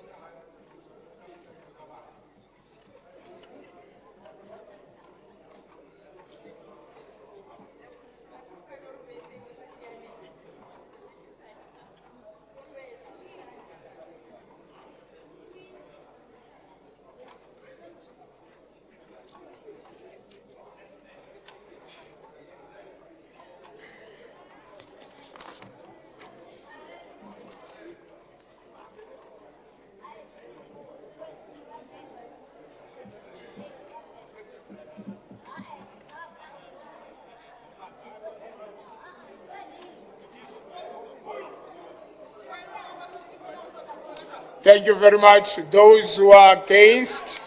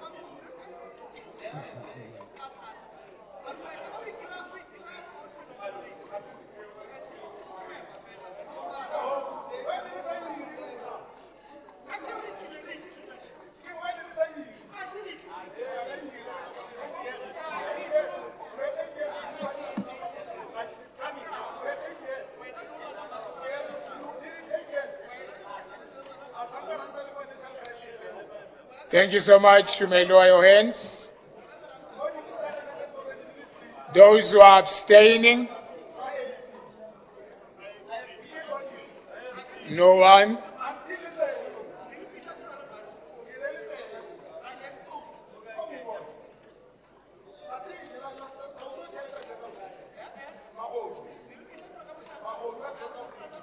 Those who are for, it's 69, against 92, abstain 0.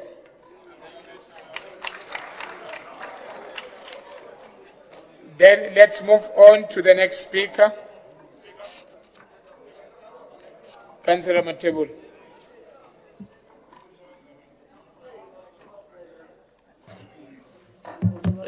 Thank you very much, Speaker. I think I'm raising on a point of information here, Speaker.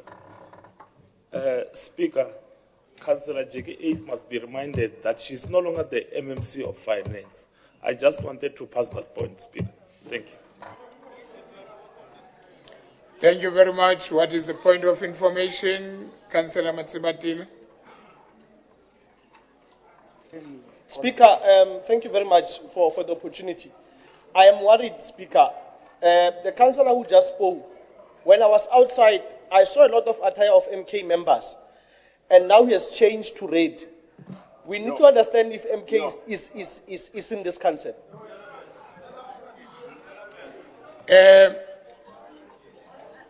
Ngesixhosa sithi andifuna ukukuphoxa Matsibatile. And I'm just going to leave you like that. Thank you so much. Let's move to the next speaker, Councillor N. Pascoe.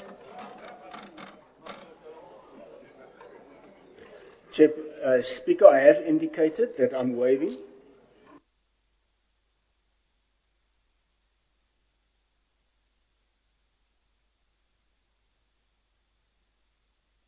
I didn't get you. Oh, you are waving. Thank you so much. Councillor D. Williams Moses.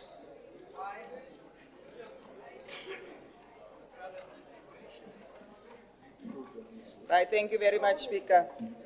I know that everybody would like me to wave, but since we've been playing politics here the whole day, we will play politics right about now.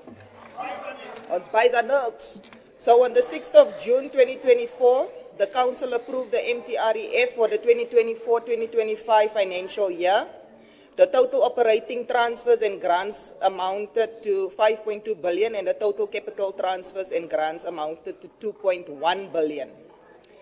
So the total grants and subsidies, reconciliation of receipts and expenditures on the table that we have, that we had in the report, it reflected that the reconciliations of all grants received and spent at the 30th of 2024 was 2.2 billion, or 81% against total receipts of 2.5 billion, and then the unspent balances of 483 million. So it is so sad that even though we are in this financial state that we are currently at, that the old dispensation can still sit there and make like they did everything right.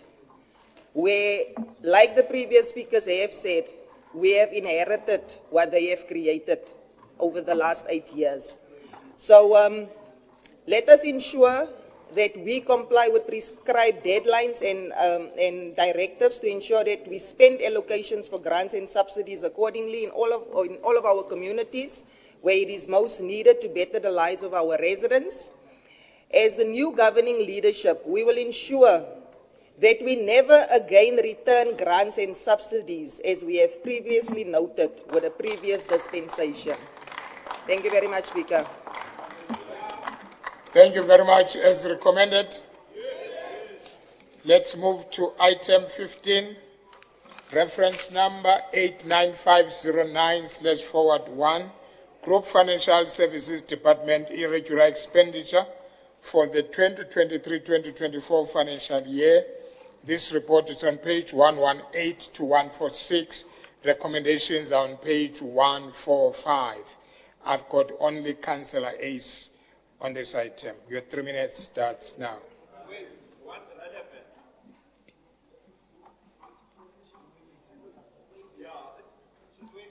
Thank you, Speaker. I'm a woman, I've got a mind of my own. You don't need to decide for me. Thank you. Speaker, one element that can be drawn like a golden thread through Soyebrink's tenure in office is his sharp focus on establishing and institutionalizing the needed checks and balances to ensure accountable and responsible government. One of these checks and balances was to proactively declare possible irregular expenditure and submit it for investigation. And while his opponents will try and weaponize this against him and his government, it remains the right thing to do. Transparency will always be good governance. What is now the next step is for the current government and the chair of MPAC to continue this track to clean governance by investigating the expenditure and bringing the needed resolutions to council to either regularise or to exercise consequence management. I applaud Councillor Soyebrink for doing what is right, even if it can bring scrutiny, because it is what is needed to be done to build a better Tshwane and a better future for all of the people in it. One can only hope that the Deputy Executive Mayor and his cabinet will continue in this. Thank you. Thank you very much. As recommended, Senator, let's move to item 16, reference number 06554/1, Group Financial Services Department, Supply Chain Management, Tender Deviation Report for the 2023-2024 financial year. This report is on page 147 to 161. Recommendations are on 160. I've got Councillor Ace. Your 3 minutes starts now. You missed an opportunity of being relevant during your time. Thank you, Councillor Masilela. Councillor Masilela. Councillor Masilela. Please. Councillor Masilela. And I'm asking if you're done. Councillor Masilela, please. May you please continue, Councillor Ace? Thank you very much. Thank you very much, Speaker. This is the report that I referred to during my first speech today, where we are making a recommendation on how to handle matters in the annual financial statements. That being said, I really do welcome this recommendation that deviation should probably have reasons as stated in the annual financial statements. Thank you. Thank you very much. As recommended, let's move to item 17, reference number 97746/1, Group Financial Services Department, Supply Chain Management, Deviation Report for the first quarter of 2024 to 2025 financial year. This report is on page 162, 1 to 167.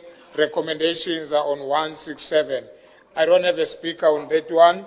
As recommended, let's move to Councillor. On the point of information, Speaker, I just want to correct something here. I don't know if the city manager went to check this report properly or not. But look, Speaker, if you check also the same purpose there is wrong. If you check the purpose of the report to inform, there is wrong, because it says to executive mayor and the mayoral committee, supposed to be the council. And then if you go down to the background again, they still repeat the same thing of the 31 June 2023, which is supposed to be the 6 June 2024. I thank you, Speaker. Thank you very much. The Leader of the Executive and the Mayor. Who's speaking first? Leader of the Executive.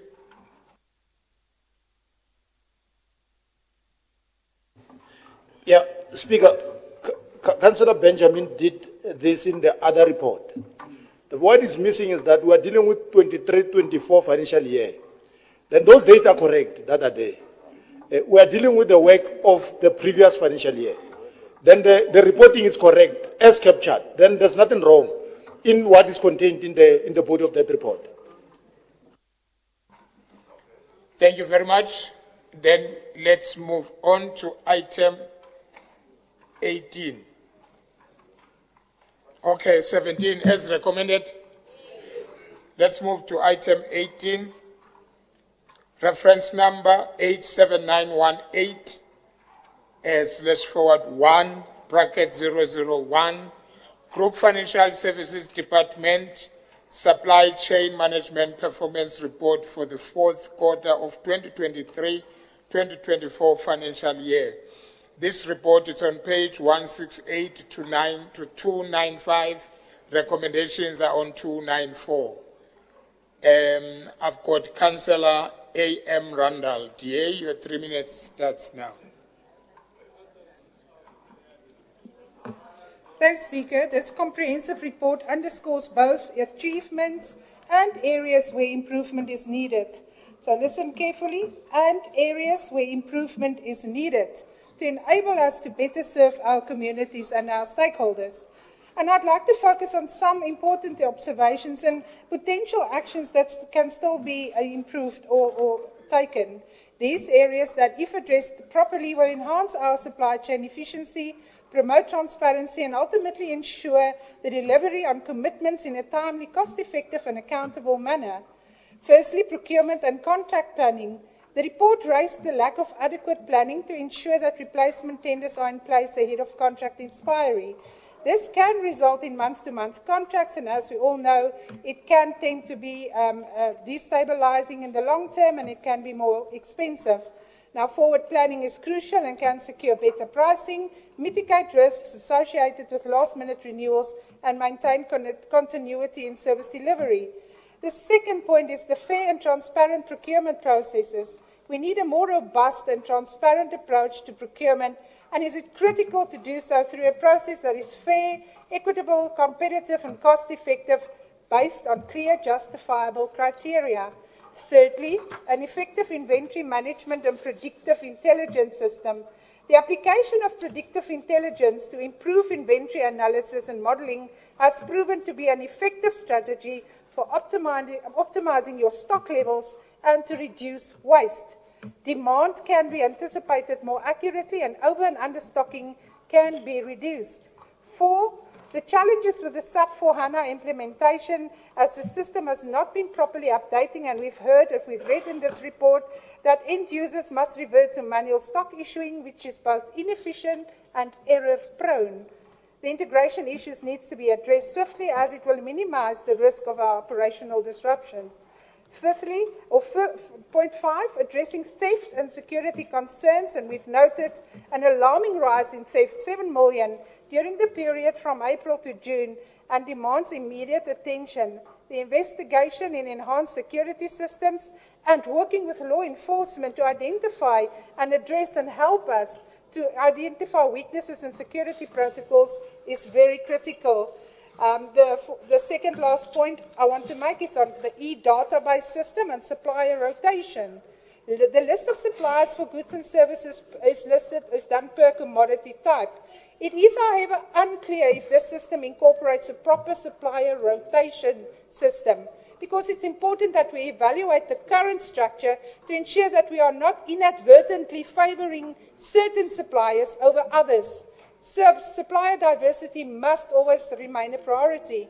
And lastly, delays in the issuing of the letters of award, because this letter sets out the key terms and conditions for formal contracts, and delays can have a direct impact on project timelines, causing unnecessary setbacks and delays in work that definitely will affect our communities waiting for the essential projects. We've referred to the Railway Stadium earlier as an example. Speaker, in closing, I want to say, by focusing on key issues and committing ourselves to continuous improvement, we will be better positioned to meet the demands of our communities, and we will be able to fulfill our organizational objectives. I thank you. Thank you very much. That was the only speaker on this item as recommended. Thank you. Let's move to item 19. Yes, Councillor Mayor.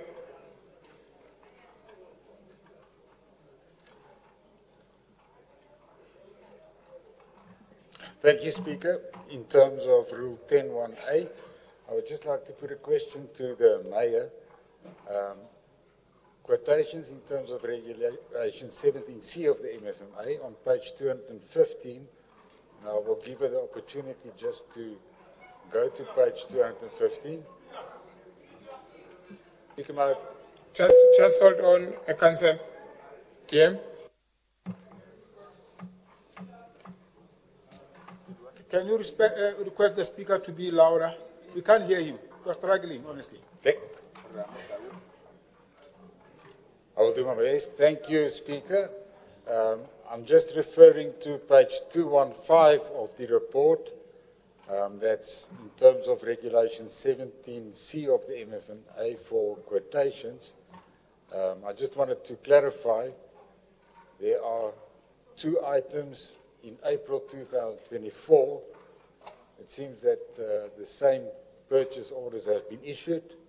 Also for May, there's 2 similar amounts for purchase orders, but it does affect the total number of quotations that have been received.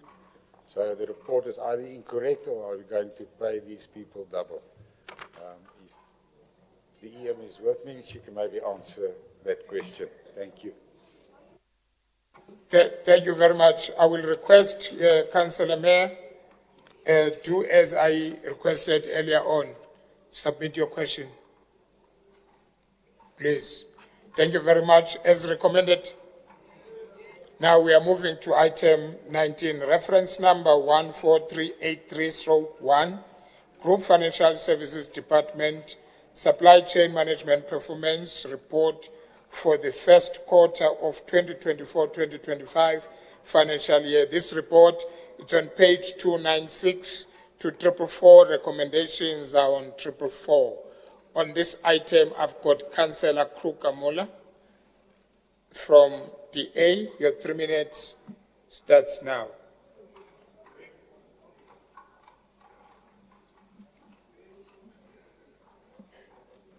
Thank you very much, Speaker. Today I stand in support of the proactive financial strategy implemented by the previous administration under the leadership of Alderman Celia Brink in managing the maintenance of our cemeteries and crematoriums. The decision to cancel the tender for contracted services on grass cutting was not made lightly, but was driven by a clear need to save costs and maximize the impact of the city's resources. By cutting exorbitant costs on contracted services, the previous administration ensured that taxpayers' money was spent more efficiently. Rather than continuing with expensive external contracts, funds were reallocated to invest in the city's own purchase of equipment, tools, machinery, and materials for in-house maintenance.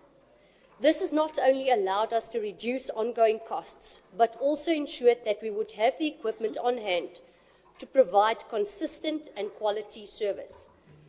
Additionally, the decision to allocate budget for the filling of vacancies within the relevant department has ensured that this work could be done by a dedicated team of Tshwane labourers. This strategic shift represents a forward-thinking approach to service delivery, where savings from eliminating external contractors are reinvested into the local economy and workforce. As we enter the rainy season, the need for this equipment and personnel is even more urgent, and I urge the current administration to continue with the planned financial allocations. The city's funding plan, approved by Council, should be carried forward, ensuring that we have the necessary tools and labour to maintain our cemeteries. The cancellation of the tender is a key part of this broader strategy to reduce costs while ensuring the continuity of services. In conclusion, the action taken by the previous administration were financially sound, with the cancellation of the tender paving the way for a more cost-effective and sustainable approach to maintenance. I urge again the current administration to continue with these efforts, ensuring that the budget is used efficiently to support the employment and maintain the quality of our public spaces. Thank you. Thank you very much. That was the only speaker on this item as recommended. Let's move to item 20, reference number 22005/42, Group Human Capital Management Department, increase of upper limits to total remuneration packages payable to municipal managers and managers directly accountable to the municipal managers. This report is on page 445 to 463. Recommendations are on page 450. On this item, I've got two speakers, Councillor Palwane from the ANC and Councillor Ratikwane from the EFF. Councillor Palwane, 3 minutes starts now.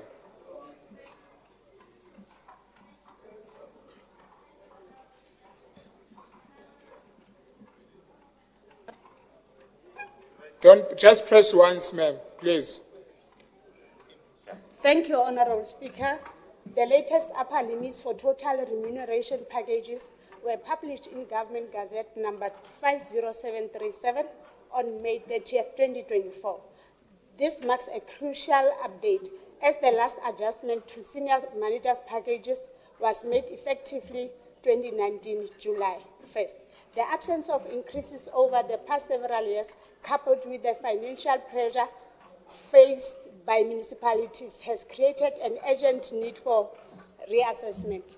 These upper limits are applicable for 2023-2024 financial year and set a new benchmark for remuneration with local government. While we acknowledge the financial constraints we have all experienced, it is imperative that we align our compensation structures with the realities of the market and the expectations placed upon our municipal leadership. Speaker, it is a matter of equity and fairness. Our municipal managers are entrusted with the oversight of multi-million rand budgets and are responsible for the delivery of essential services to our citizens.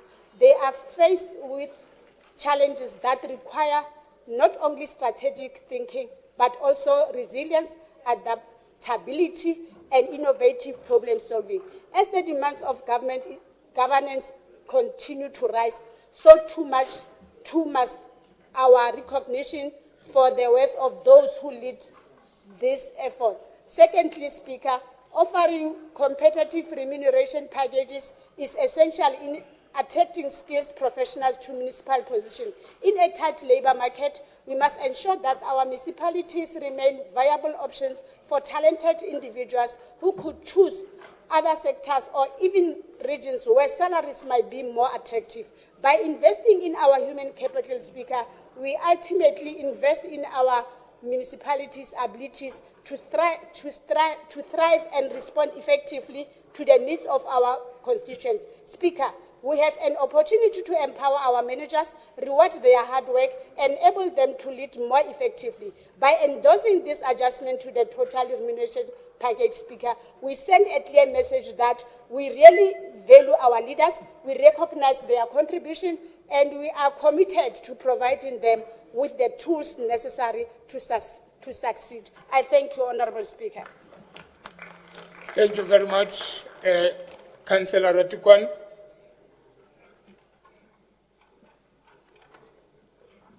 Thank you very much, Speaker. We'll try to be extremely fast so that we can all disperse. Honourable Speaker, fellow councillors and all guests today, economic freedom fighters take cognizance of this report and what it aims to achieve. We believe in better living conditions for all people, and our view is that all employees of the city of Tshwane deserve a salary increase. It must be noted that since 2021, we have been championing the fight for better wages and salaries, as well as salary increase for our employees, but the DA administration had no interest to come on board. This report before us is a reminder that the DA does not have the interest of workers at heart. And imagine the pain that our workers had to suffer for 3 years without salary increases, and the cost of living kept on going up during that particular period. There's a point of order, Councillor, point of order. No, sorry, Speaker, it's point of information. I wanted to check if the whip of the EFF has read the report.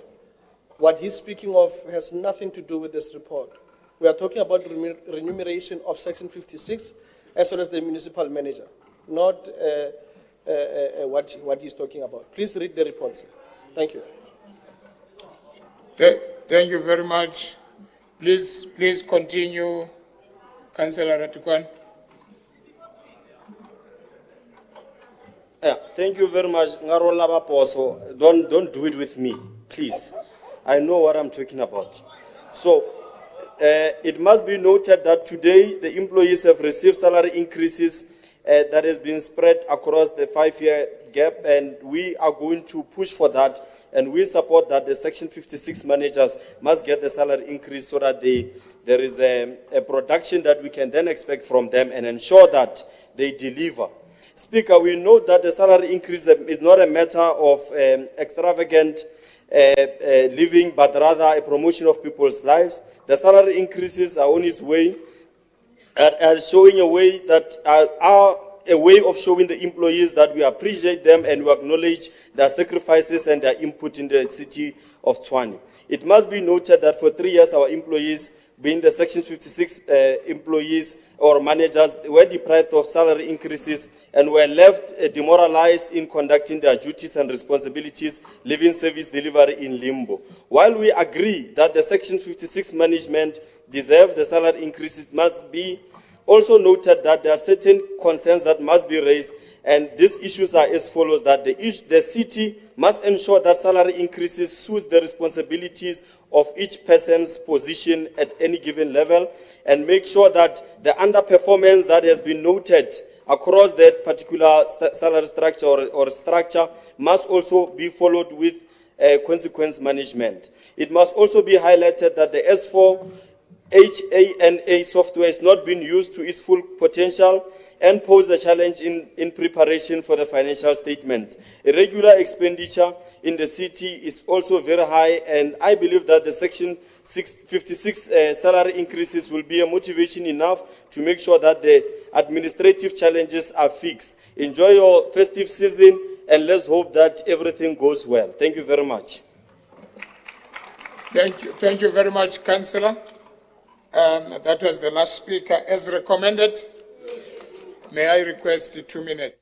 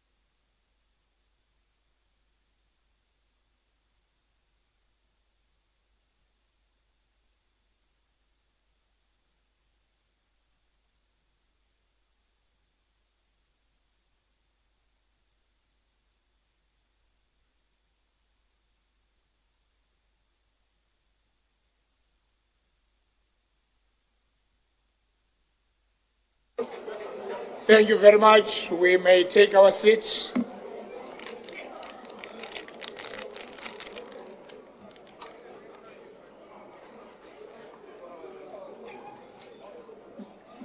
We are almost there. We are almost there. Take your seats, please.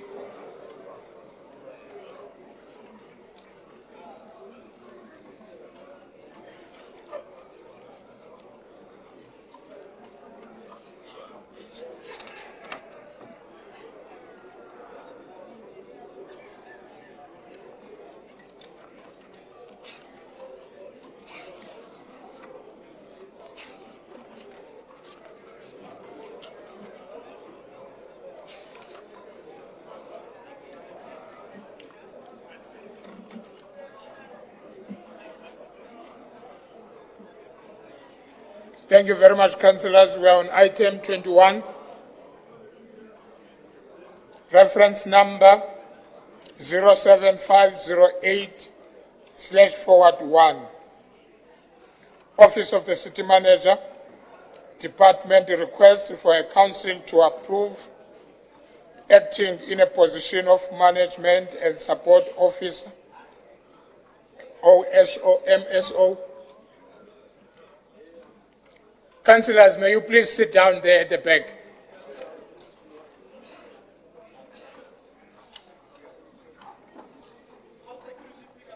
A management and support officer, MSO, of Mr. Gardner T.P. Tefu from 1st January until 31st March 2025 on a month-to-month basis, not exceeding 3 months. This report is on page 464 to 480. Recommendations are on 469. On this item, I've got Councillor Masemula from the from the ANC, my apologies, Alderman C. Brink from DA, and B. Disluan from EFF. Councillor Masemula, your 3 minutes starts now. Thank you, Speaker. I'm waving. Thank you. Alderman C. Brink, 3 minutes starts now. Thank you, Speaker. When the city, under the leadership of the DA and our coalition partners, proposed and in fact passed the decision to create this position, it was vehemently opposed by the ANC, who said we were wasting money, it was bad, this position should not be created. When we then tried to fill the position with an acting appointee, they made the same argument and they refused. Now, an ANC-led coalition is bringing back the exact same thing. They want to fill the position. In other words, all of those objections don't apply anymore. Same thing with creation of a deputy mayor position. They opposed it, now they're filling it. Same thing with the city's labor court application not to pay salary increases. One of those matters was heard today. They haven't withdrawn it. So, Speaker, the thing I can conclude here is, either they were dishonest back then when they made those arguments, or they've come to new insights. My bet is on dishonesty, and the question is, what else are they dishonest about? Thank you very much. Thank you. Thank you very much, Leader of the Executive Business. What are you raising for? Press it once and leave it. Thank you. Yeah, Speaker, we are responding to this hot air that has been blown by the opposition. Speaker, if you can't see the difference, you can't blame it on us. Then the issue here is that we are driving to the same direction. Sorry, Councillor Tema. Councillor Tema, please. Over to you. We are driving to the same direction, but we are seeing different things here. Because I don't know which things that the former mayor sees here. The court case we we vehemently opposed to it because we said the then government was inconsiderate of the plight of the workers, and we spoke on record. Yeah, but what is an issue? What is the point of order? Yeah, Speaker, my point of order is on what the alderman is saying. Is that what is he rising on, number one? If he's opening a response opportunity and you are allowing it, please remember that you are sitting presidents, and next time we should be allowed to debate things on the spot. Thank you very much, Speaker. Just ignore him, Speaker. Don't waste your time with somebody who had a responsibility and didn't know his responsibility. Thank you very much, Chief Whip of the opposition, but I will allow the leader of the executive. Thank you.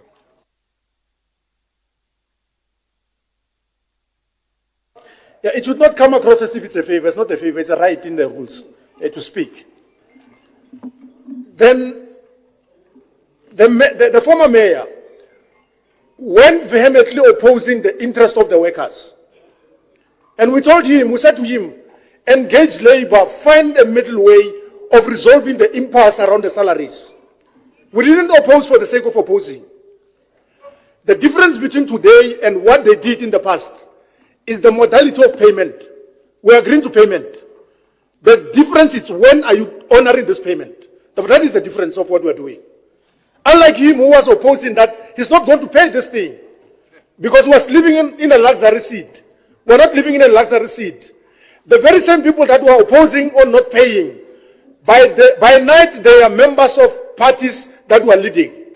By the day they are workers. We're facing them at night and facing their plight that they don't have lights where they're living. They can't afford to pay these rates and taxes. Therefore, we are not working under duress. We are working because we are sensible to their plight and situation. Now, on the other issue, but what is this? Say, Speaker is not saying anything. I'm not going to stop. I'm going to continue speaking and say until he says what is it that you want to say. Speaker, the other issue that we're talking about today. Sorry, Alderman. What are you raising your hand for, Alderman? Speaker, point of information, but the ANC supported that exemption application in this council. It's only later that they changed their story. So maybe the MMC can explain that. What I'm not going to do, what I'm not going to do. You told me what? I'm not going to allow a dialogue here. Can you continue, leader of the executive? I'm not going to allow a dialogue here. Continue, leader of the executive. Please finalize.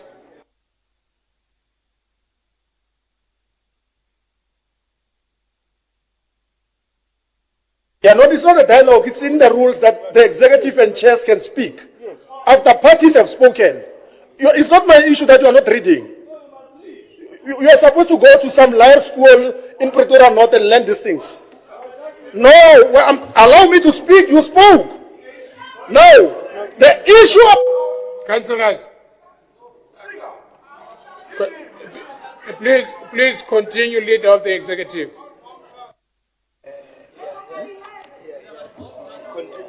Now, Speaker, the difference between us and them is that when we came to this council, we said we are vehemently opposing the issue of acting. And we said to this position is not existing, and we told him. Now, the difference between us and them is that we have shortlisted. We are having interviews on the 3rd of December. We are having interviews. They had a year without the city manager. The whole year. 8 years, 4 city managers. These people, 4 city managers, 6 mayors. This is on their shoulders. They are wearing an albatross of incompetence. We can't be told by them. They have no capacity to advise us. These are the thieves of Great Africa. 1 billion rand was stolen under their watch. When he was MMC, he hired somebody with a PhD of sports to run our city. No local government experience, nothing. He hired him, this Councillor Brink. He said in the interviews of hiring somebody with... It has to do with you. It has to do with you. We didn't support it. You are very incompetent. Thank you very much. Very incompetent, Brink. Thank you, You councillors. are incompetent. Councillors, thank you. Thank you. I am continuing. I'm not going to be stopped by Brink. Now, now today, Councillors, can we respect each other? I'm not going to allow this. It doesn't matter who's speaking. No, can we respect each other? Kawuthule. Hlala phansi masilela uthule. Hlala phansi. Thank you very much. Can we allow the speaker? I gave an opportunity to the leader of the executive to speak. Then give him that space to speak. Thank you. No, don't tell me about time. No, don't do that. Don't. Please continue, leader of the executive. Councillor Ramabud. MMC Ramabud.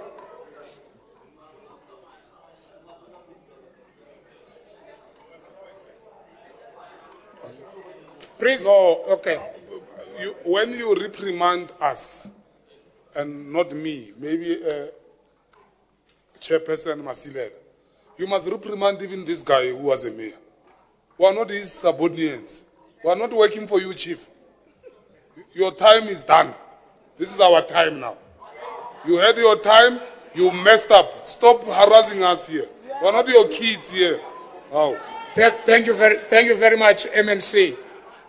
I have reprimanded everybody here that is speaking without being notified. Leader of the executive business, continue and finalize, please.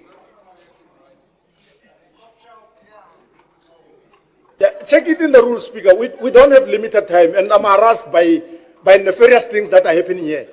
Protect me against these things that have been said here. Don't look at me. The rule says I can speak. I don't have limit on the time. Hence, I'm giving you time to speak. Yeah, but you're saying I must conclude, but I'm disturbed here. No, I'm not concluding. I said continue. Thank you. Speaker, I will not be disturbed by people who have the audacity to mess up a city. For 8 years, we're subjected to things that are not moving. Nothing that has been moving here. Now, today, when we have set a date for appointment of an MSO, because we told them, we said to the city manager, why are you creating the third deputy city manager? We declared because of people of Region 5 and 7. They don't have artisans there. It's only one plumber in Region 5 or 7. There's only 2 plumbers in Region 2.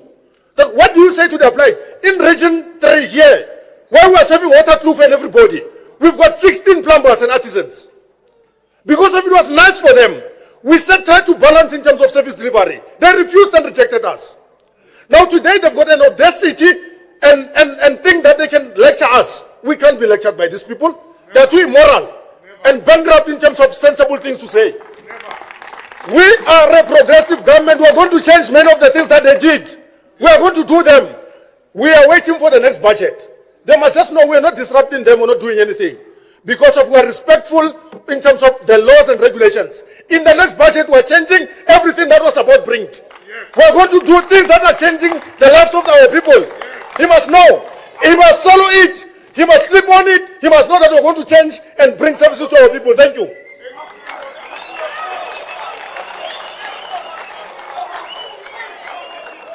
Thank you very much. I will now call Councillor Disulwane from the EFF. Your 3 minutes starts now. Councillor Disulwane, you've got 3 minutes.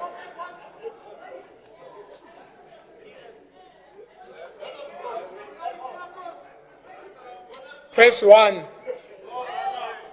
Waving. Okay, thank you very much. As recommended.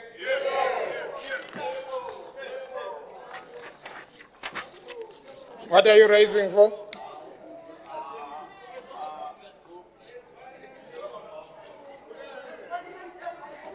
Thank you very much, Speaker. I'm a member of this House, and I have the privileges that the former Speaker just spoke of, Alderman Maluleka. And one of those is to ask for a caucus break. The DA is requesting a 20 minutes caucus break. Thank you very much, Speaker. Oh, I'm also allowing the leader of executive business to come down. I have water here. You can come. Thank you very 20 much. minutes is granted.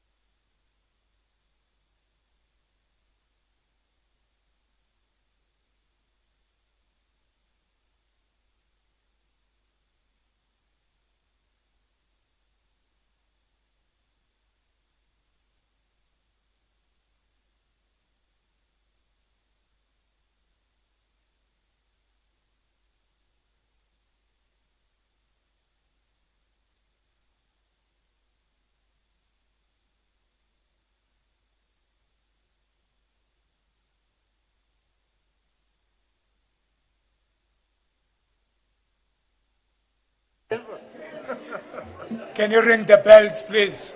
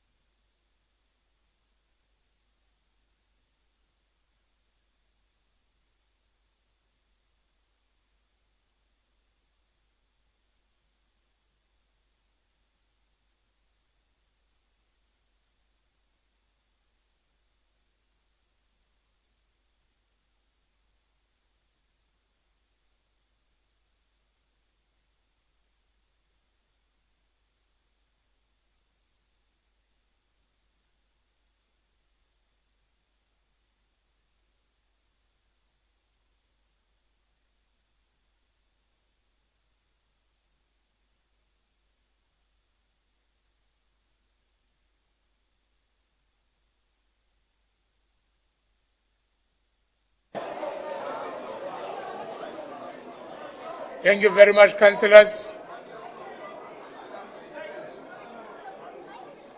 Please be seated.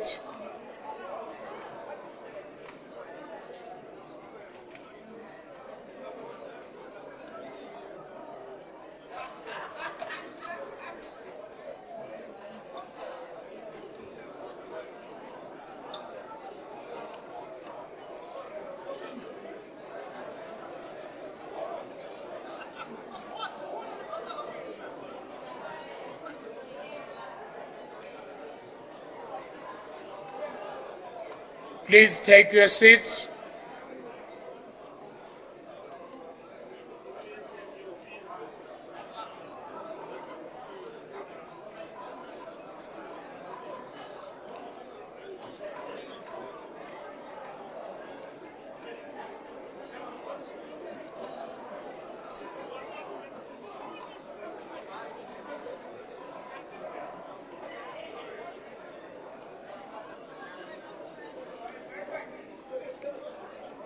Thank you very much, councillors.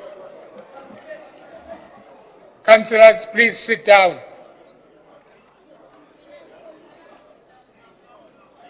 Councillors at the back, please sit down.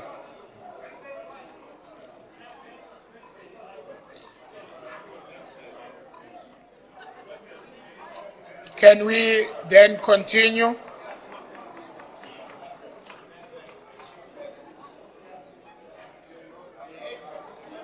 Order, please. Order.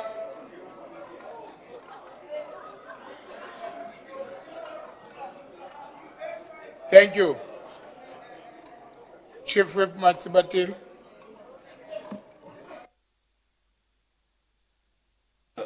Yeah, thank you very much, Speaker. Speaker, thank you for giving us also the extended time to caucus. You would appreciate, Speaker, that item 23, we only got hold of it the last 48 hours. And as you have since allowed it, the only time we could caucus was now. We have caucused this so that we can have a caucus position when we come to item 23, which we now have. Maybe on your notes also, just for you to change, is that Alderman Matebe will no longer be speaking on that item. It will be Alderman Celia Brink. Thank you very much, Speaker.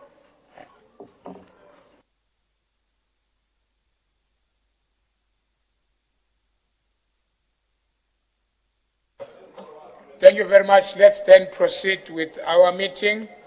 We've got two last reports on the executive. Then we move to Annexure and Section 79, then we close the meeting. Item 22, reference number 65333/2, Economic Development and Spatial Planning Department request to Council for approval to undertake the public participation process to the draft informal trading bylaw. This report is on page 3 to page 107.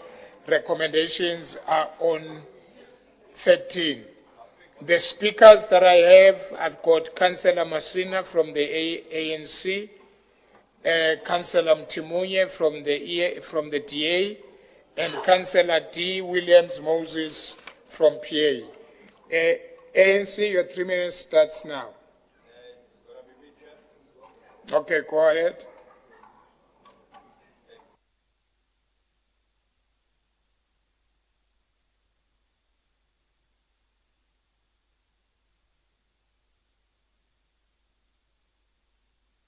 Move to another one. That one is not working.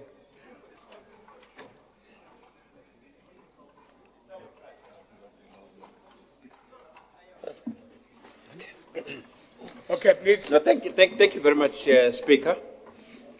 One of the most critical benefits of promoting informal trading in its potential for economic and job creation opportunities. Informal traders often serve as the backbone of our local economies, providing affordable goods and services that meet the needs of our residents. By formalizing their operations through this bylaw, we can enable these individuals to access new markets, secure financing, and growing their businesses, ultimately leading to job creation for both themselves and for the rest of society. When informal traders succeed, the entire community thrives. Speaker, the informal trading sector is a breeding ground for entrepreneurship. Many successful businesses start as small informal ventures by supporting these businesses through regulations and guidance.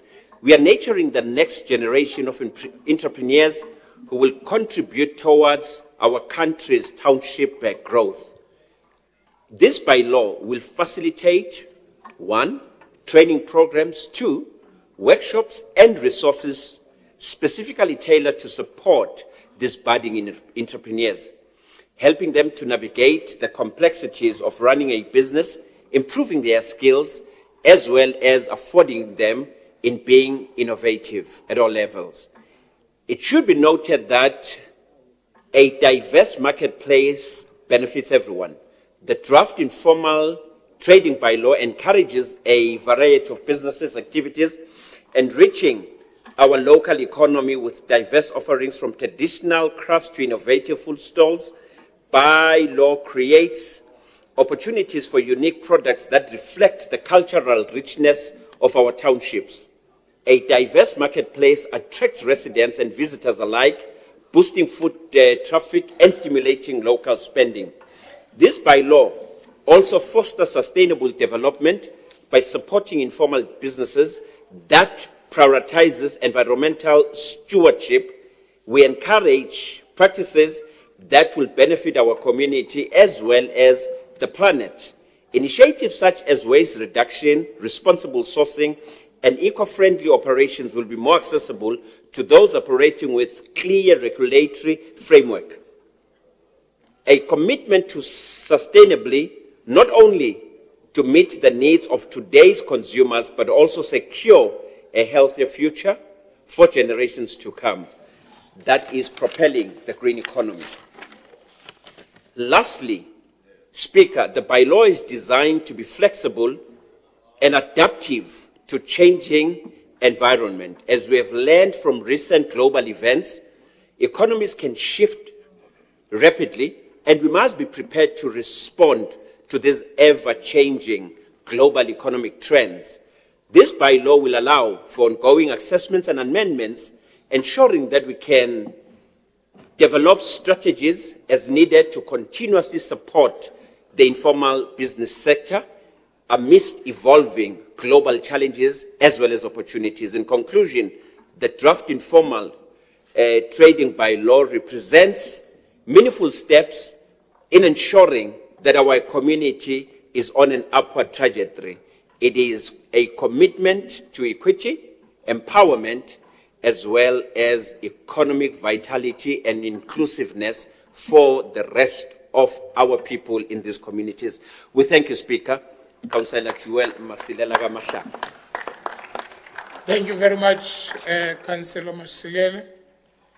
Let's move to Councillor Mutumonye from DA. Your 3 minutes starts now.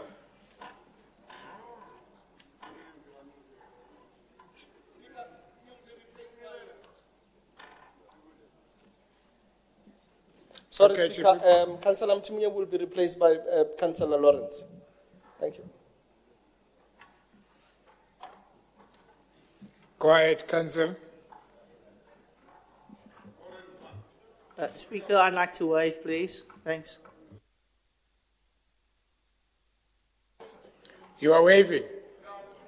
Okay. Thank you. Let's move to Councillor D. Williams Moses. Okay. Thank you very much. Are you speaking on your behalf? Okay.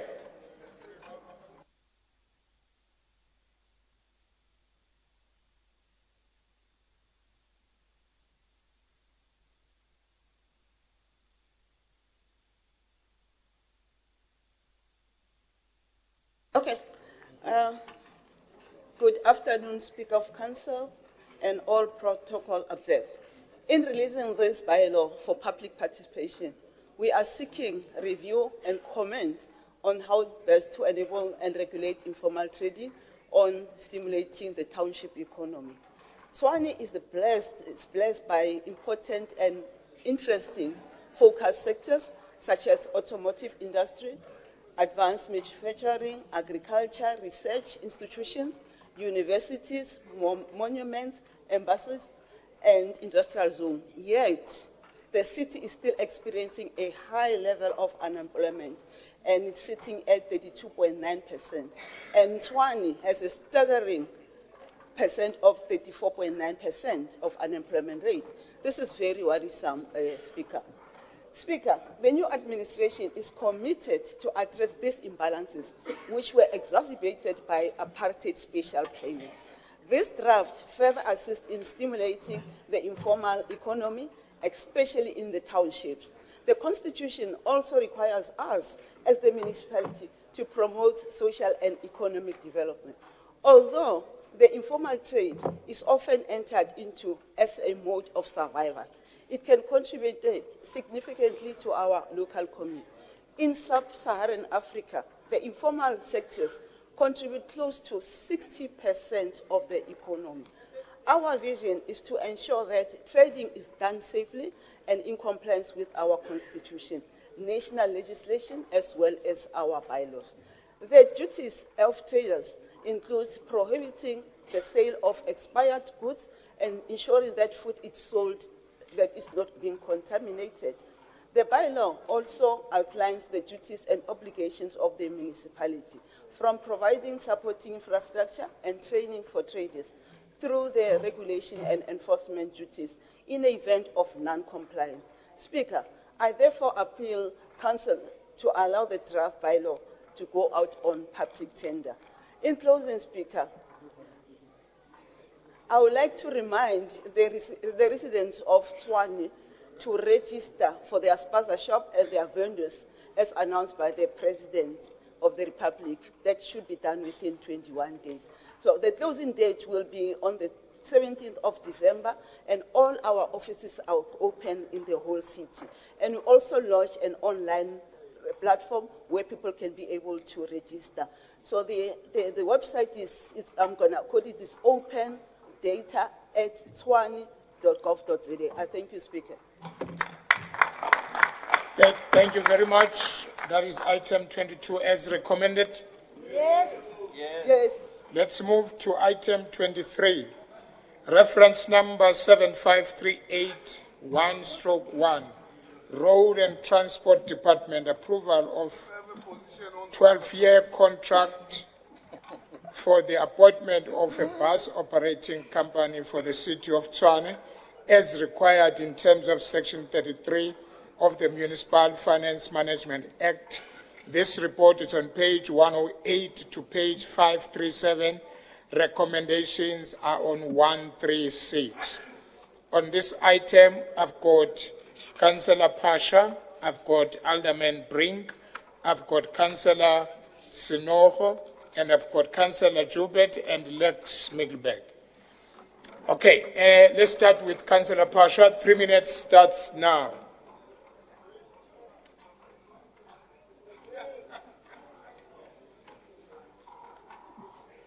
Are you speaking or waving?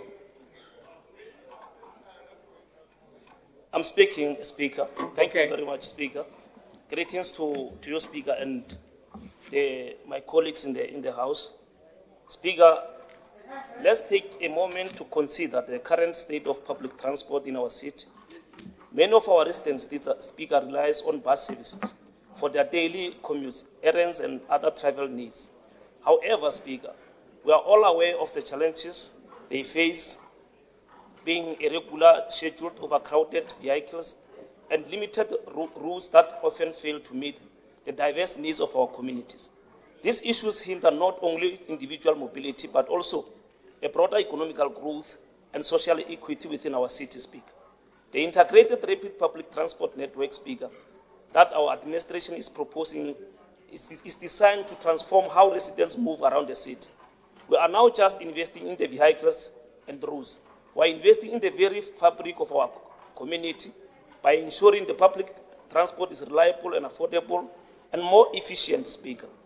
By streamlining our transport network, Speaker, we anticipate a substantial reduction in overall journey times for public transport users. Speaker, imagine a city where your commute is predictable, where you can plan your day without anxiety or delays of congested situation. This vision, Speaker, strive for, and with a council approval today, we can take a monumental step forward, turning this vision into reality. Speaker, the need for a robust public transport system is actually natural and essential, linked to economical growth. By establishing a reliable bus service, we create a more attractive environment for business to invest and thrive. A well-connected city not only facilitates easier travel for employees, but also draws the customer into commercial areas. It encourages tourism, fosters local businesses, and it translates to the creation of jobs. Moreover, the contract we seek to approve will ensure the local hearing practices are upheld, providing employment opportunity to our residents. A dedicated workforce will be engaged not only in operating and maintaining the buses, but in various support roles of that accompany, such as transformative projects. The ripple effect to this initiative on local economy cannot be overstated.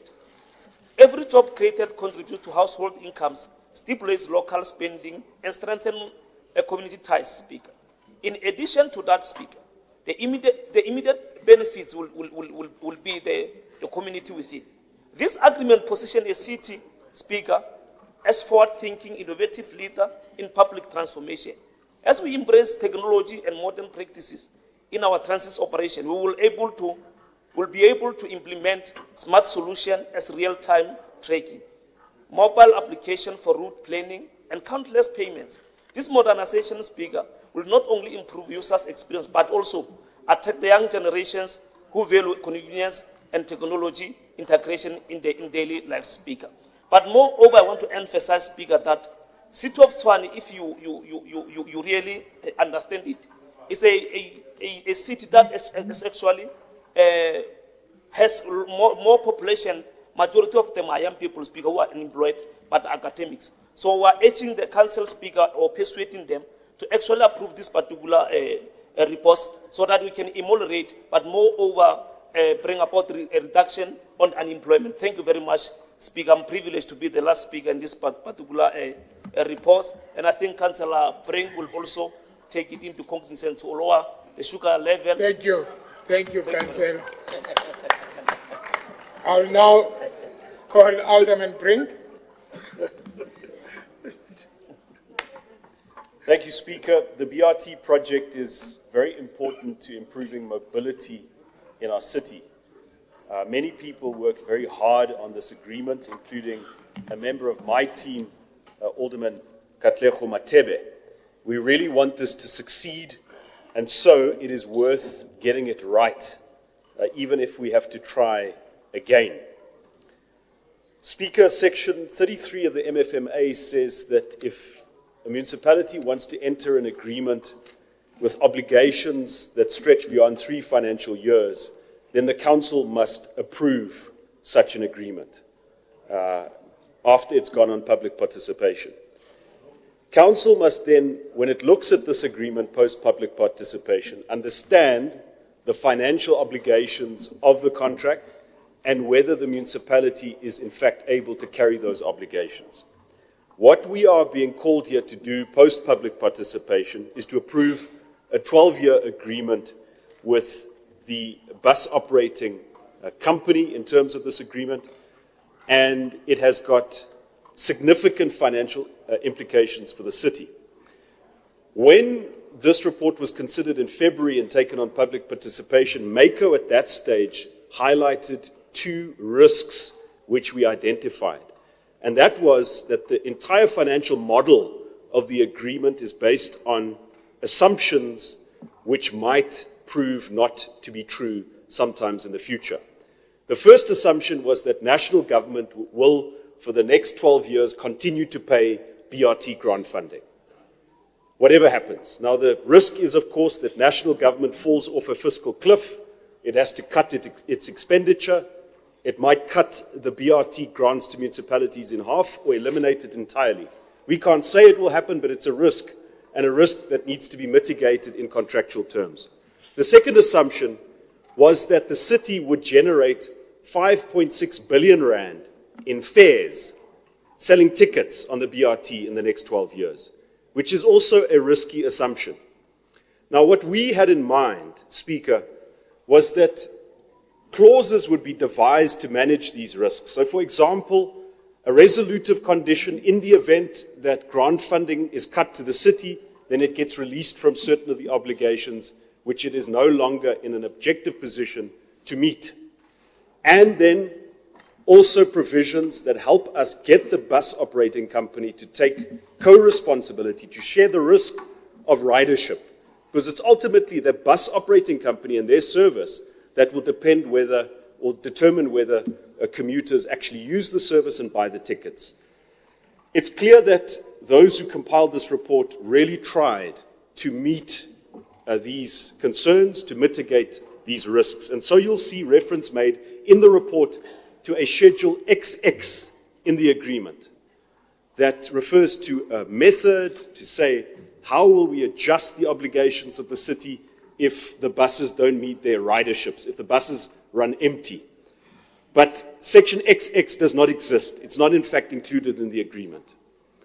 It also refers to Schedule 5, penalties, adjustments, should the city not be able to meet the ridership minimum targets. Schedule 5 does not make provision for such a penalty. It doesn't refer to minimum ridership. So, in fact, it doesn't mitigate the risk at all. And in fact, it's a bit confusing that these things would be included, mentioned in the report, but XX doesn't exist. It's not there. Schedule 5 does not refer to penalties at all. Now, Alderman, your time is up.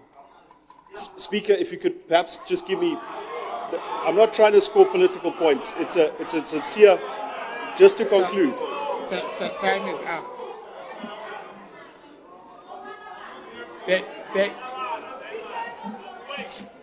Thank you very much. Alderman, I won't treat you otherwise. I've been stopping people when the time is finished.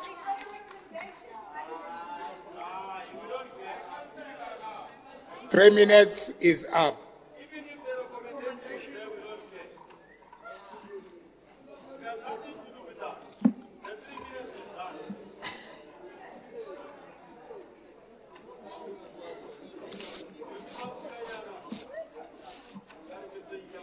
Let's then move to the next speaker.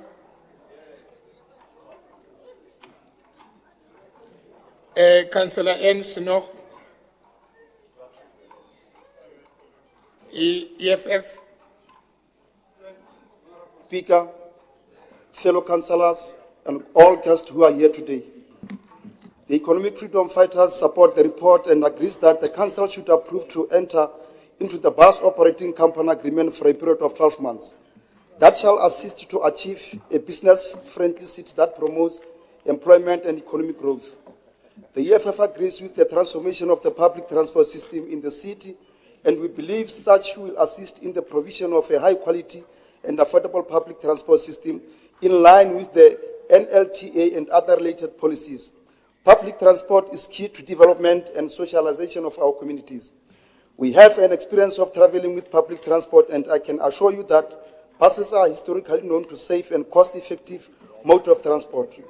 Bus operating company is a cooperative legal entity to be contracted by the city to operate bus routes and improve commuters' mobility experience in areas like Vonderboom to Pretoria CBD to Hatfield to Mainland to Denboom to Ikageng, and Pretoria CBD to Atteridgeville and Mamelodi. These are the areas where our mothers and fathers frequently travel to for work purposes, and our view is that this mode of transport will make their livelihood to be simple and easier. We cannot wait to see our people shifting from other modes of transport to buses, relieving congestion on those modes, social benefits such as saving people's time and improved transport satisfaction.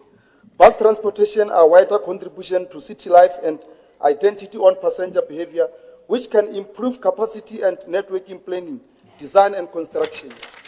In conclusion, the EFF approved that council enter into the bus operating company agreement for a period of 12 months, and we believe that this new administration will follow all the legal requirements to obtain such an agreement in openness and, importantly, most effective manner. I thank you. Thank you very much.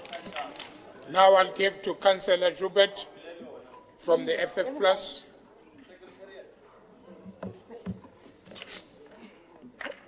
Mr. Speaker, I thank you for the opportunity. I would like to caution the councillors here in this August House that we should not approve this report. The reason why I'm saying this is purely based on the report. We received this report on the 26th of November. It's an over 500-page report which has a huge financial impact on the city. We as the Freedom Front Plus feels that there is not adequate circumstances in this report to pass this.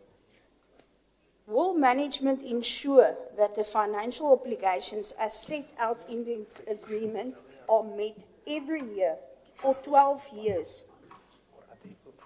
Obviously, we can't be fooled. We can attest that administration changes. The impact and output on revenue is huge, and we can use the city funds for service delivery and invest in the 20 bus services. I would like to state that if you go on the Heritage portal, you will see the Pretoria bus services was already implemented in 1931. There's some of the employees at the 20 bus services who's been there for over 40 years. The Arieng buses, most of them goes on an empty bus. Then furthermore, I wish to caution us on 2.8. Point of order, MMC.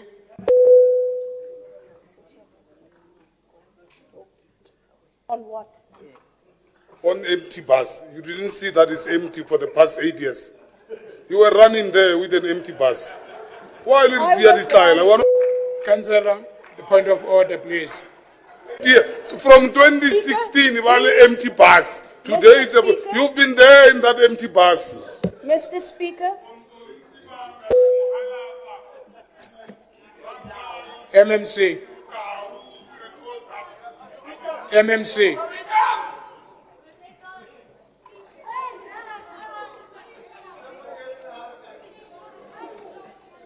What is your problem? Hey. Okay, thank you very much. Continue, Councillor. Can we please be... Mr. Speaker, I would like to point out to MMC Ramobodu that I come from humble beginnings. I personally utilized the 20 bus services for 8 years of my life. Been there, done that, got the T-shirt. The Councillor's Code of Conduct, 2.8, Declaration of Interests.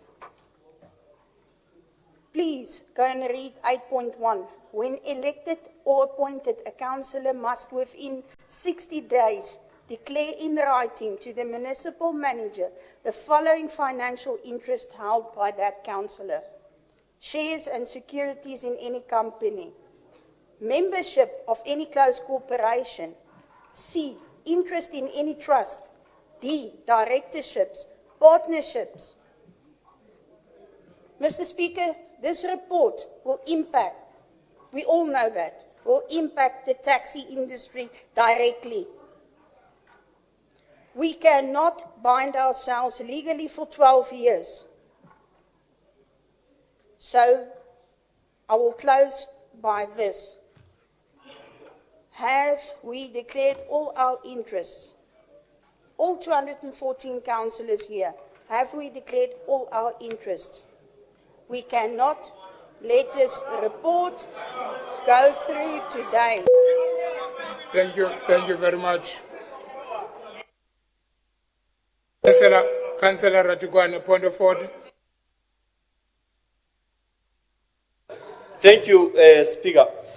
It's actually a point of information in that the person that we know have not declared the interest is actually 4C and is not here.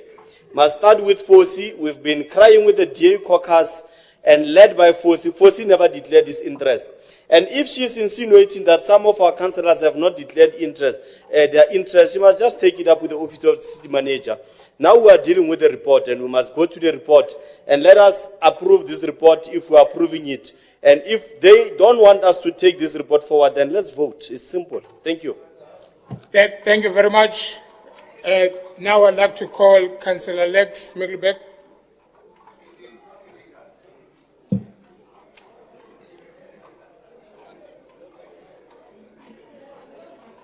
Thank you, Mr. Speaker. Section 33 of the MFA is very clear about three key requirements when approving a long-term contract. First off, it requires that council shall determine by way of resolution that the city will secure a significant financial benefit in terms of the contract.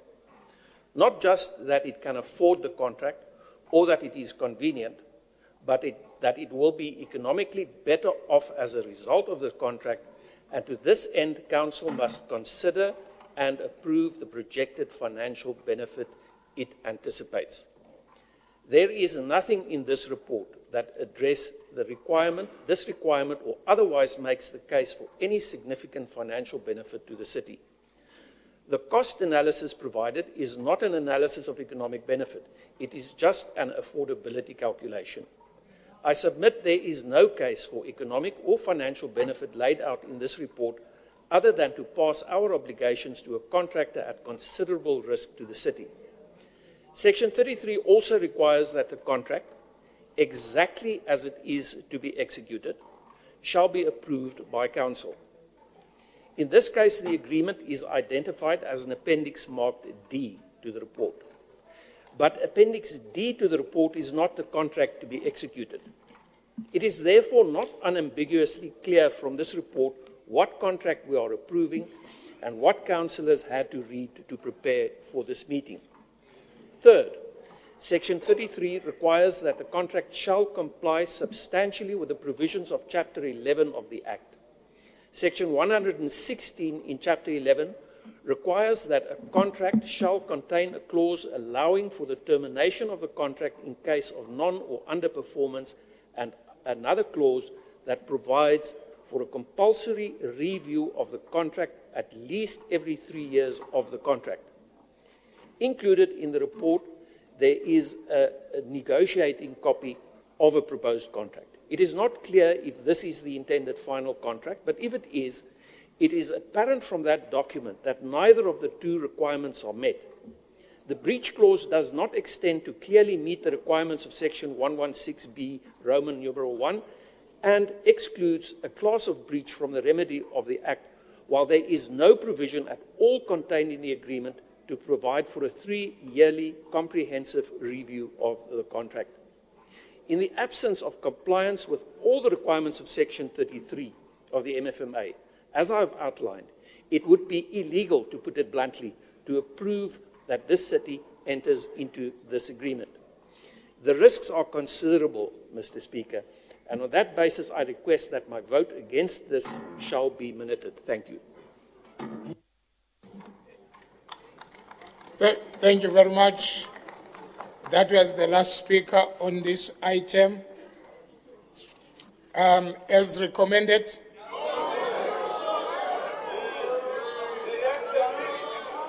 okay, thank you very much. MMC.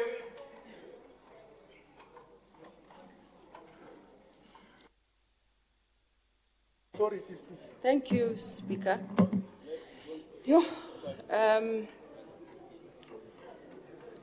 It's a very complicated one. No, thanks, Speaker, and thanks, councillors that have engaged the report. Speaker, just a friendly reminder that this is not the first time that this nature of a contract is entered into by any city in a metro. I think this has been done by the city of Joburg, and it's not a new thing that we are entering into, and that as the city of Tshwane, we must never be pushed into a state of fear that we must rule from a point of fear, and as a result, we are unable to deliver services to our people because people have what we call fear of the unknown. I think we're a city and an executive and a group of councillors that understand what we want to achieve. And I'll state those, and this is the following. Speaker, Section 33 provides for a public participation process that must unfold if we are to embark on a contract that spans over or more than 3 years. And I think we have exhausted that. The BOCA that is being spoken about, which is a bus operating company agreement between this city and the TRT, called the Tshwane Rapid Transport, is a groundbreaking milestone, which, although complex, must be welcomed and embraced by those who value and appreciate our transformational efforts.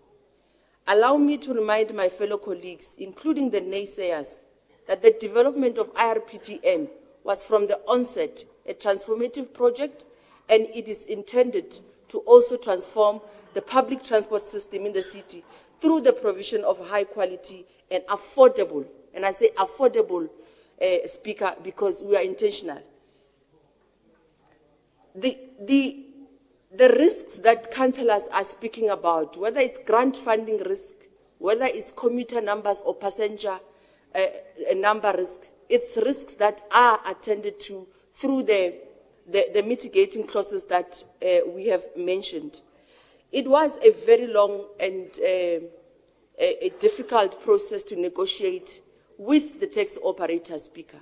One of the things that we need to appreciate as the city and as this council is that a time to treat and view taxes and their operations as some illegal black setup that must not be appreciated must come to an end. The taxi industry presides over 4 billion worth of business, and it must be respected. And as a first step to doing that, as a city of Tshwane, we need to formalize that space. And this is part of us doing that. So, in terms of the recommendations, and I agree with what Councillor Pasha has spoken to, I will just go straight to the recommendations so that they are well documented and recorded, Speaker. Firstly, we recommend that this council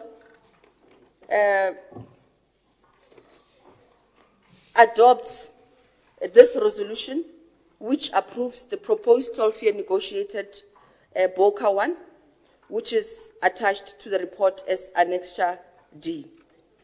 And that Clause 31 and Schedule 5 on user number guarantees and penalties relating to Clause 31 be resubmitted to Council in terms of Section 116. And this we say, Speaker, because of the concerns that are being raised by councillors.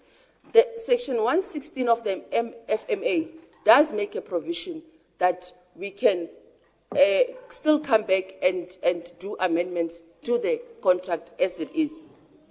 That also further recommend that Schedule 5 penalties relating to Clause 22 on anti-competition clause be resubmitted to Council in terms of 116, Section 116, subsection 3 of the MFMA, Act 56 of 2003. And lastly, that Council authorizes the city manager to execute and sign the proposed 12-year negotiated BOCA 1 on behalf of the city and the TRT. Thank you very much.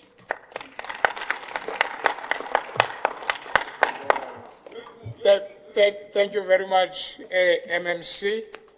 I understand that when we raised the recommendation, there were no's and yeses. Yes, Alderman Brink. This is a report of the executive mayor. I just want to understand if the executive mayor is amending the report, because that would just simplify this.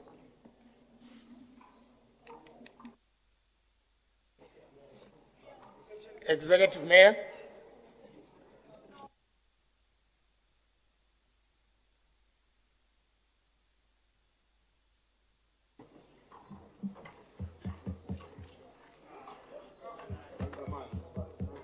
Who's taking it? Leader of the executive?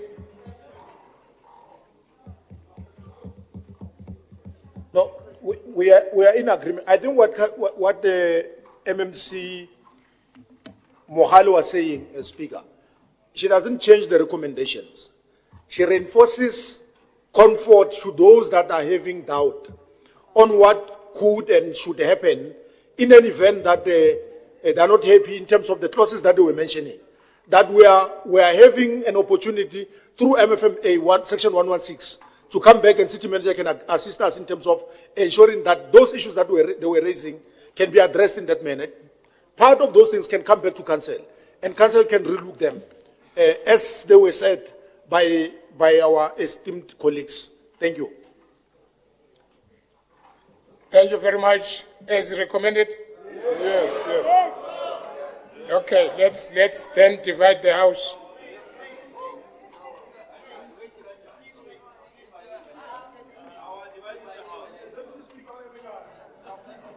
Why Matsibatila und Matsibatil?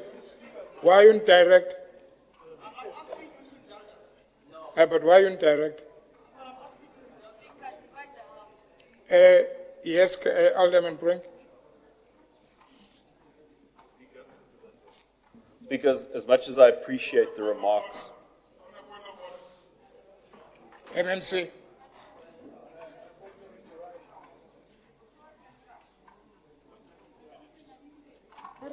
I'm rising on section 38.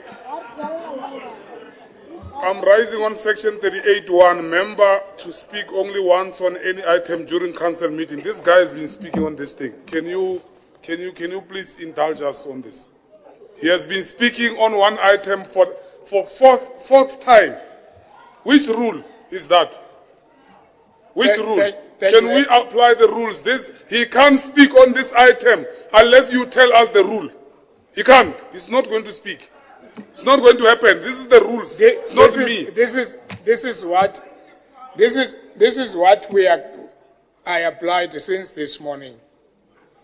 I said, can I speak? I said, once the MMC speak, the report is closed. No one must come after that. And I am still saying that. We can't have the MMC closing the report, then we open it again. I asked as recommended, you said no. Let's go for voting, let's divide the house. Then, point of order, okay. Okay, noted. Let's take the point of order. If I'm understanding the MMC correctly, it looks like we may be deviating from a process. And maybe MMC can just clarify. It sounded like MMC was adding an additional recommendation that talks to MFMA section 11, or was it just inputs?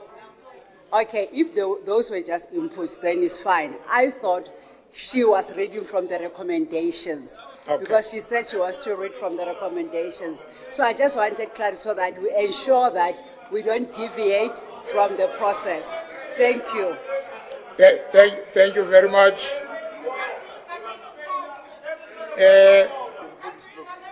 Councillor? And this one, please. Go ahead, Councillor, go ahead. When Councillor Marisha. Just to remind you that the report is closed. So why are we ensuing this debate? It's the point of order, Councillor, that I took. It's a point of order, not a debate. Fine. I hear you, but the report is long closed. Yes, I know, but I'm taking a point of order. From where? Councillor. Sanundincedisa to rule. when I don't take point of orders, near complain. When I take them, No, but you still people complain. are being creative because they heard you reminding them that the report is closed. And I'm not changing that. I'm taking a Councillor Ratikwan.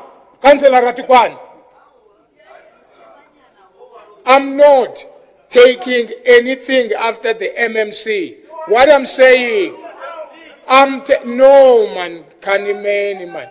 It was a point of order. Must I ignore your point of orders? I'm sticking on my ruling. What is your problem? I'm not going to do as you wish. I'm not going to do that. I have closed the report. And she's entitled to the odd point of order. MMC.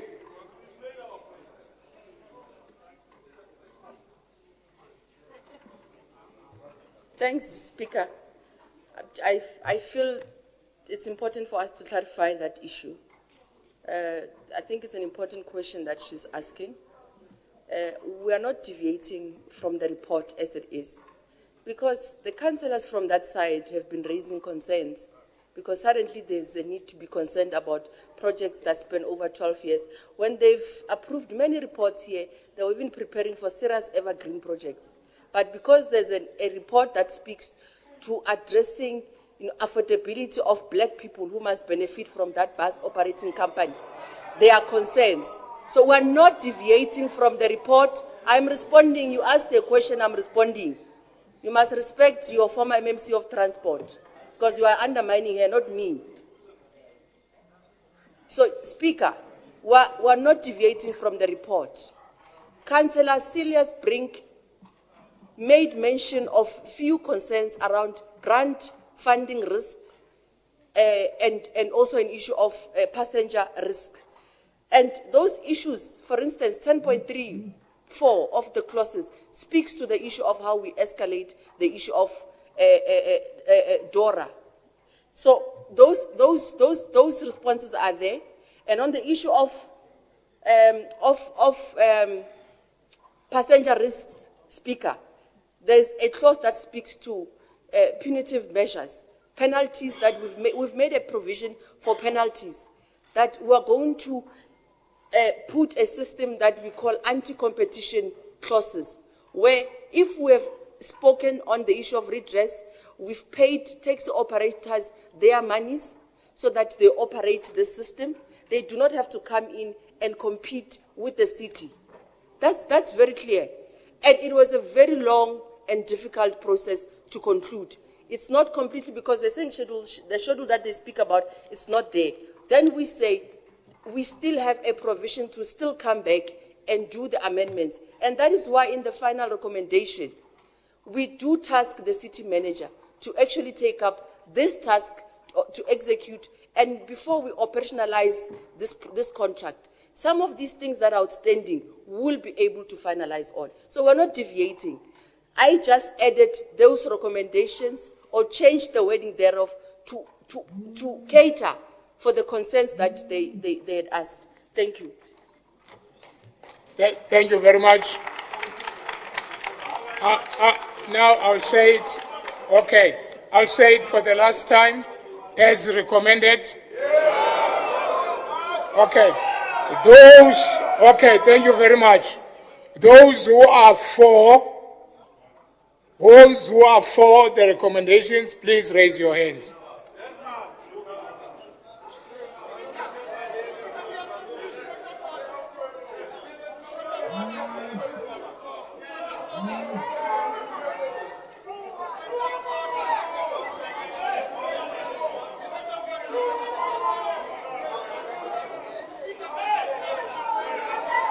We are in a process of voting here. We are in a process of voting.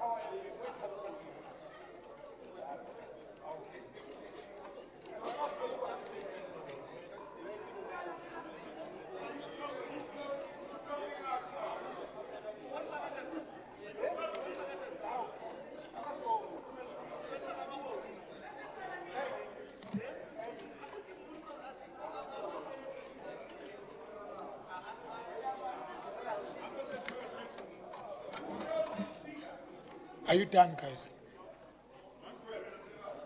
Are you done? We need to learn.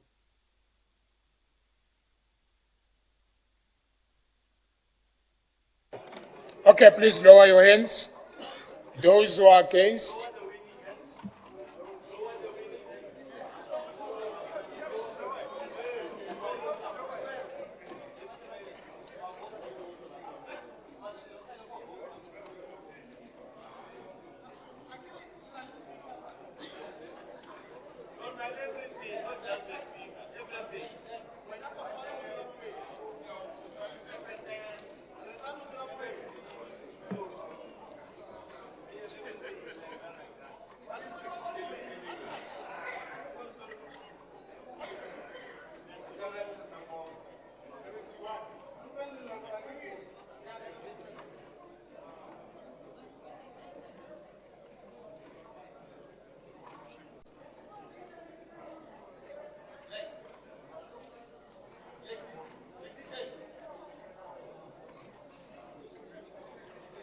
Thank you. You may lower your hands.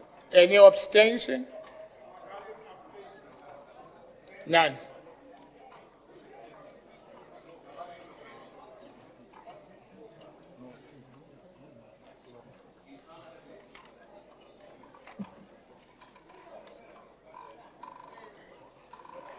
Those are for, it's 94.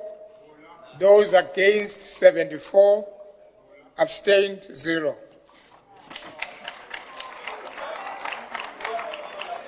Okay, point of order.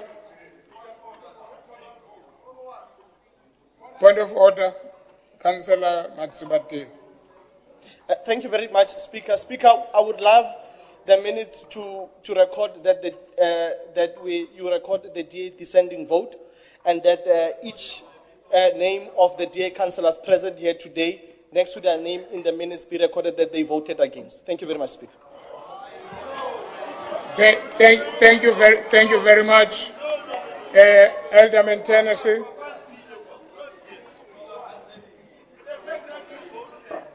Thank you, Speaker. Likewise, in the case of the Freedom Front, in terms of Rule 39.2, I request that all the present members of the Freedom Front dissenting vote be recorded against the decision taken today in this item. Thank you. Thank you very much.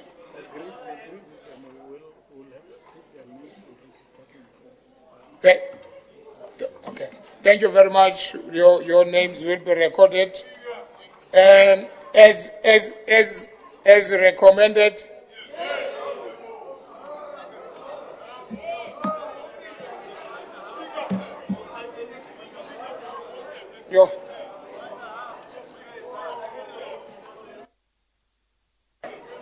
Yes, DM.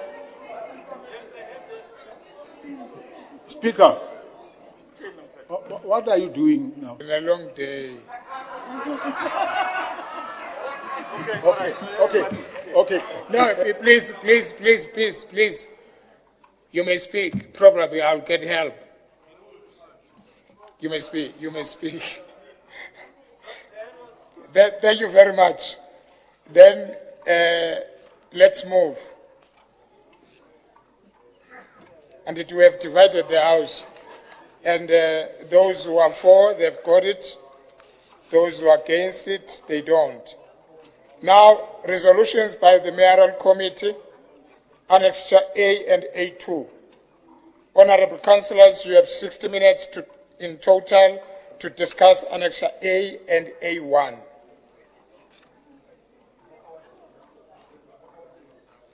A, resolution of the Mayoral Committee, 17 October 2024. A1, I've got one speaker, Alderman F.J. Smith. On this one. F.J. Smith, your 3 minutes is now. Please press the speaking. Okay, thank you. We are our for our city that support the vulnerable and provide social relief, and we create a healthy and vibrant city.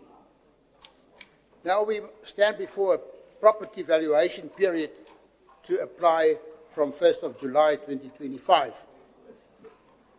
Speaker, we want to warn you from the DA side that local government often raises taxes as a means to recover the funds when facing budget shortfalls or increased expenses. Such decisions are typically made to ensure that essential services like the public safety, the infrastructure maintenance and social programs remain operational. However, raising taxes can have significant economic and political implications. Some key considerations and warning associated with this approach.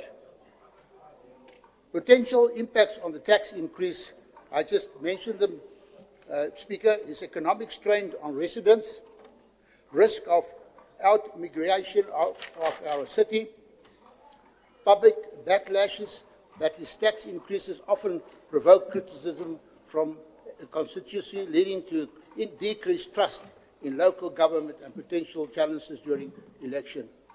And short-term solutions over reliance on tax increases might address immediate needs, but fails to address system fiscal issues or inefficiency. Alternatives to consider, Speaker, is expenditure cuts or economic growth strategies or public-private partnerships or transparency and engagement. Increasing rates and taxes to balance budget in local governments can pose several dangers, as I started to say, and challenges, including burden on residents and businesses, reduced public support, economic impact,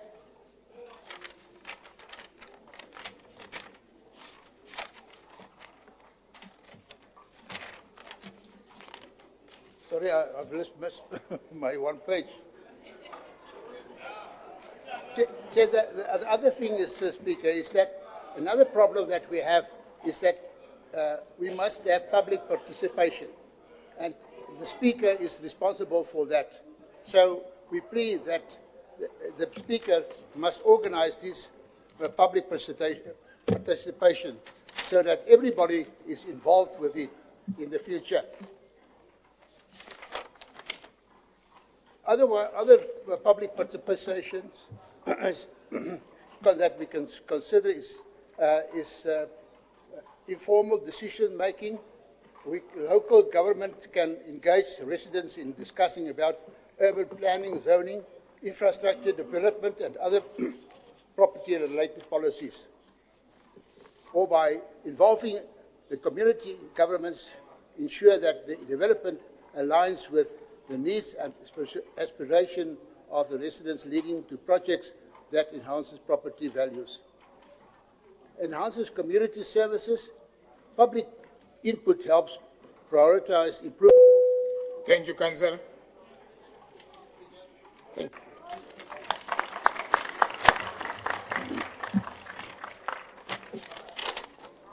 you. A1. Nitulene. A2.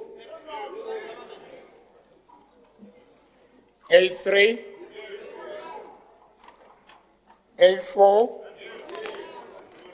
A5. 6. 7. 8. 9. 10. Then item 11, I've got Councillor GP first. Councillor. Thank you, Speaker. The DA welcomes this report as preparation for the inclusion of embedded energy as a key performance area during the service delivery budget implementation plan for next year's budget. More City of Tshwane customers are installing solar panels and solar electricity to generate electricity, therefore not depending on the Tshwane electricity. And as such, it has an adverse impact on the revenue of the city. In essence, In short, the city's revenue is declining. This report before Council today is of great concern, as certain key performance indicators as part of the SDBIP are being excluded from the SDBIP, specifically the embedded generation KPI. This year, MACO decided to move this KPI to SDBIP, which is a good decision, as per National Treasury Circular 88. But this has not yet been done. Now, the report before Council provides frivolous reasons why it should not be incorporated as a KPI, but I will deal with that shortly. Also, reference is being made to Section 152 of the Constitution, as well as the Section 1 of the MFMA. However, these legal principles are not being incorporated in the report. And then, on a technical perspective, if you look at the report specifically, and we go to item 10 of the excluded KPIs, it reads priority electricity grid code C57 Charlie 57 EE Echo. Number of electricity consumers with embedded generation system, and the reason to remove is because the project is unfunded or not supported. So the report also submitted to MACO 21 June, approved the embedded energy KPI to be incorporated in the SDPIP, subject to the number of registered consumers with embedded energy.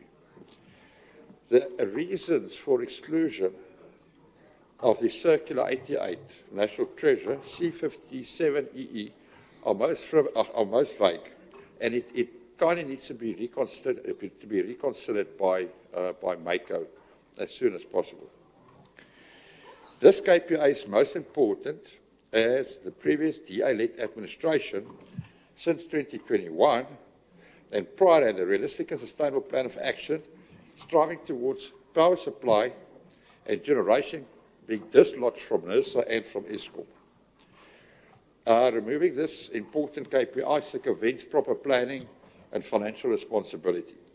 In conclusion, Mr. Speaker, the request is for MACO to ensure that the embedded energy as a KPI be incorporated into the service delivery budget implementation plan during the adjustment budget next year for the purpose of sound financial management and planning. I thank you. Thank you very much. 12, 13, 14, 15. Honorable Councillors, now that we have disposed the Annexure A, we can move to Annexure A1. A1, Resolution of the Mayoral Committee 2023, October 2024. A11, 2, 3, 4, 5, 6.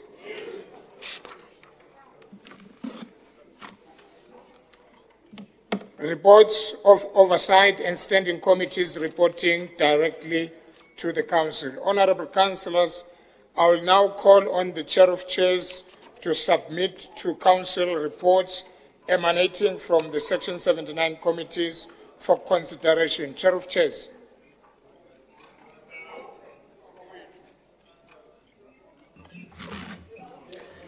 Angithokoze somlomo wesibethamthetho sehloko doroba City of Tshwane.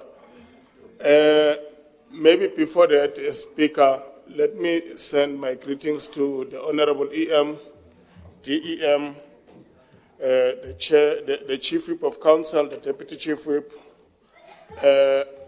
Chairpersons of Section 79 committees, the executive members.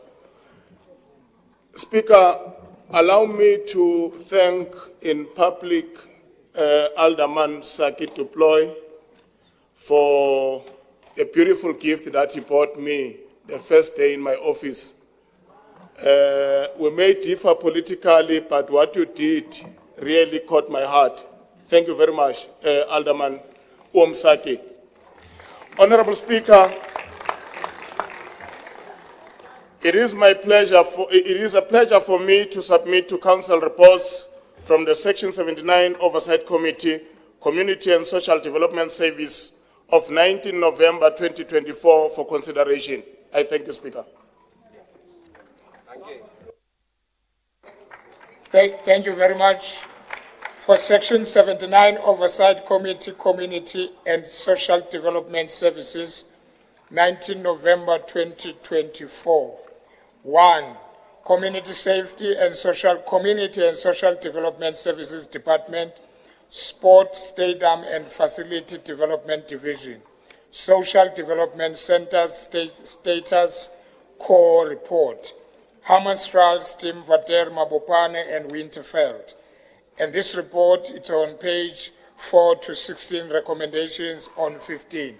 As recommended,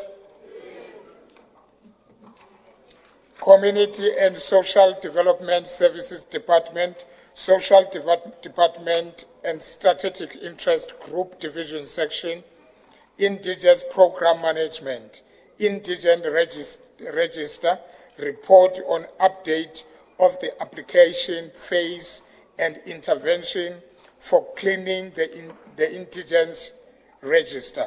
This report is on page 17 to 21. Recommendations are on 21. As recommended,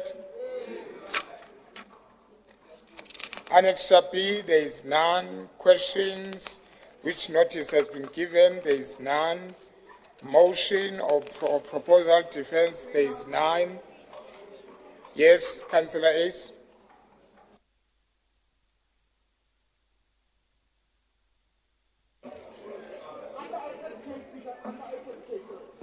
Under item K, I would like to make a comment under item K, Speaker. I don't have item K. Okay. Speaker, the matter that I want to address is quite a serious one. So I would ask that you just give me some benefit of the doubt here. We are in the 16 Days of Activism campaign against gender-based violence, specifically against women and children. We're sitting now at 10 minutes to 8 in this council chamber, where previously we implemented a 5 p.m. rule, where very specifically the plight of violence against women was used as a reason for that rule to be brought in. I am asking that never again does it happen in this council chamber that the issues of women are used for political gain. I leave that with you. It's my plight to you. Thank you.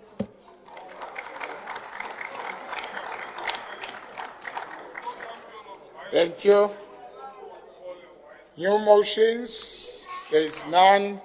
Oh, guys. All right. Councillor? Or MMC, sorry.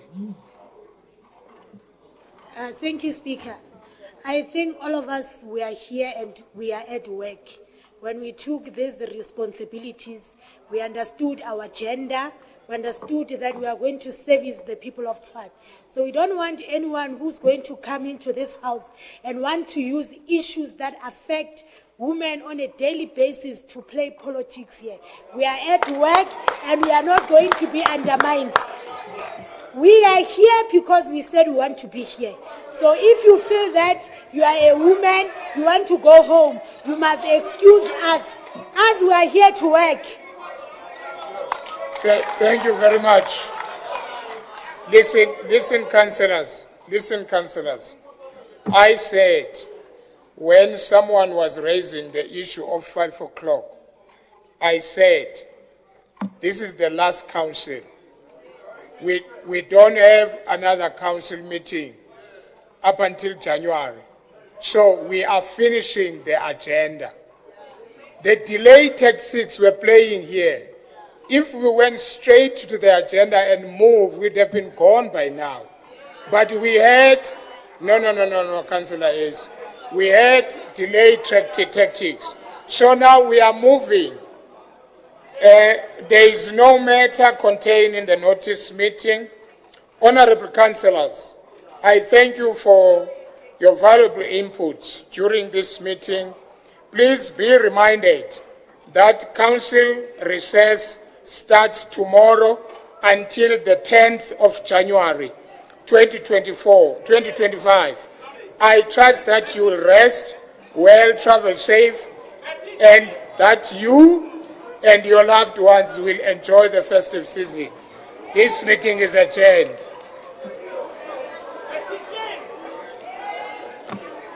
So,